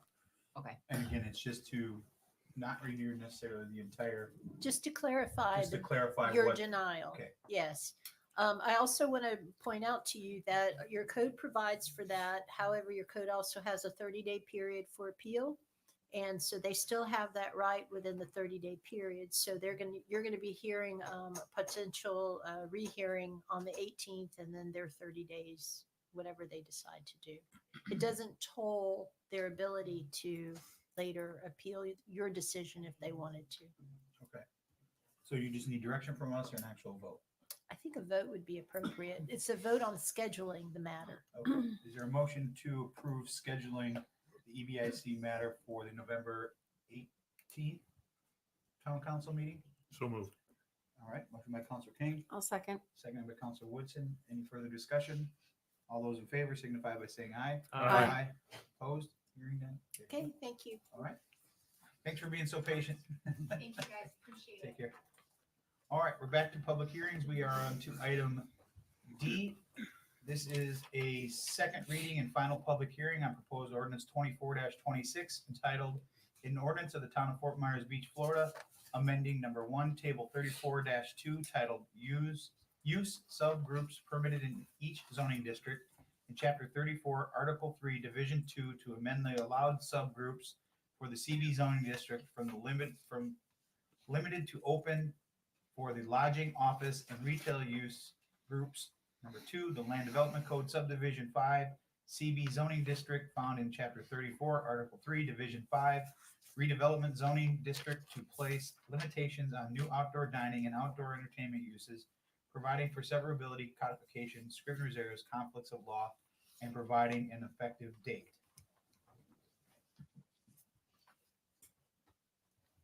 Good morning, Sarah Probst with Community Development. Good afternoon. Did you say morning or evening? Not evening yet. So the language that you have before you is to amend the CB zoning ordinance to allow uses that were only allowed previously under the code if they'd been on that property before. So the way this opens up the code is it will now CB zoning district, which consists of approximately 35 properties on the island, all of them fronted on Estero Boulevard, except for there's one that's just off of Estero Boulevard, but still in that first block. And it would make it open for residential, lodging, office, and retail. It does not change the setback requirements, and it does not change the FAR requirements. So it's not as intense as, for example, the downtown zoning district. Okay. Do you have any questions about the language in front of you or what that means? Councilor Savage? And this is a second hearing, by the way. Yeah. No, I'm good. Councilor Wilson? I'm good with it. Vice Mayor Adderholt? Yeah, I think we exhausted this on first reading. I'm good. Councilor King? Good. I'm good as well. Fantastic. Thank you. Thank you. Public comment. Is there anyone here that would like to speak in public comment? Chad? We'll close public comment and bring it back to council for a discussion or a motion. Any further discussion? Is there a motion to? I'll move ordinance 24-26 CB zoning district amendment. I'll second. All right, motion by Councilor King, seconded by Councilor Safford. Any further discussion? Councilor King? Aye. Councilor Safford? Aye. Councilor Woodson? Aye. Vice Mayor Adderholt? Aye. And Mayor Adler's an aye. Motion carries unanimously. Next is item E.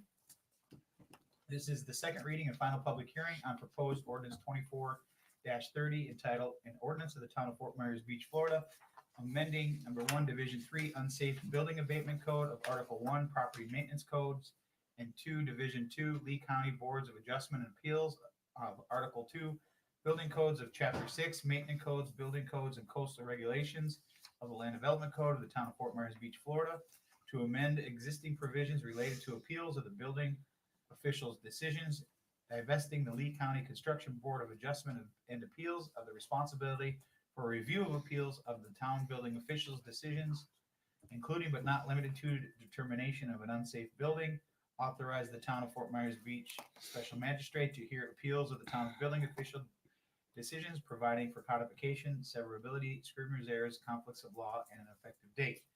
This is the one that staff has asked for us to continue. That is correct. We just need a little bit more time to respond to some emails that have been received from members of the public. And since we've opened the public hearing on this matter, if you could continue it to a date certain, we would ask for November the 18th. And we would bring it back for hopefully the second reading, or with whatever changes or additional information we come up with. Okay. Well, since we opened the hearing, is there anyone here in public comment that would like to speak? Seeing none, we'll close it. Is there a motion to approve? To continue. To continue, I'm sorry, this hearing until November 18th for the second reading. Correct. So moved. Second. A motion by Councilor King, seconded by Councilor Safford. Any further discussion? Councilor King? Aye. Councilor Safford? Aye. Councilor Woodson? Aye. Vice Mayor Adderholt? Aye. And I'm an aye as well. Motion carries unanimously. Next is item G. This is the second reading and final public hearing of proposed ordinance 24-17, an ordinance of the town of Fort Myers Beach, Florida, amending section 2-94 qualifications and appointments of members, and section 2-96 removal of agency, board, committee, or commission members of Division 2 procedures for the establishment of boards, committees, and commissions of Article 4 boards, commissions, committees, and other agencies of Chapter 2 administration, and section 34-113 composition, appointment, and compensation of members of Division 3 local planning agency of Article 2, zoning procedures of Chapter 34, zoning districts, design standards, and nonconformities of the Code of Ordinances of the Town of Fort Myers Beach, Florida, removing property ownership as a qualification requirement for the members of the town agency, boards, committees, or commissions, and adding a voting registration requirement for members of the local planning agency and audit committee, eliminating duplicative and unenforceable language, adding a provision to section 34-113 regarding the mandatory annual financial disclosure form as required by the Florida Commission of Ethics on Ethics, providing for codification, severability, scrivener's errors, conflicts of law, and an effective date. So this ordinance is before you on second reading, following a number of changes that have been made over a series of public hearings. The only change from your first reading has been the addition in the qualification section to allow individuals who have a Fort Myers Beach postal code to also be qualified to serve in the capacity on one of your committees or boards. Okay. Scott, any questions for Nancy? No, I think we cleared it up. All right. Councilor Woodson? No, I'm good. Vice Mayor Adderholt? And not germane to this issue, but related, there was rumors in the media that we're having a revote on one of the MRF issues. Is that happening next meeting or is that not happening? Did you see that? There was a. We're going to review that a little bit further. I think that it's possible that it could be on your agenda for the 4th. I haven't reviewed it yet. It hasn't come to my level. All right, thank you. I have no issues with this. Okay. Councilor King? I have nothing. I do not either.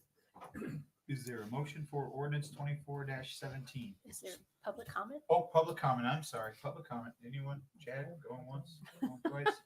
Okay, we will close public comment. I'll move ordinance 24-17, Mayor. All right. Second. Got a motion by Councilor King, seconded by Councilor Woodson. Any further discussion? Councilor King? Aye. Councilor Woodson? Aye. Councilor Safford? Aye. Vice Mayor Adderholt? Aye. And I'm an aye as well. The motion carries unanimously. We are on to item H. This is a it's a short one.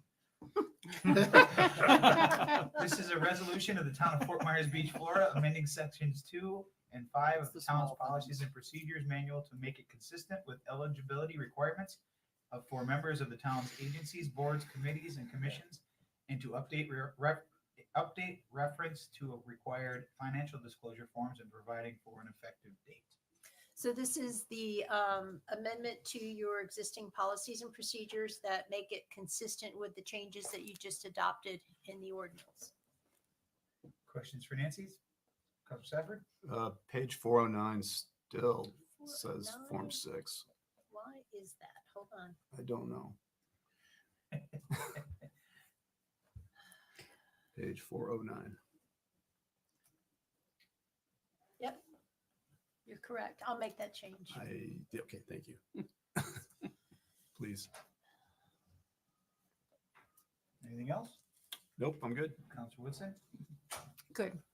Vice Mayor Adderholt? Nothing. Councilor King? I think I'm good. I have nothing as well. Public comment? Anyone like to speak about public comment? No one's here. Mayor, I'll move resolution 24-178. Okay, motion by Councilor King, Second. seconded by Councilor Woodson. Any further discussion? Councilor King? Aye. Councilor Woodson? Aye. Councilor Safford? Aye. Vice Mayor Adderholt? Aye. And I'm an aye as well. That motion carries unanimously. Next is item I. This is the second reading and final public hearing on proposed ordinance 24-31 entitled An Ordinance of the Town of Fort Myers Beach, Florida, amending sections 4.02 Mayor, 4.03 Vice Mayor, 5.01 Elections, and 5.03 Terms of Office of Fort Myers Beach Town Charter to codify changes to the date of the town elections from March to November and to establish 4-year terms of office for town council members as provided by the voters at the March 2020 municipal election, providing for codification, severability, scrivener's errors, conflicts of law, and an effective date. So this ordinance, again, on second reading, we determined, working with the town clerk, that your charter, although it had been approved for a change by the voters, was not actually changed in the charter itself. So the proposed changes had been approved by the electorate back in 2020. And we are now just finally getting it into your code. Great. Questions for Nancy? Counselor Safford? No, I'm good. Counselor Woodson? Good. Vice Mayor Adderholt? Nothing. Counselor King? It's nice that we'll have this done by the second, by the election coming up. Details. All right, public comment. Anyone wish to speak in public comment? No one's here. We'll close public comment. Is there a motion? Ordinance 24-31. So moved. Motion by Counselor King, Second. second by Counselor Safford. Any further discussion? Counselor King? Aye. Counselor Safford? Aye. Counselor Woodson? Aye. Vice Mayor Adderholt? Aye. And I'm an aye as well. That motion carries unanimously. Next is our final public hearing. Item J, this is the second reading and final public hearing on proposed ordinance 24-32, entitled an ordinance of the town of Fort Myers Beach, Florida, amending section 2 of ordinance 2005-04 to reflect the changes to the town charter were approved by the town voters at the municipal election on March 17th, 2020, providing for codification, severability, scrivener's errors, conflicts of law, and an effective date. So initially, ordinance 0504 had November in it. And then it changed to March. And so now we're bringing it back to November. And that was for, I believe, the appointment of, or the selection of the, is it the vice mayor? Mayor. Both. Do you know what I page number? it's don't on? know what page number we're on, but it would be both. So pursuant to the election cycle, then it would have been the selection of individuals to serve. in that- 456. Thank you.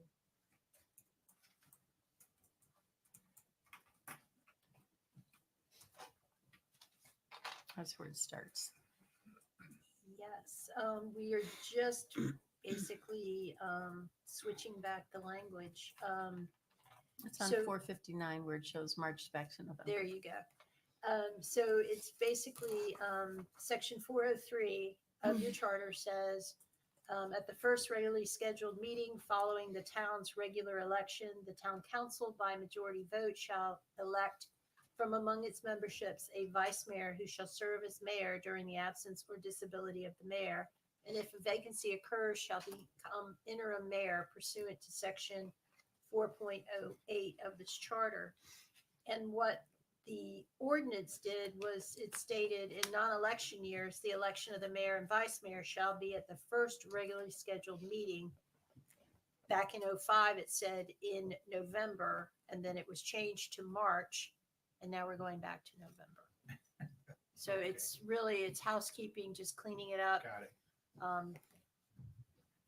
Fair enough. Okay. All right. Any questions, Counselor Safford? No. Counselor Woodson? None. Counselor Vice Mayor Adderholt? No. Counselor King? No. I do not either. Public comment? Public comment? Oh, Got Jackie's one here. I have public now. Hey, we have public to make Public comment. No comment. We'll close public comment. Is there a motion for ordinance 24-32? So moved. Motion by Counselor Safford, Second. second by Counselor Woodson. Any further discussion? Counselor Safford? Aye. Counselor Woodford? Woodford. Oh, Freudian slip. Wow. Oh, wow, I That can't would read. be Woodson. That's what I meant. I can't evidently. Aye. Read. Vice Mayor Adderholt. Aye. At least Counselor it's King? not water. It could Aye. have been Waterford. And I'm an aye.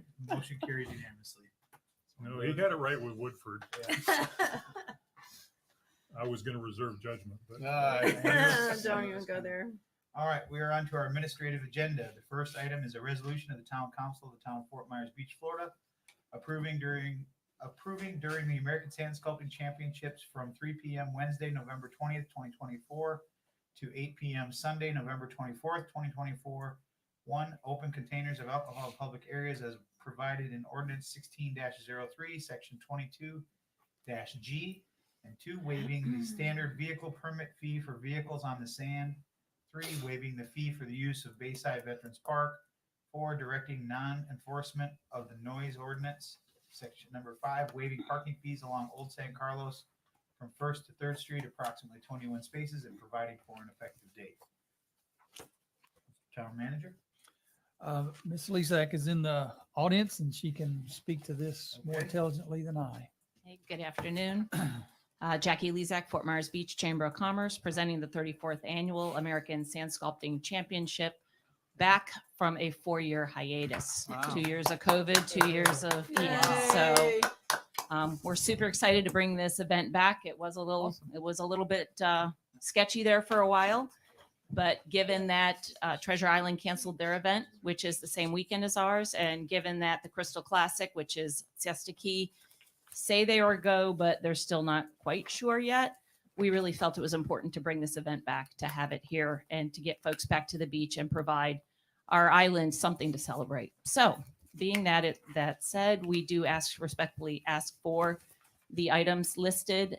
In addition, a little of assistance from town staff, which I've discussed with the town manager, as far as just putting the barricades up on Second Street to change it to a 2-way from a 1-way, and on Third Street from a 2-way to a 1-way, just for those 4 days. Questions? Did I miss what's going on in Bayside Park? Yes, so we will have live music there all weekend from Okay. Thursday till Sunday, from 10 a.m. from noon till 5 p.m. There will be vendors lining Old San Carlos Boulevard from 1st to 3rd Street, very similar to what was done with the Shrimp Fest, what we've done in years past with Taste of the Beach, Pirate Fest, all of those things. So exactly that, just trying to activate that area and trying to encourage getting folks to move out, not only to the Diamond Head site where sand sculpting will be, but to move down the beach and explore other parts of the beach. One of the things that we've always said is when sand sculpting was held on the south end, it was an amazing event down there, but folks tended to not spread out. What we're trying to do is encourage spreading out along the boulevard, along the beach, and engaging other businesses and allowing for folks to kind of park in more areas, stay in more areas, and be able to enjoy the event. So great. Thanks. Jackie, since you have the microphone, I believe you'd mentioned a number of folks who in the private sector have already stepped up to help. And I Yes. thought since a lot of folks watch this, it might be nice to recognize them. I think you mentioned somebody was donating the sand, or I'll let you take it from there. yeah, so we have our title sponsor is Florida Power and Light. So they took the Grand Kahuna sponsorship. Thank you to them for that. That helps to kick this event off. This event is a very, very expensive event to get out of the gate. Hundreds of thousands of dollars before you even get ticket one coming through the gate. So the partners and the sponsors are critical to this. Of course, our host is Diamond Head Hotel. Our presenting partner, Sand Lovers, the Chamber, and Diamond Head are the 3 presenting partners. Title sponsor, FP&L. And then we have a number of other sponsors going below us. Seagate has offered to donate all of the sand that we needed to build the additional castles. It is the same exact sand that we used in our berm project, the same exact sand, not the current berm project, the one from before, and the same mine that's been used by different hotels up and down the beach for re-nourishment of their own beaches, for berms and plantings and things like that. So it is identical, literally identical to our sand that's on the beach, the fine, pretty, powdery white sand. And just for you guys out there that don't know, for some reason, our sand just is conducive to making these really super tall sand sculptures, 10 feet, 12 feet, 15 feet high. For whatever reason, the way the sand particles are shaped is what I'm told. They just hold together beautifully.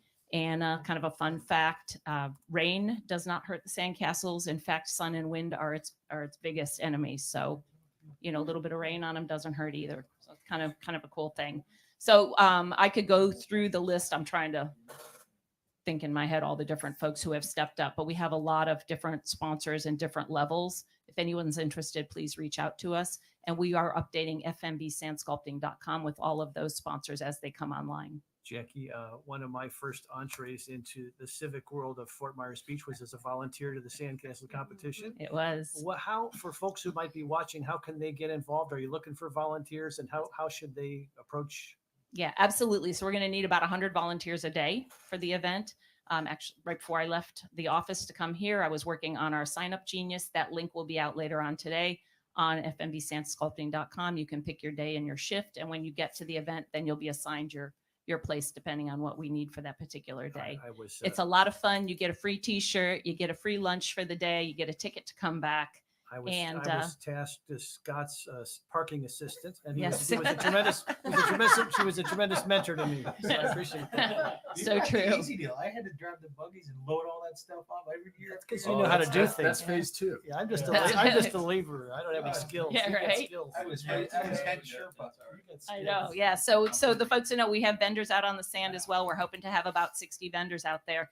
And because you can't drive their cars or vans or whatever onto the sand, we have to load everything onto Kubotas and then drive them out to each of their spaces in the morning, help them get set up. And then at the end of every day, we load them out, and then we load them in the next day, and then we load them out. So it's a lot of moving parts, but we definitely need a lot of help on that. And it was announced that Seminole Casino will be hosting our volunteer thank you party after the event is over. They send buses out to pick us up, take us out to Seminole Casino. You get free drinks, you get free food, some free gambling, and it's a super fun night. So that's another I know what could go wrong.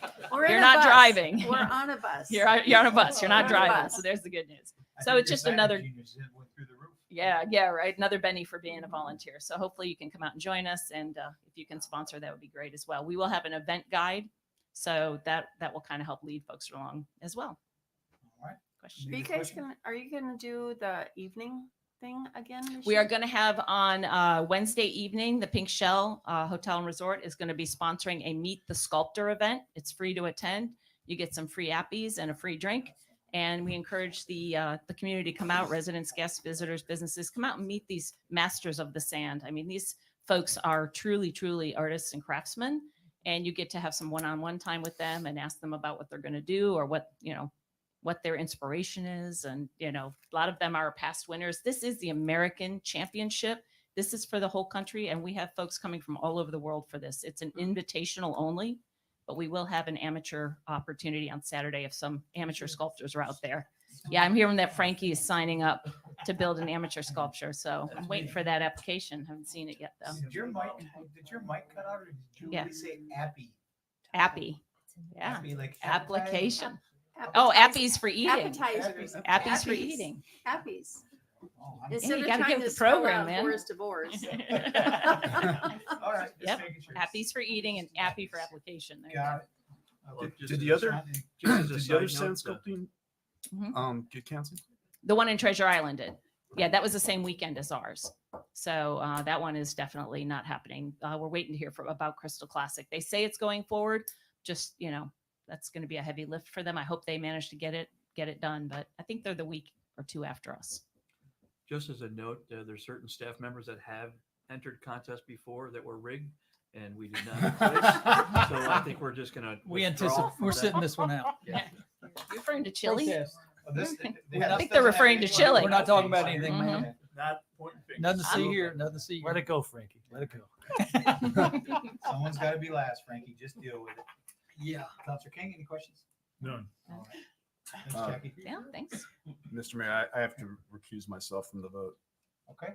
given that, Is that because you're head of the parking lot operations? That's volunteer? right. Yeah. that's it. Yeah. It's because I'm He head of the also, when parking he lot. wins at the auctions or the ticket raffles that we do, he has to give the prize back. So just so you know.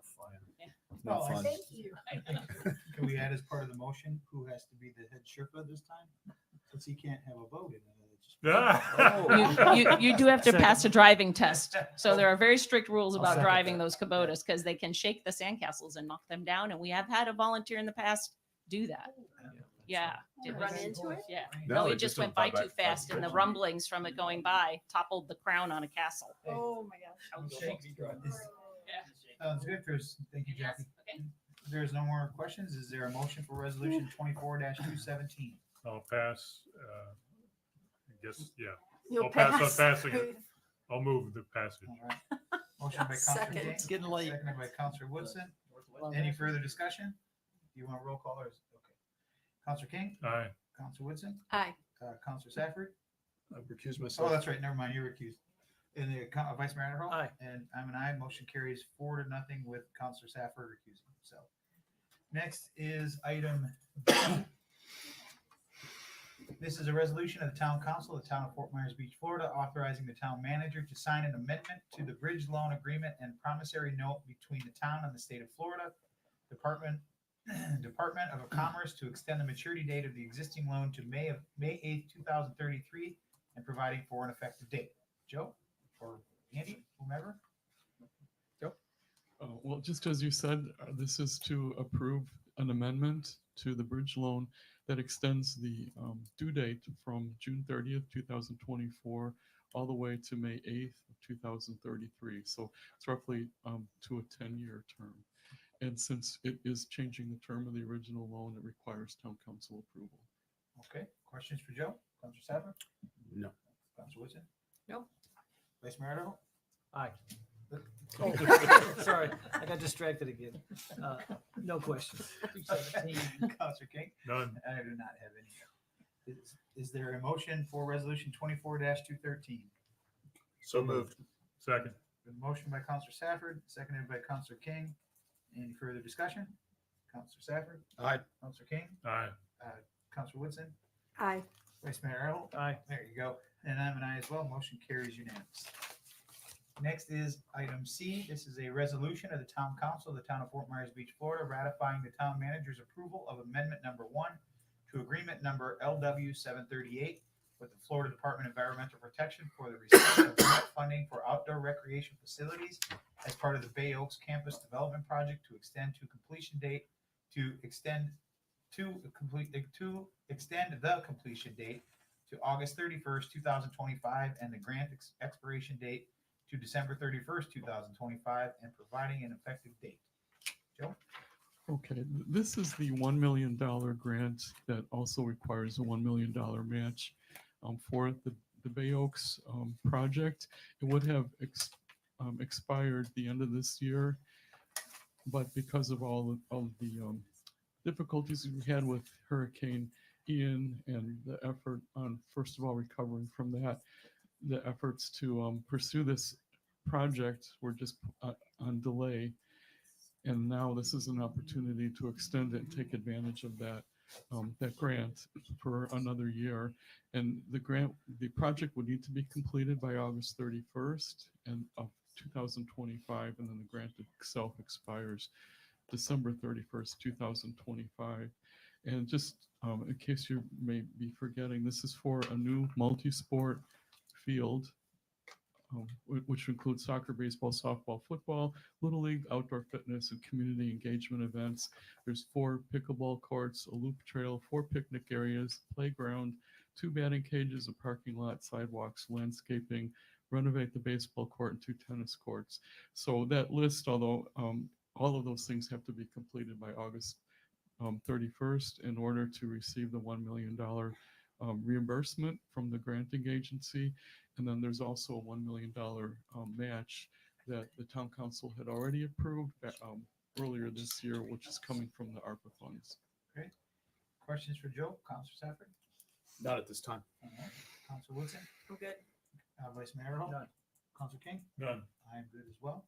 Is there a motion to approve, what is it, resolution 24-218?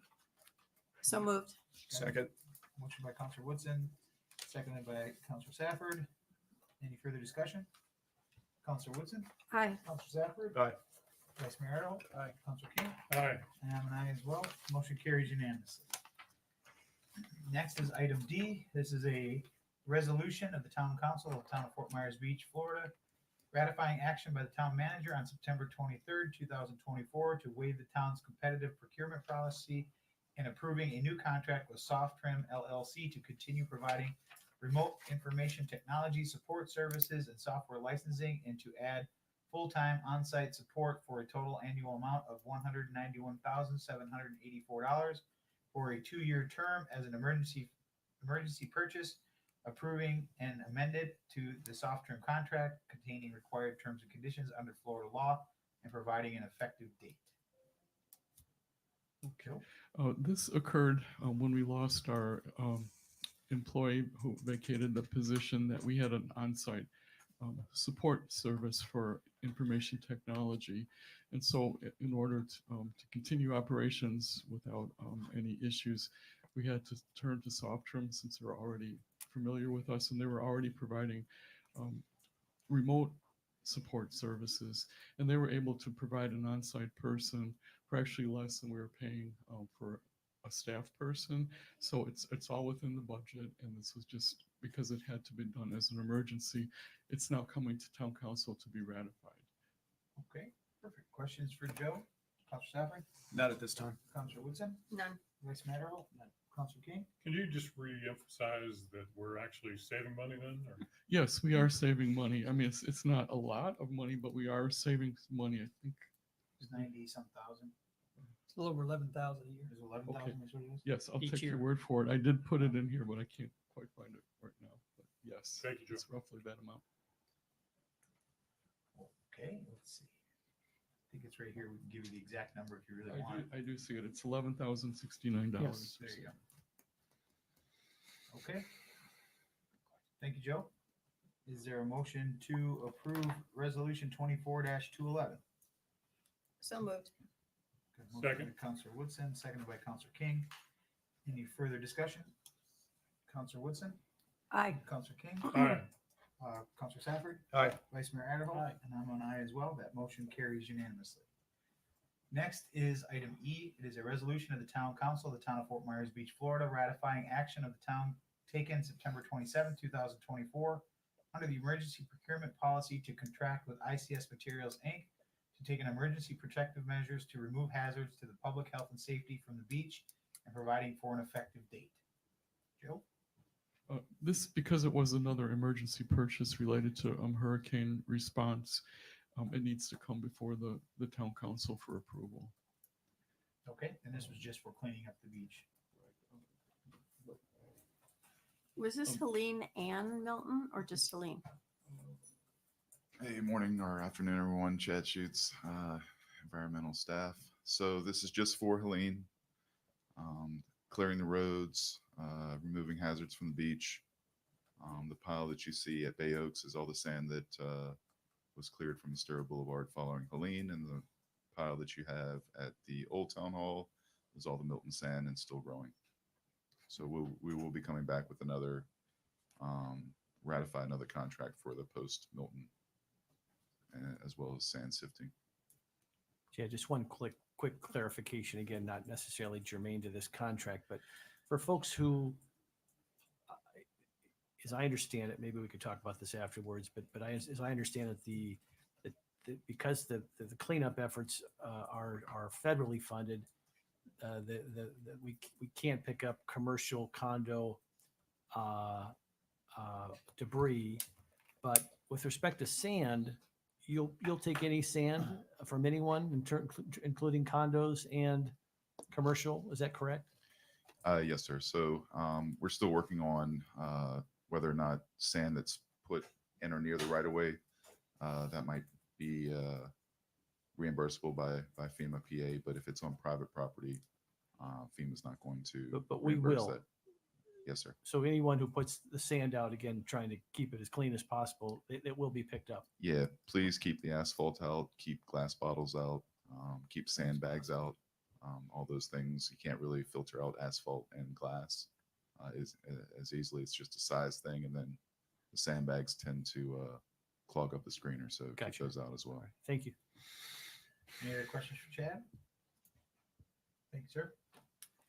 Is there a motion to approve resolution 24-212? So moved. Second. A motion by Counselor King, seconded by Counselor Safford. Any further discussion? Counselor King? Aye. Counselor Safford? Aye. Counselor Woodson? Aye. Vice Mayor Adderholt? Aye. And I'm an aye as well. That motion carries unanimously.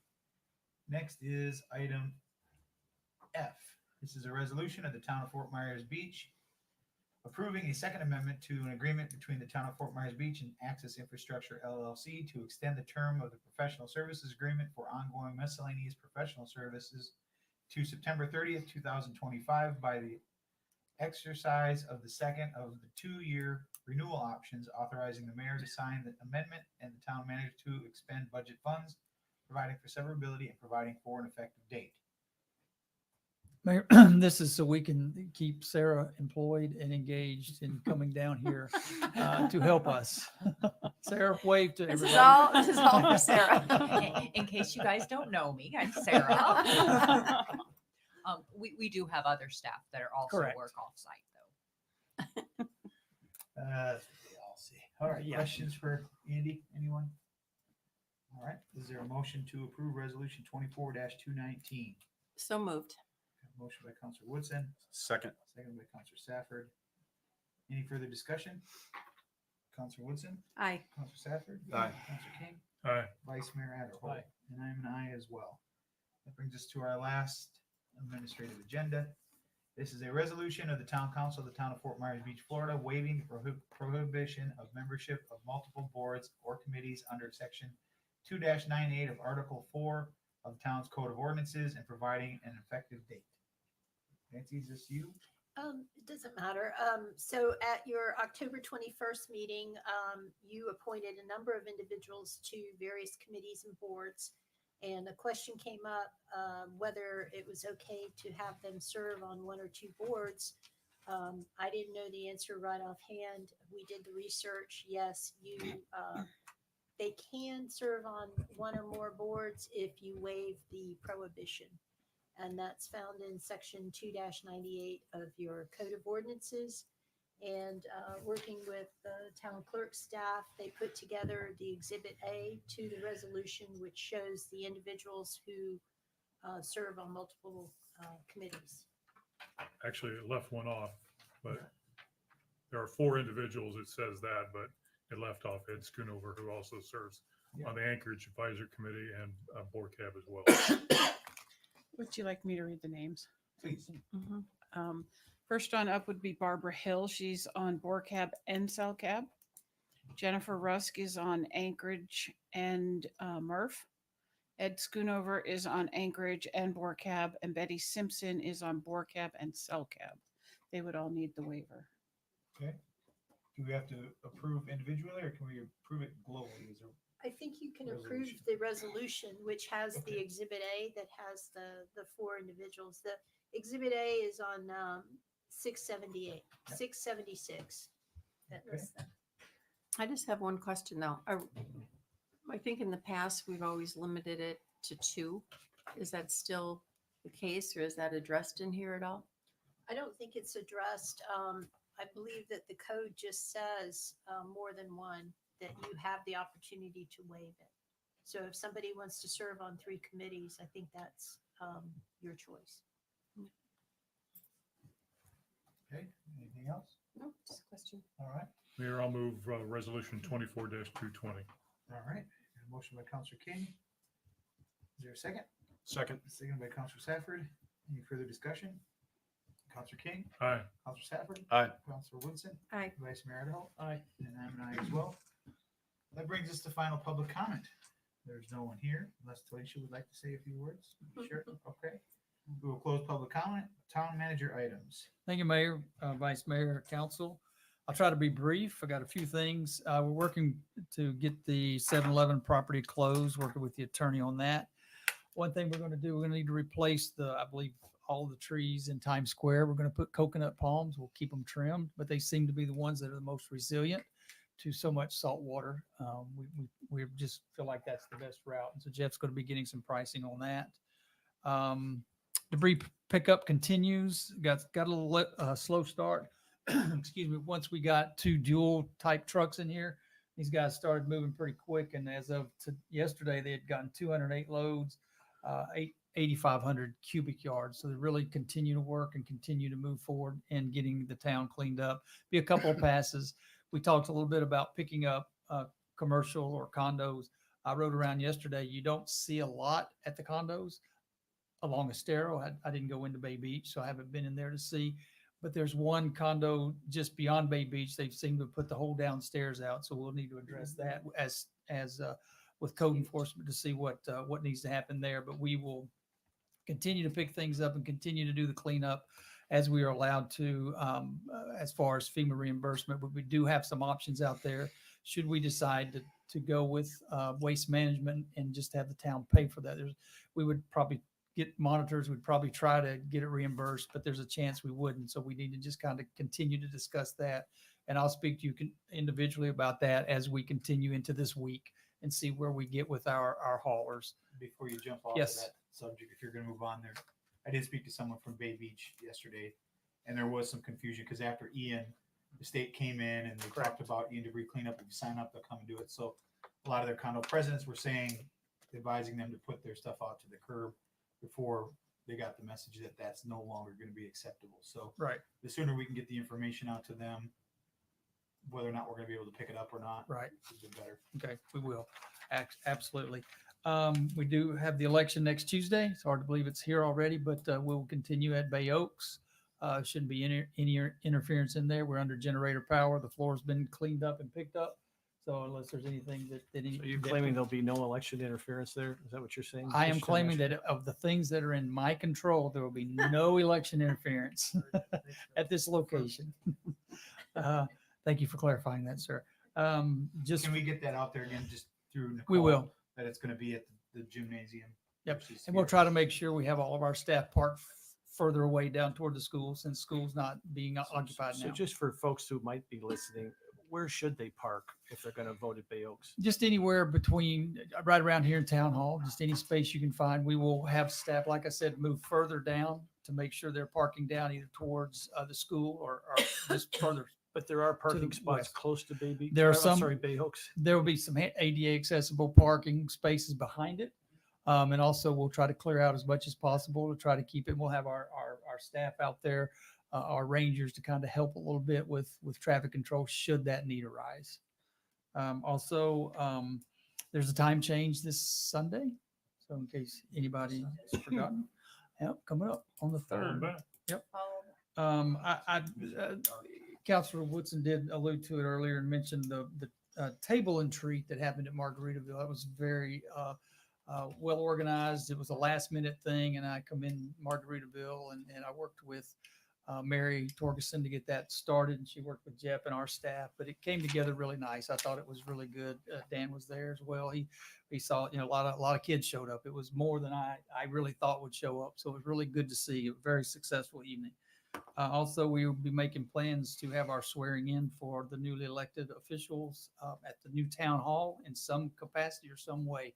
We'll just figure out the time and the date. Amy and I will be working on that the next few days to get that scheduled. I would imagine sometime next week or I don't know when that's done. So we'll have to make sure we get it accomplished as soon as we can after the election. That's all I have. Okay. We already needed. I did my report. I'm fine. You're good? No other Okay. items. All right. Then we have council member items and reports. Councilor Safford. I'm good. Thank you.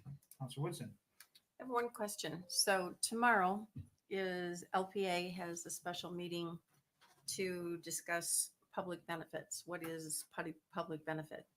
So my question is, what happens after that meeting? What are the next steps? Do we have a joint meeting? Has anything been discussed about what we're doing about that, or what happens?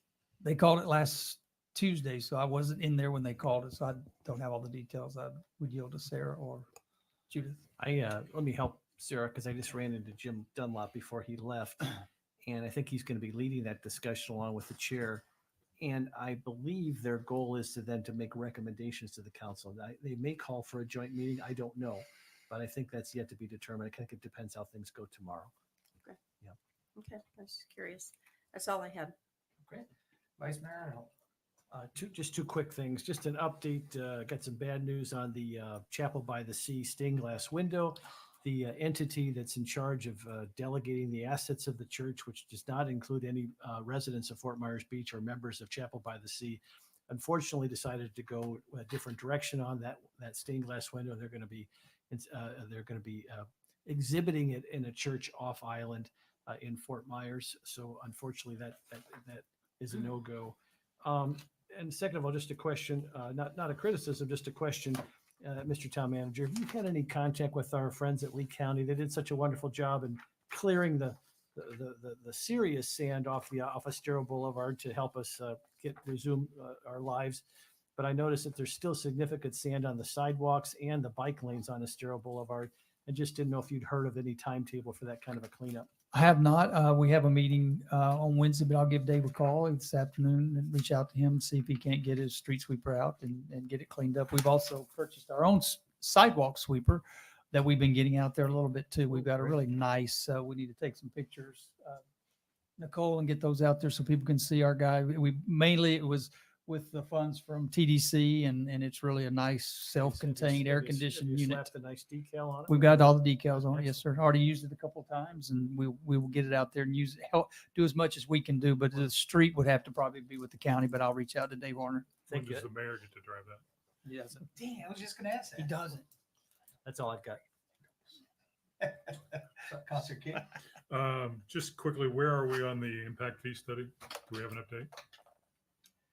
I do not, but I can get you one for the next meeting. Thank you. That's it.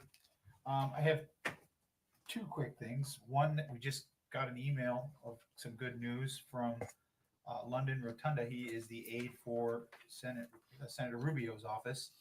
We will be receiving $1,231,257.42 in federal funding, FEMA, for specific beach accesses. So Moby mats that we talked about, garbage cans, things like that. So there have been questions from people when we were going to be able to do that. We've talked about, we were waiting on funding. Well, it sounds like we will be receiving that. We've got notification that we'll be receiving that. I don't know exactly when, but we just got that email during the meeting today. So that's good news. The other thing I had is over the weekend, I ran into a couple people. 2 were residents and 2 were non-residents that were just coming back from golfing, and they were on the north end of the island, and they were giving credit to staff and the council for how well we were doing. And they said, but unfortunately, this is probably going to be the last time that we're going to be up here on the north end of the island until after season, because we're going to go to Bonita, or we're going to go to Naples, because we're not going to wait in that traffic. And it got me thinking, is how can we not let that happen? How can we keep people here that want to stay here and want to spend money here? So I just had a random idea that I ran by the town manager, and I told him I'd bring it up today, who he's also talked to Chad briefly about it. But we don't want to go too far down a rabbit hole until we get consensus from council to at least look into it and see what it would look like. And I had the idea of, we're outside of turtle season. How can we use the beach to benefit traffic and to keep people from leaving the island and spending money elsewhere?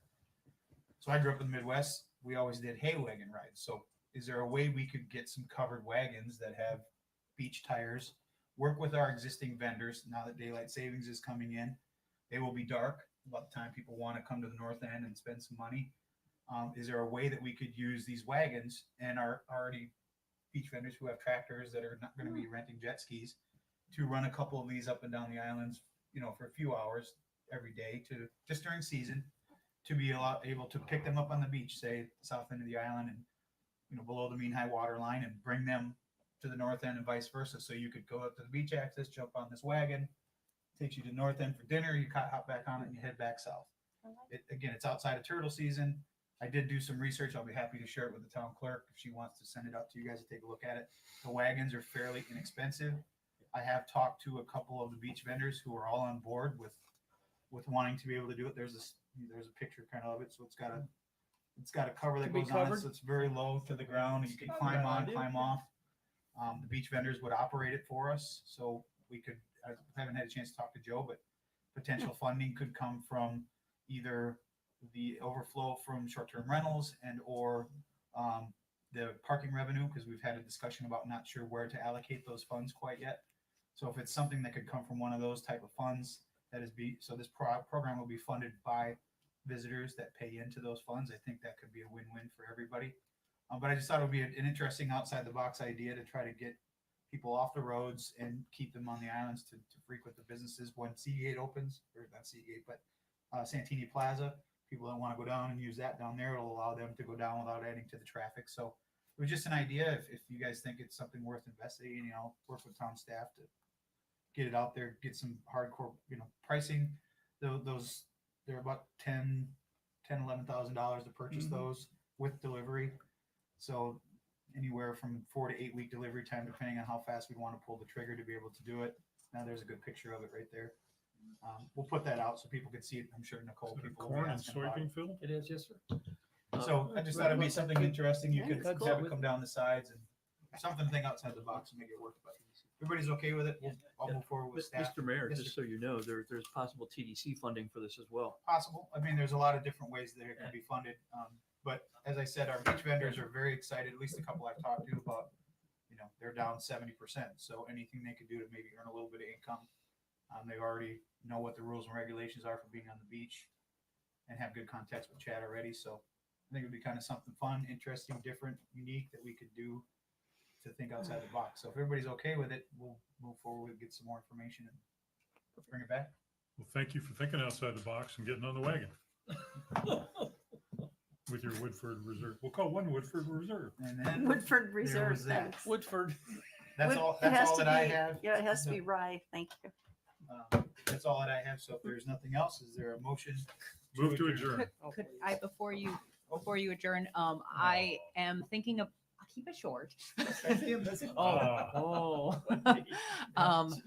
I am thinking about doing a public outreach opportunity at one of the town events. Are we doing the Christmas tree lighting or a Christmas parade, something like that? I'd like to do public outreach there to get people who maybe don't normally show up to meetings and get input on, because we're going to be moving forward with changes with the LDC and the comprehensive plan. I think it would just be a good opportunity to sort of catch people in out of the meeting surrounding, because you do get different input at those opportunities.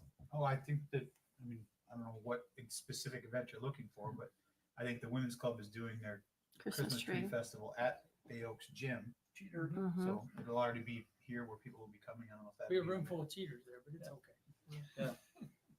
Participants. Just the chili cook. Just the chili cook-off. Participants, yeah. What about sand sculpting?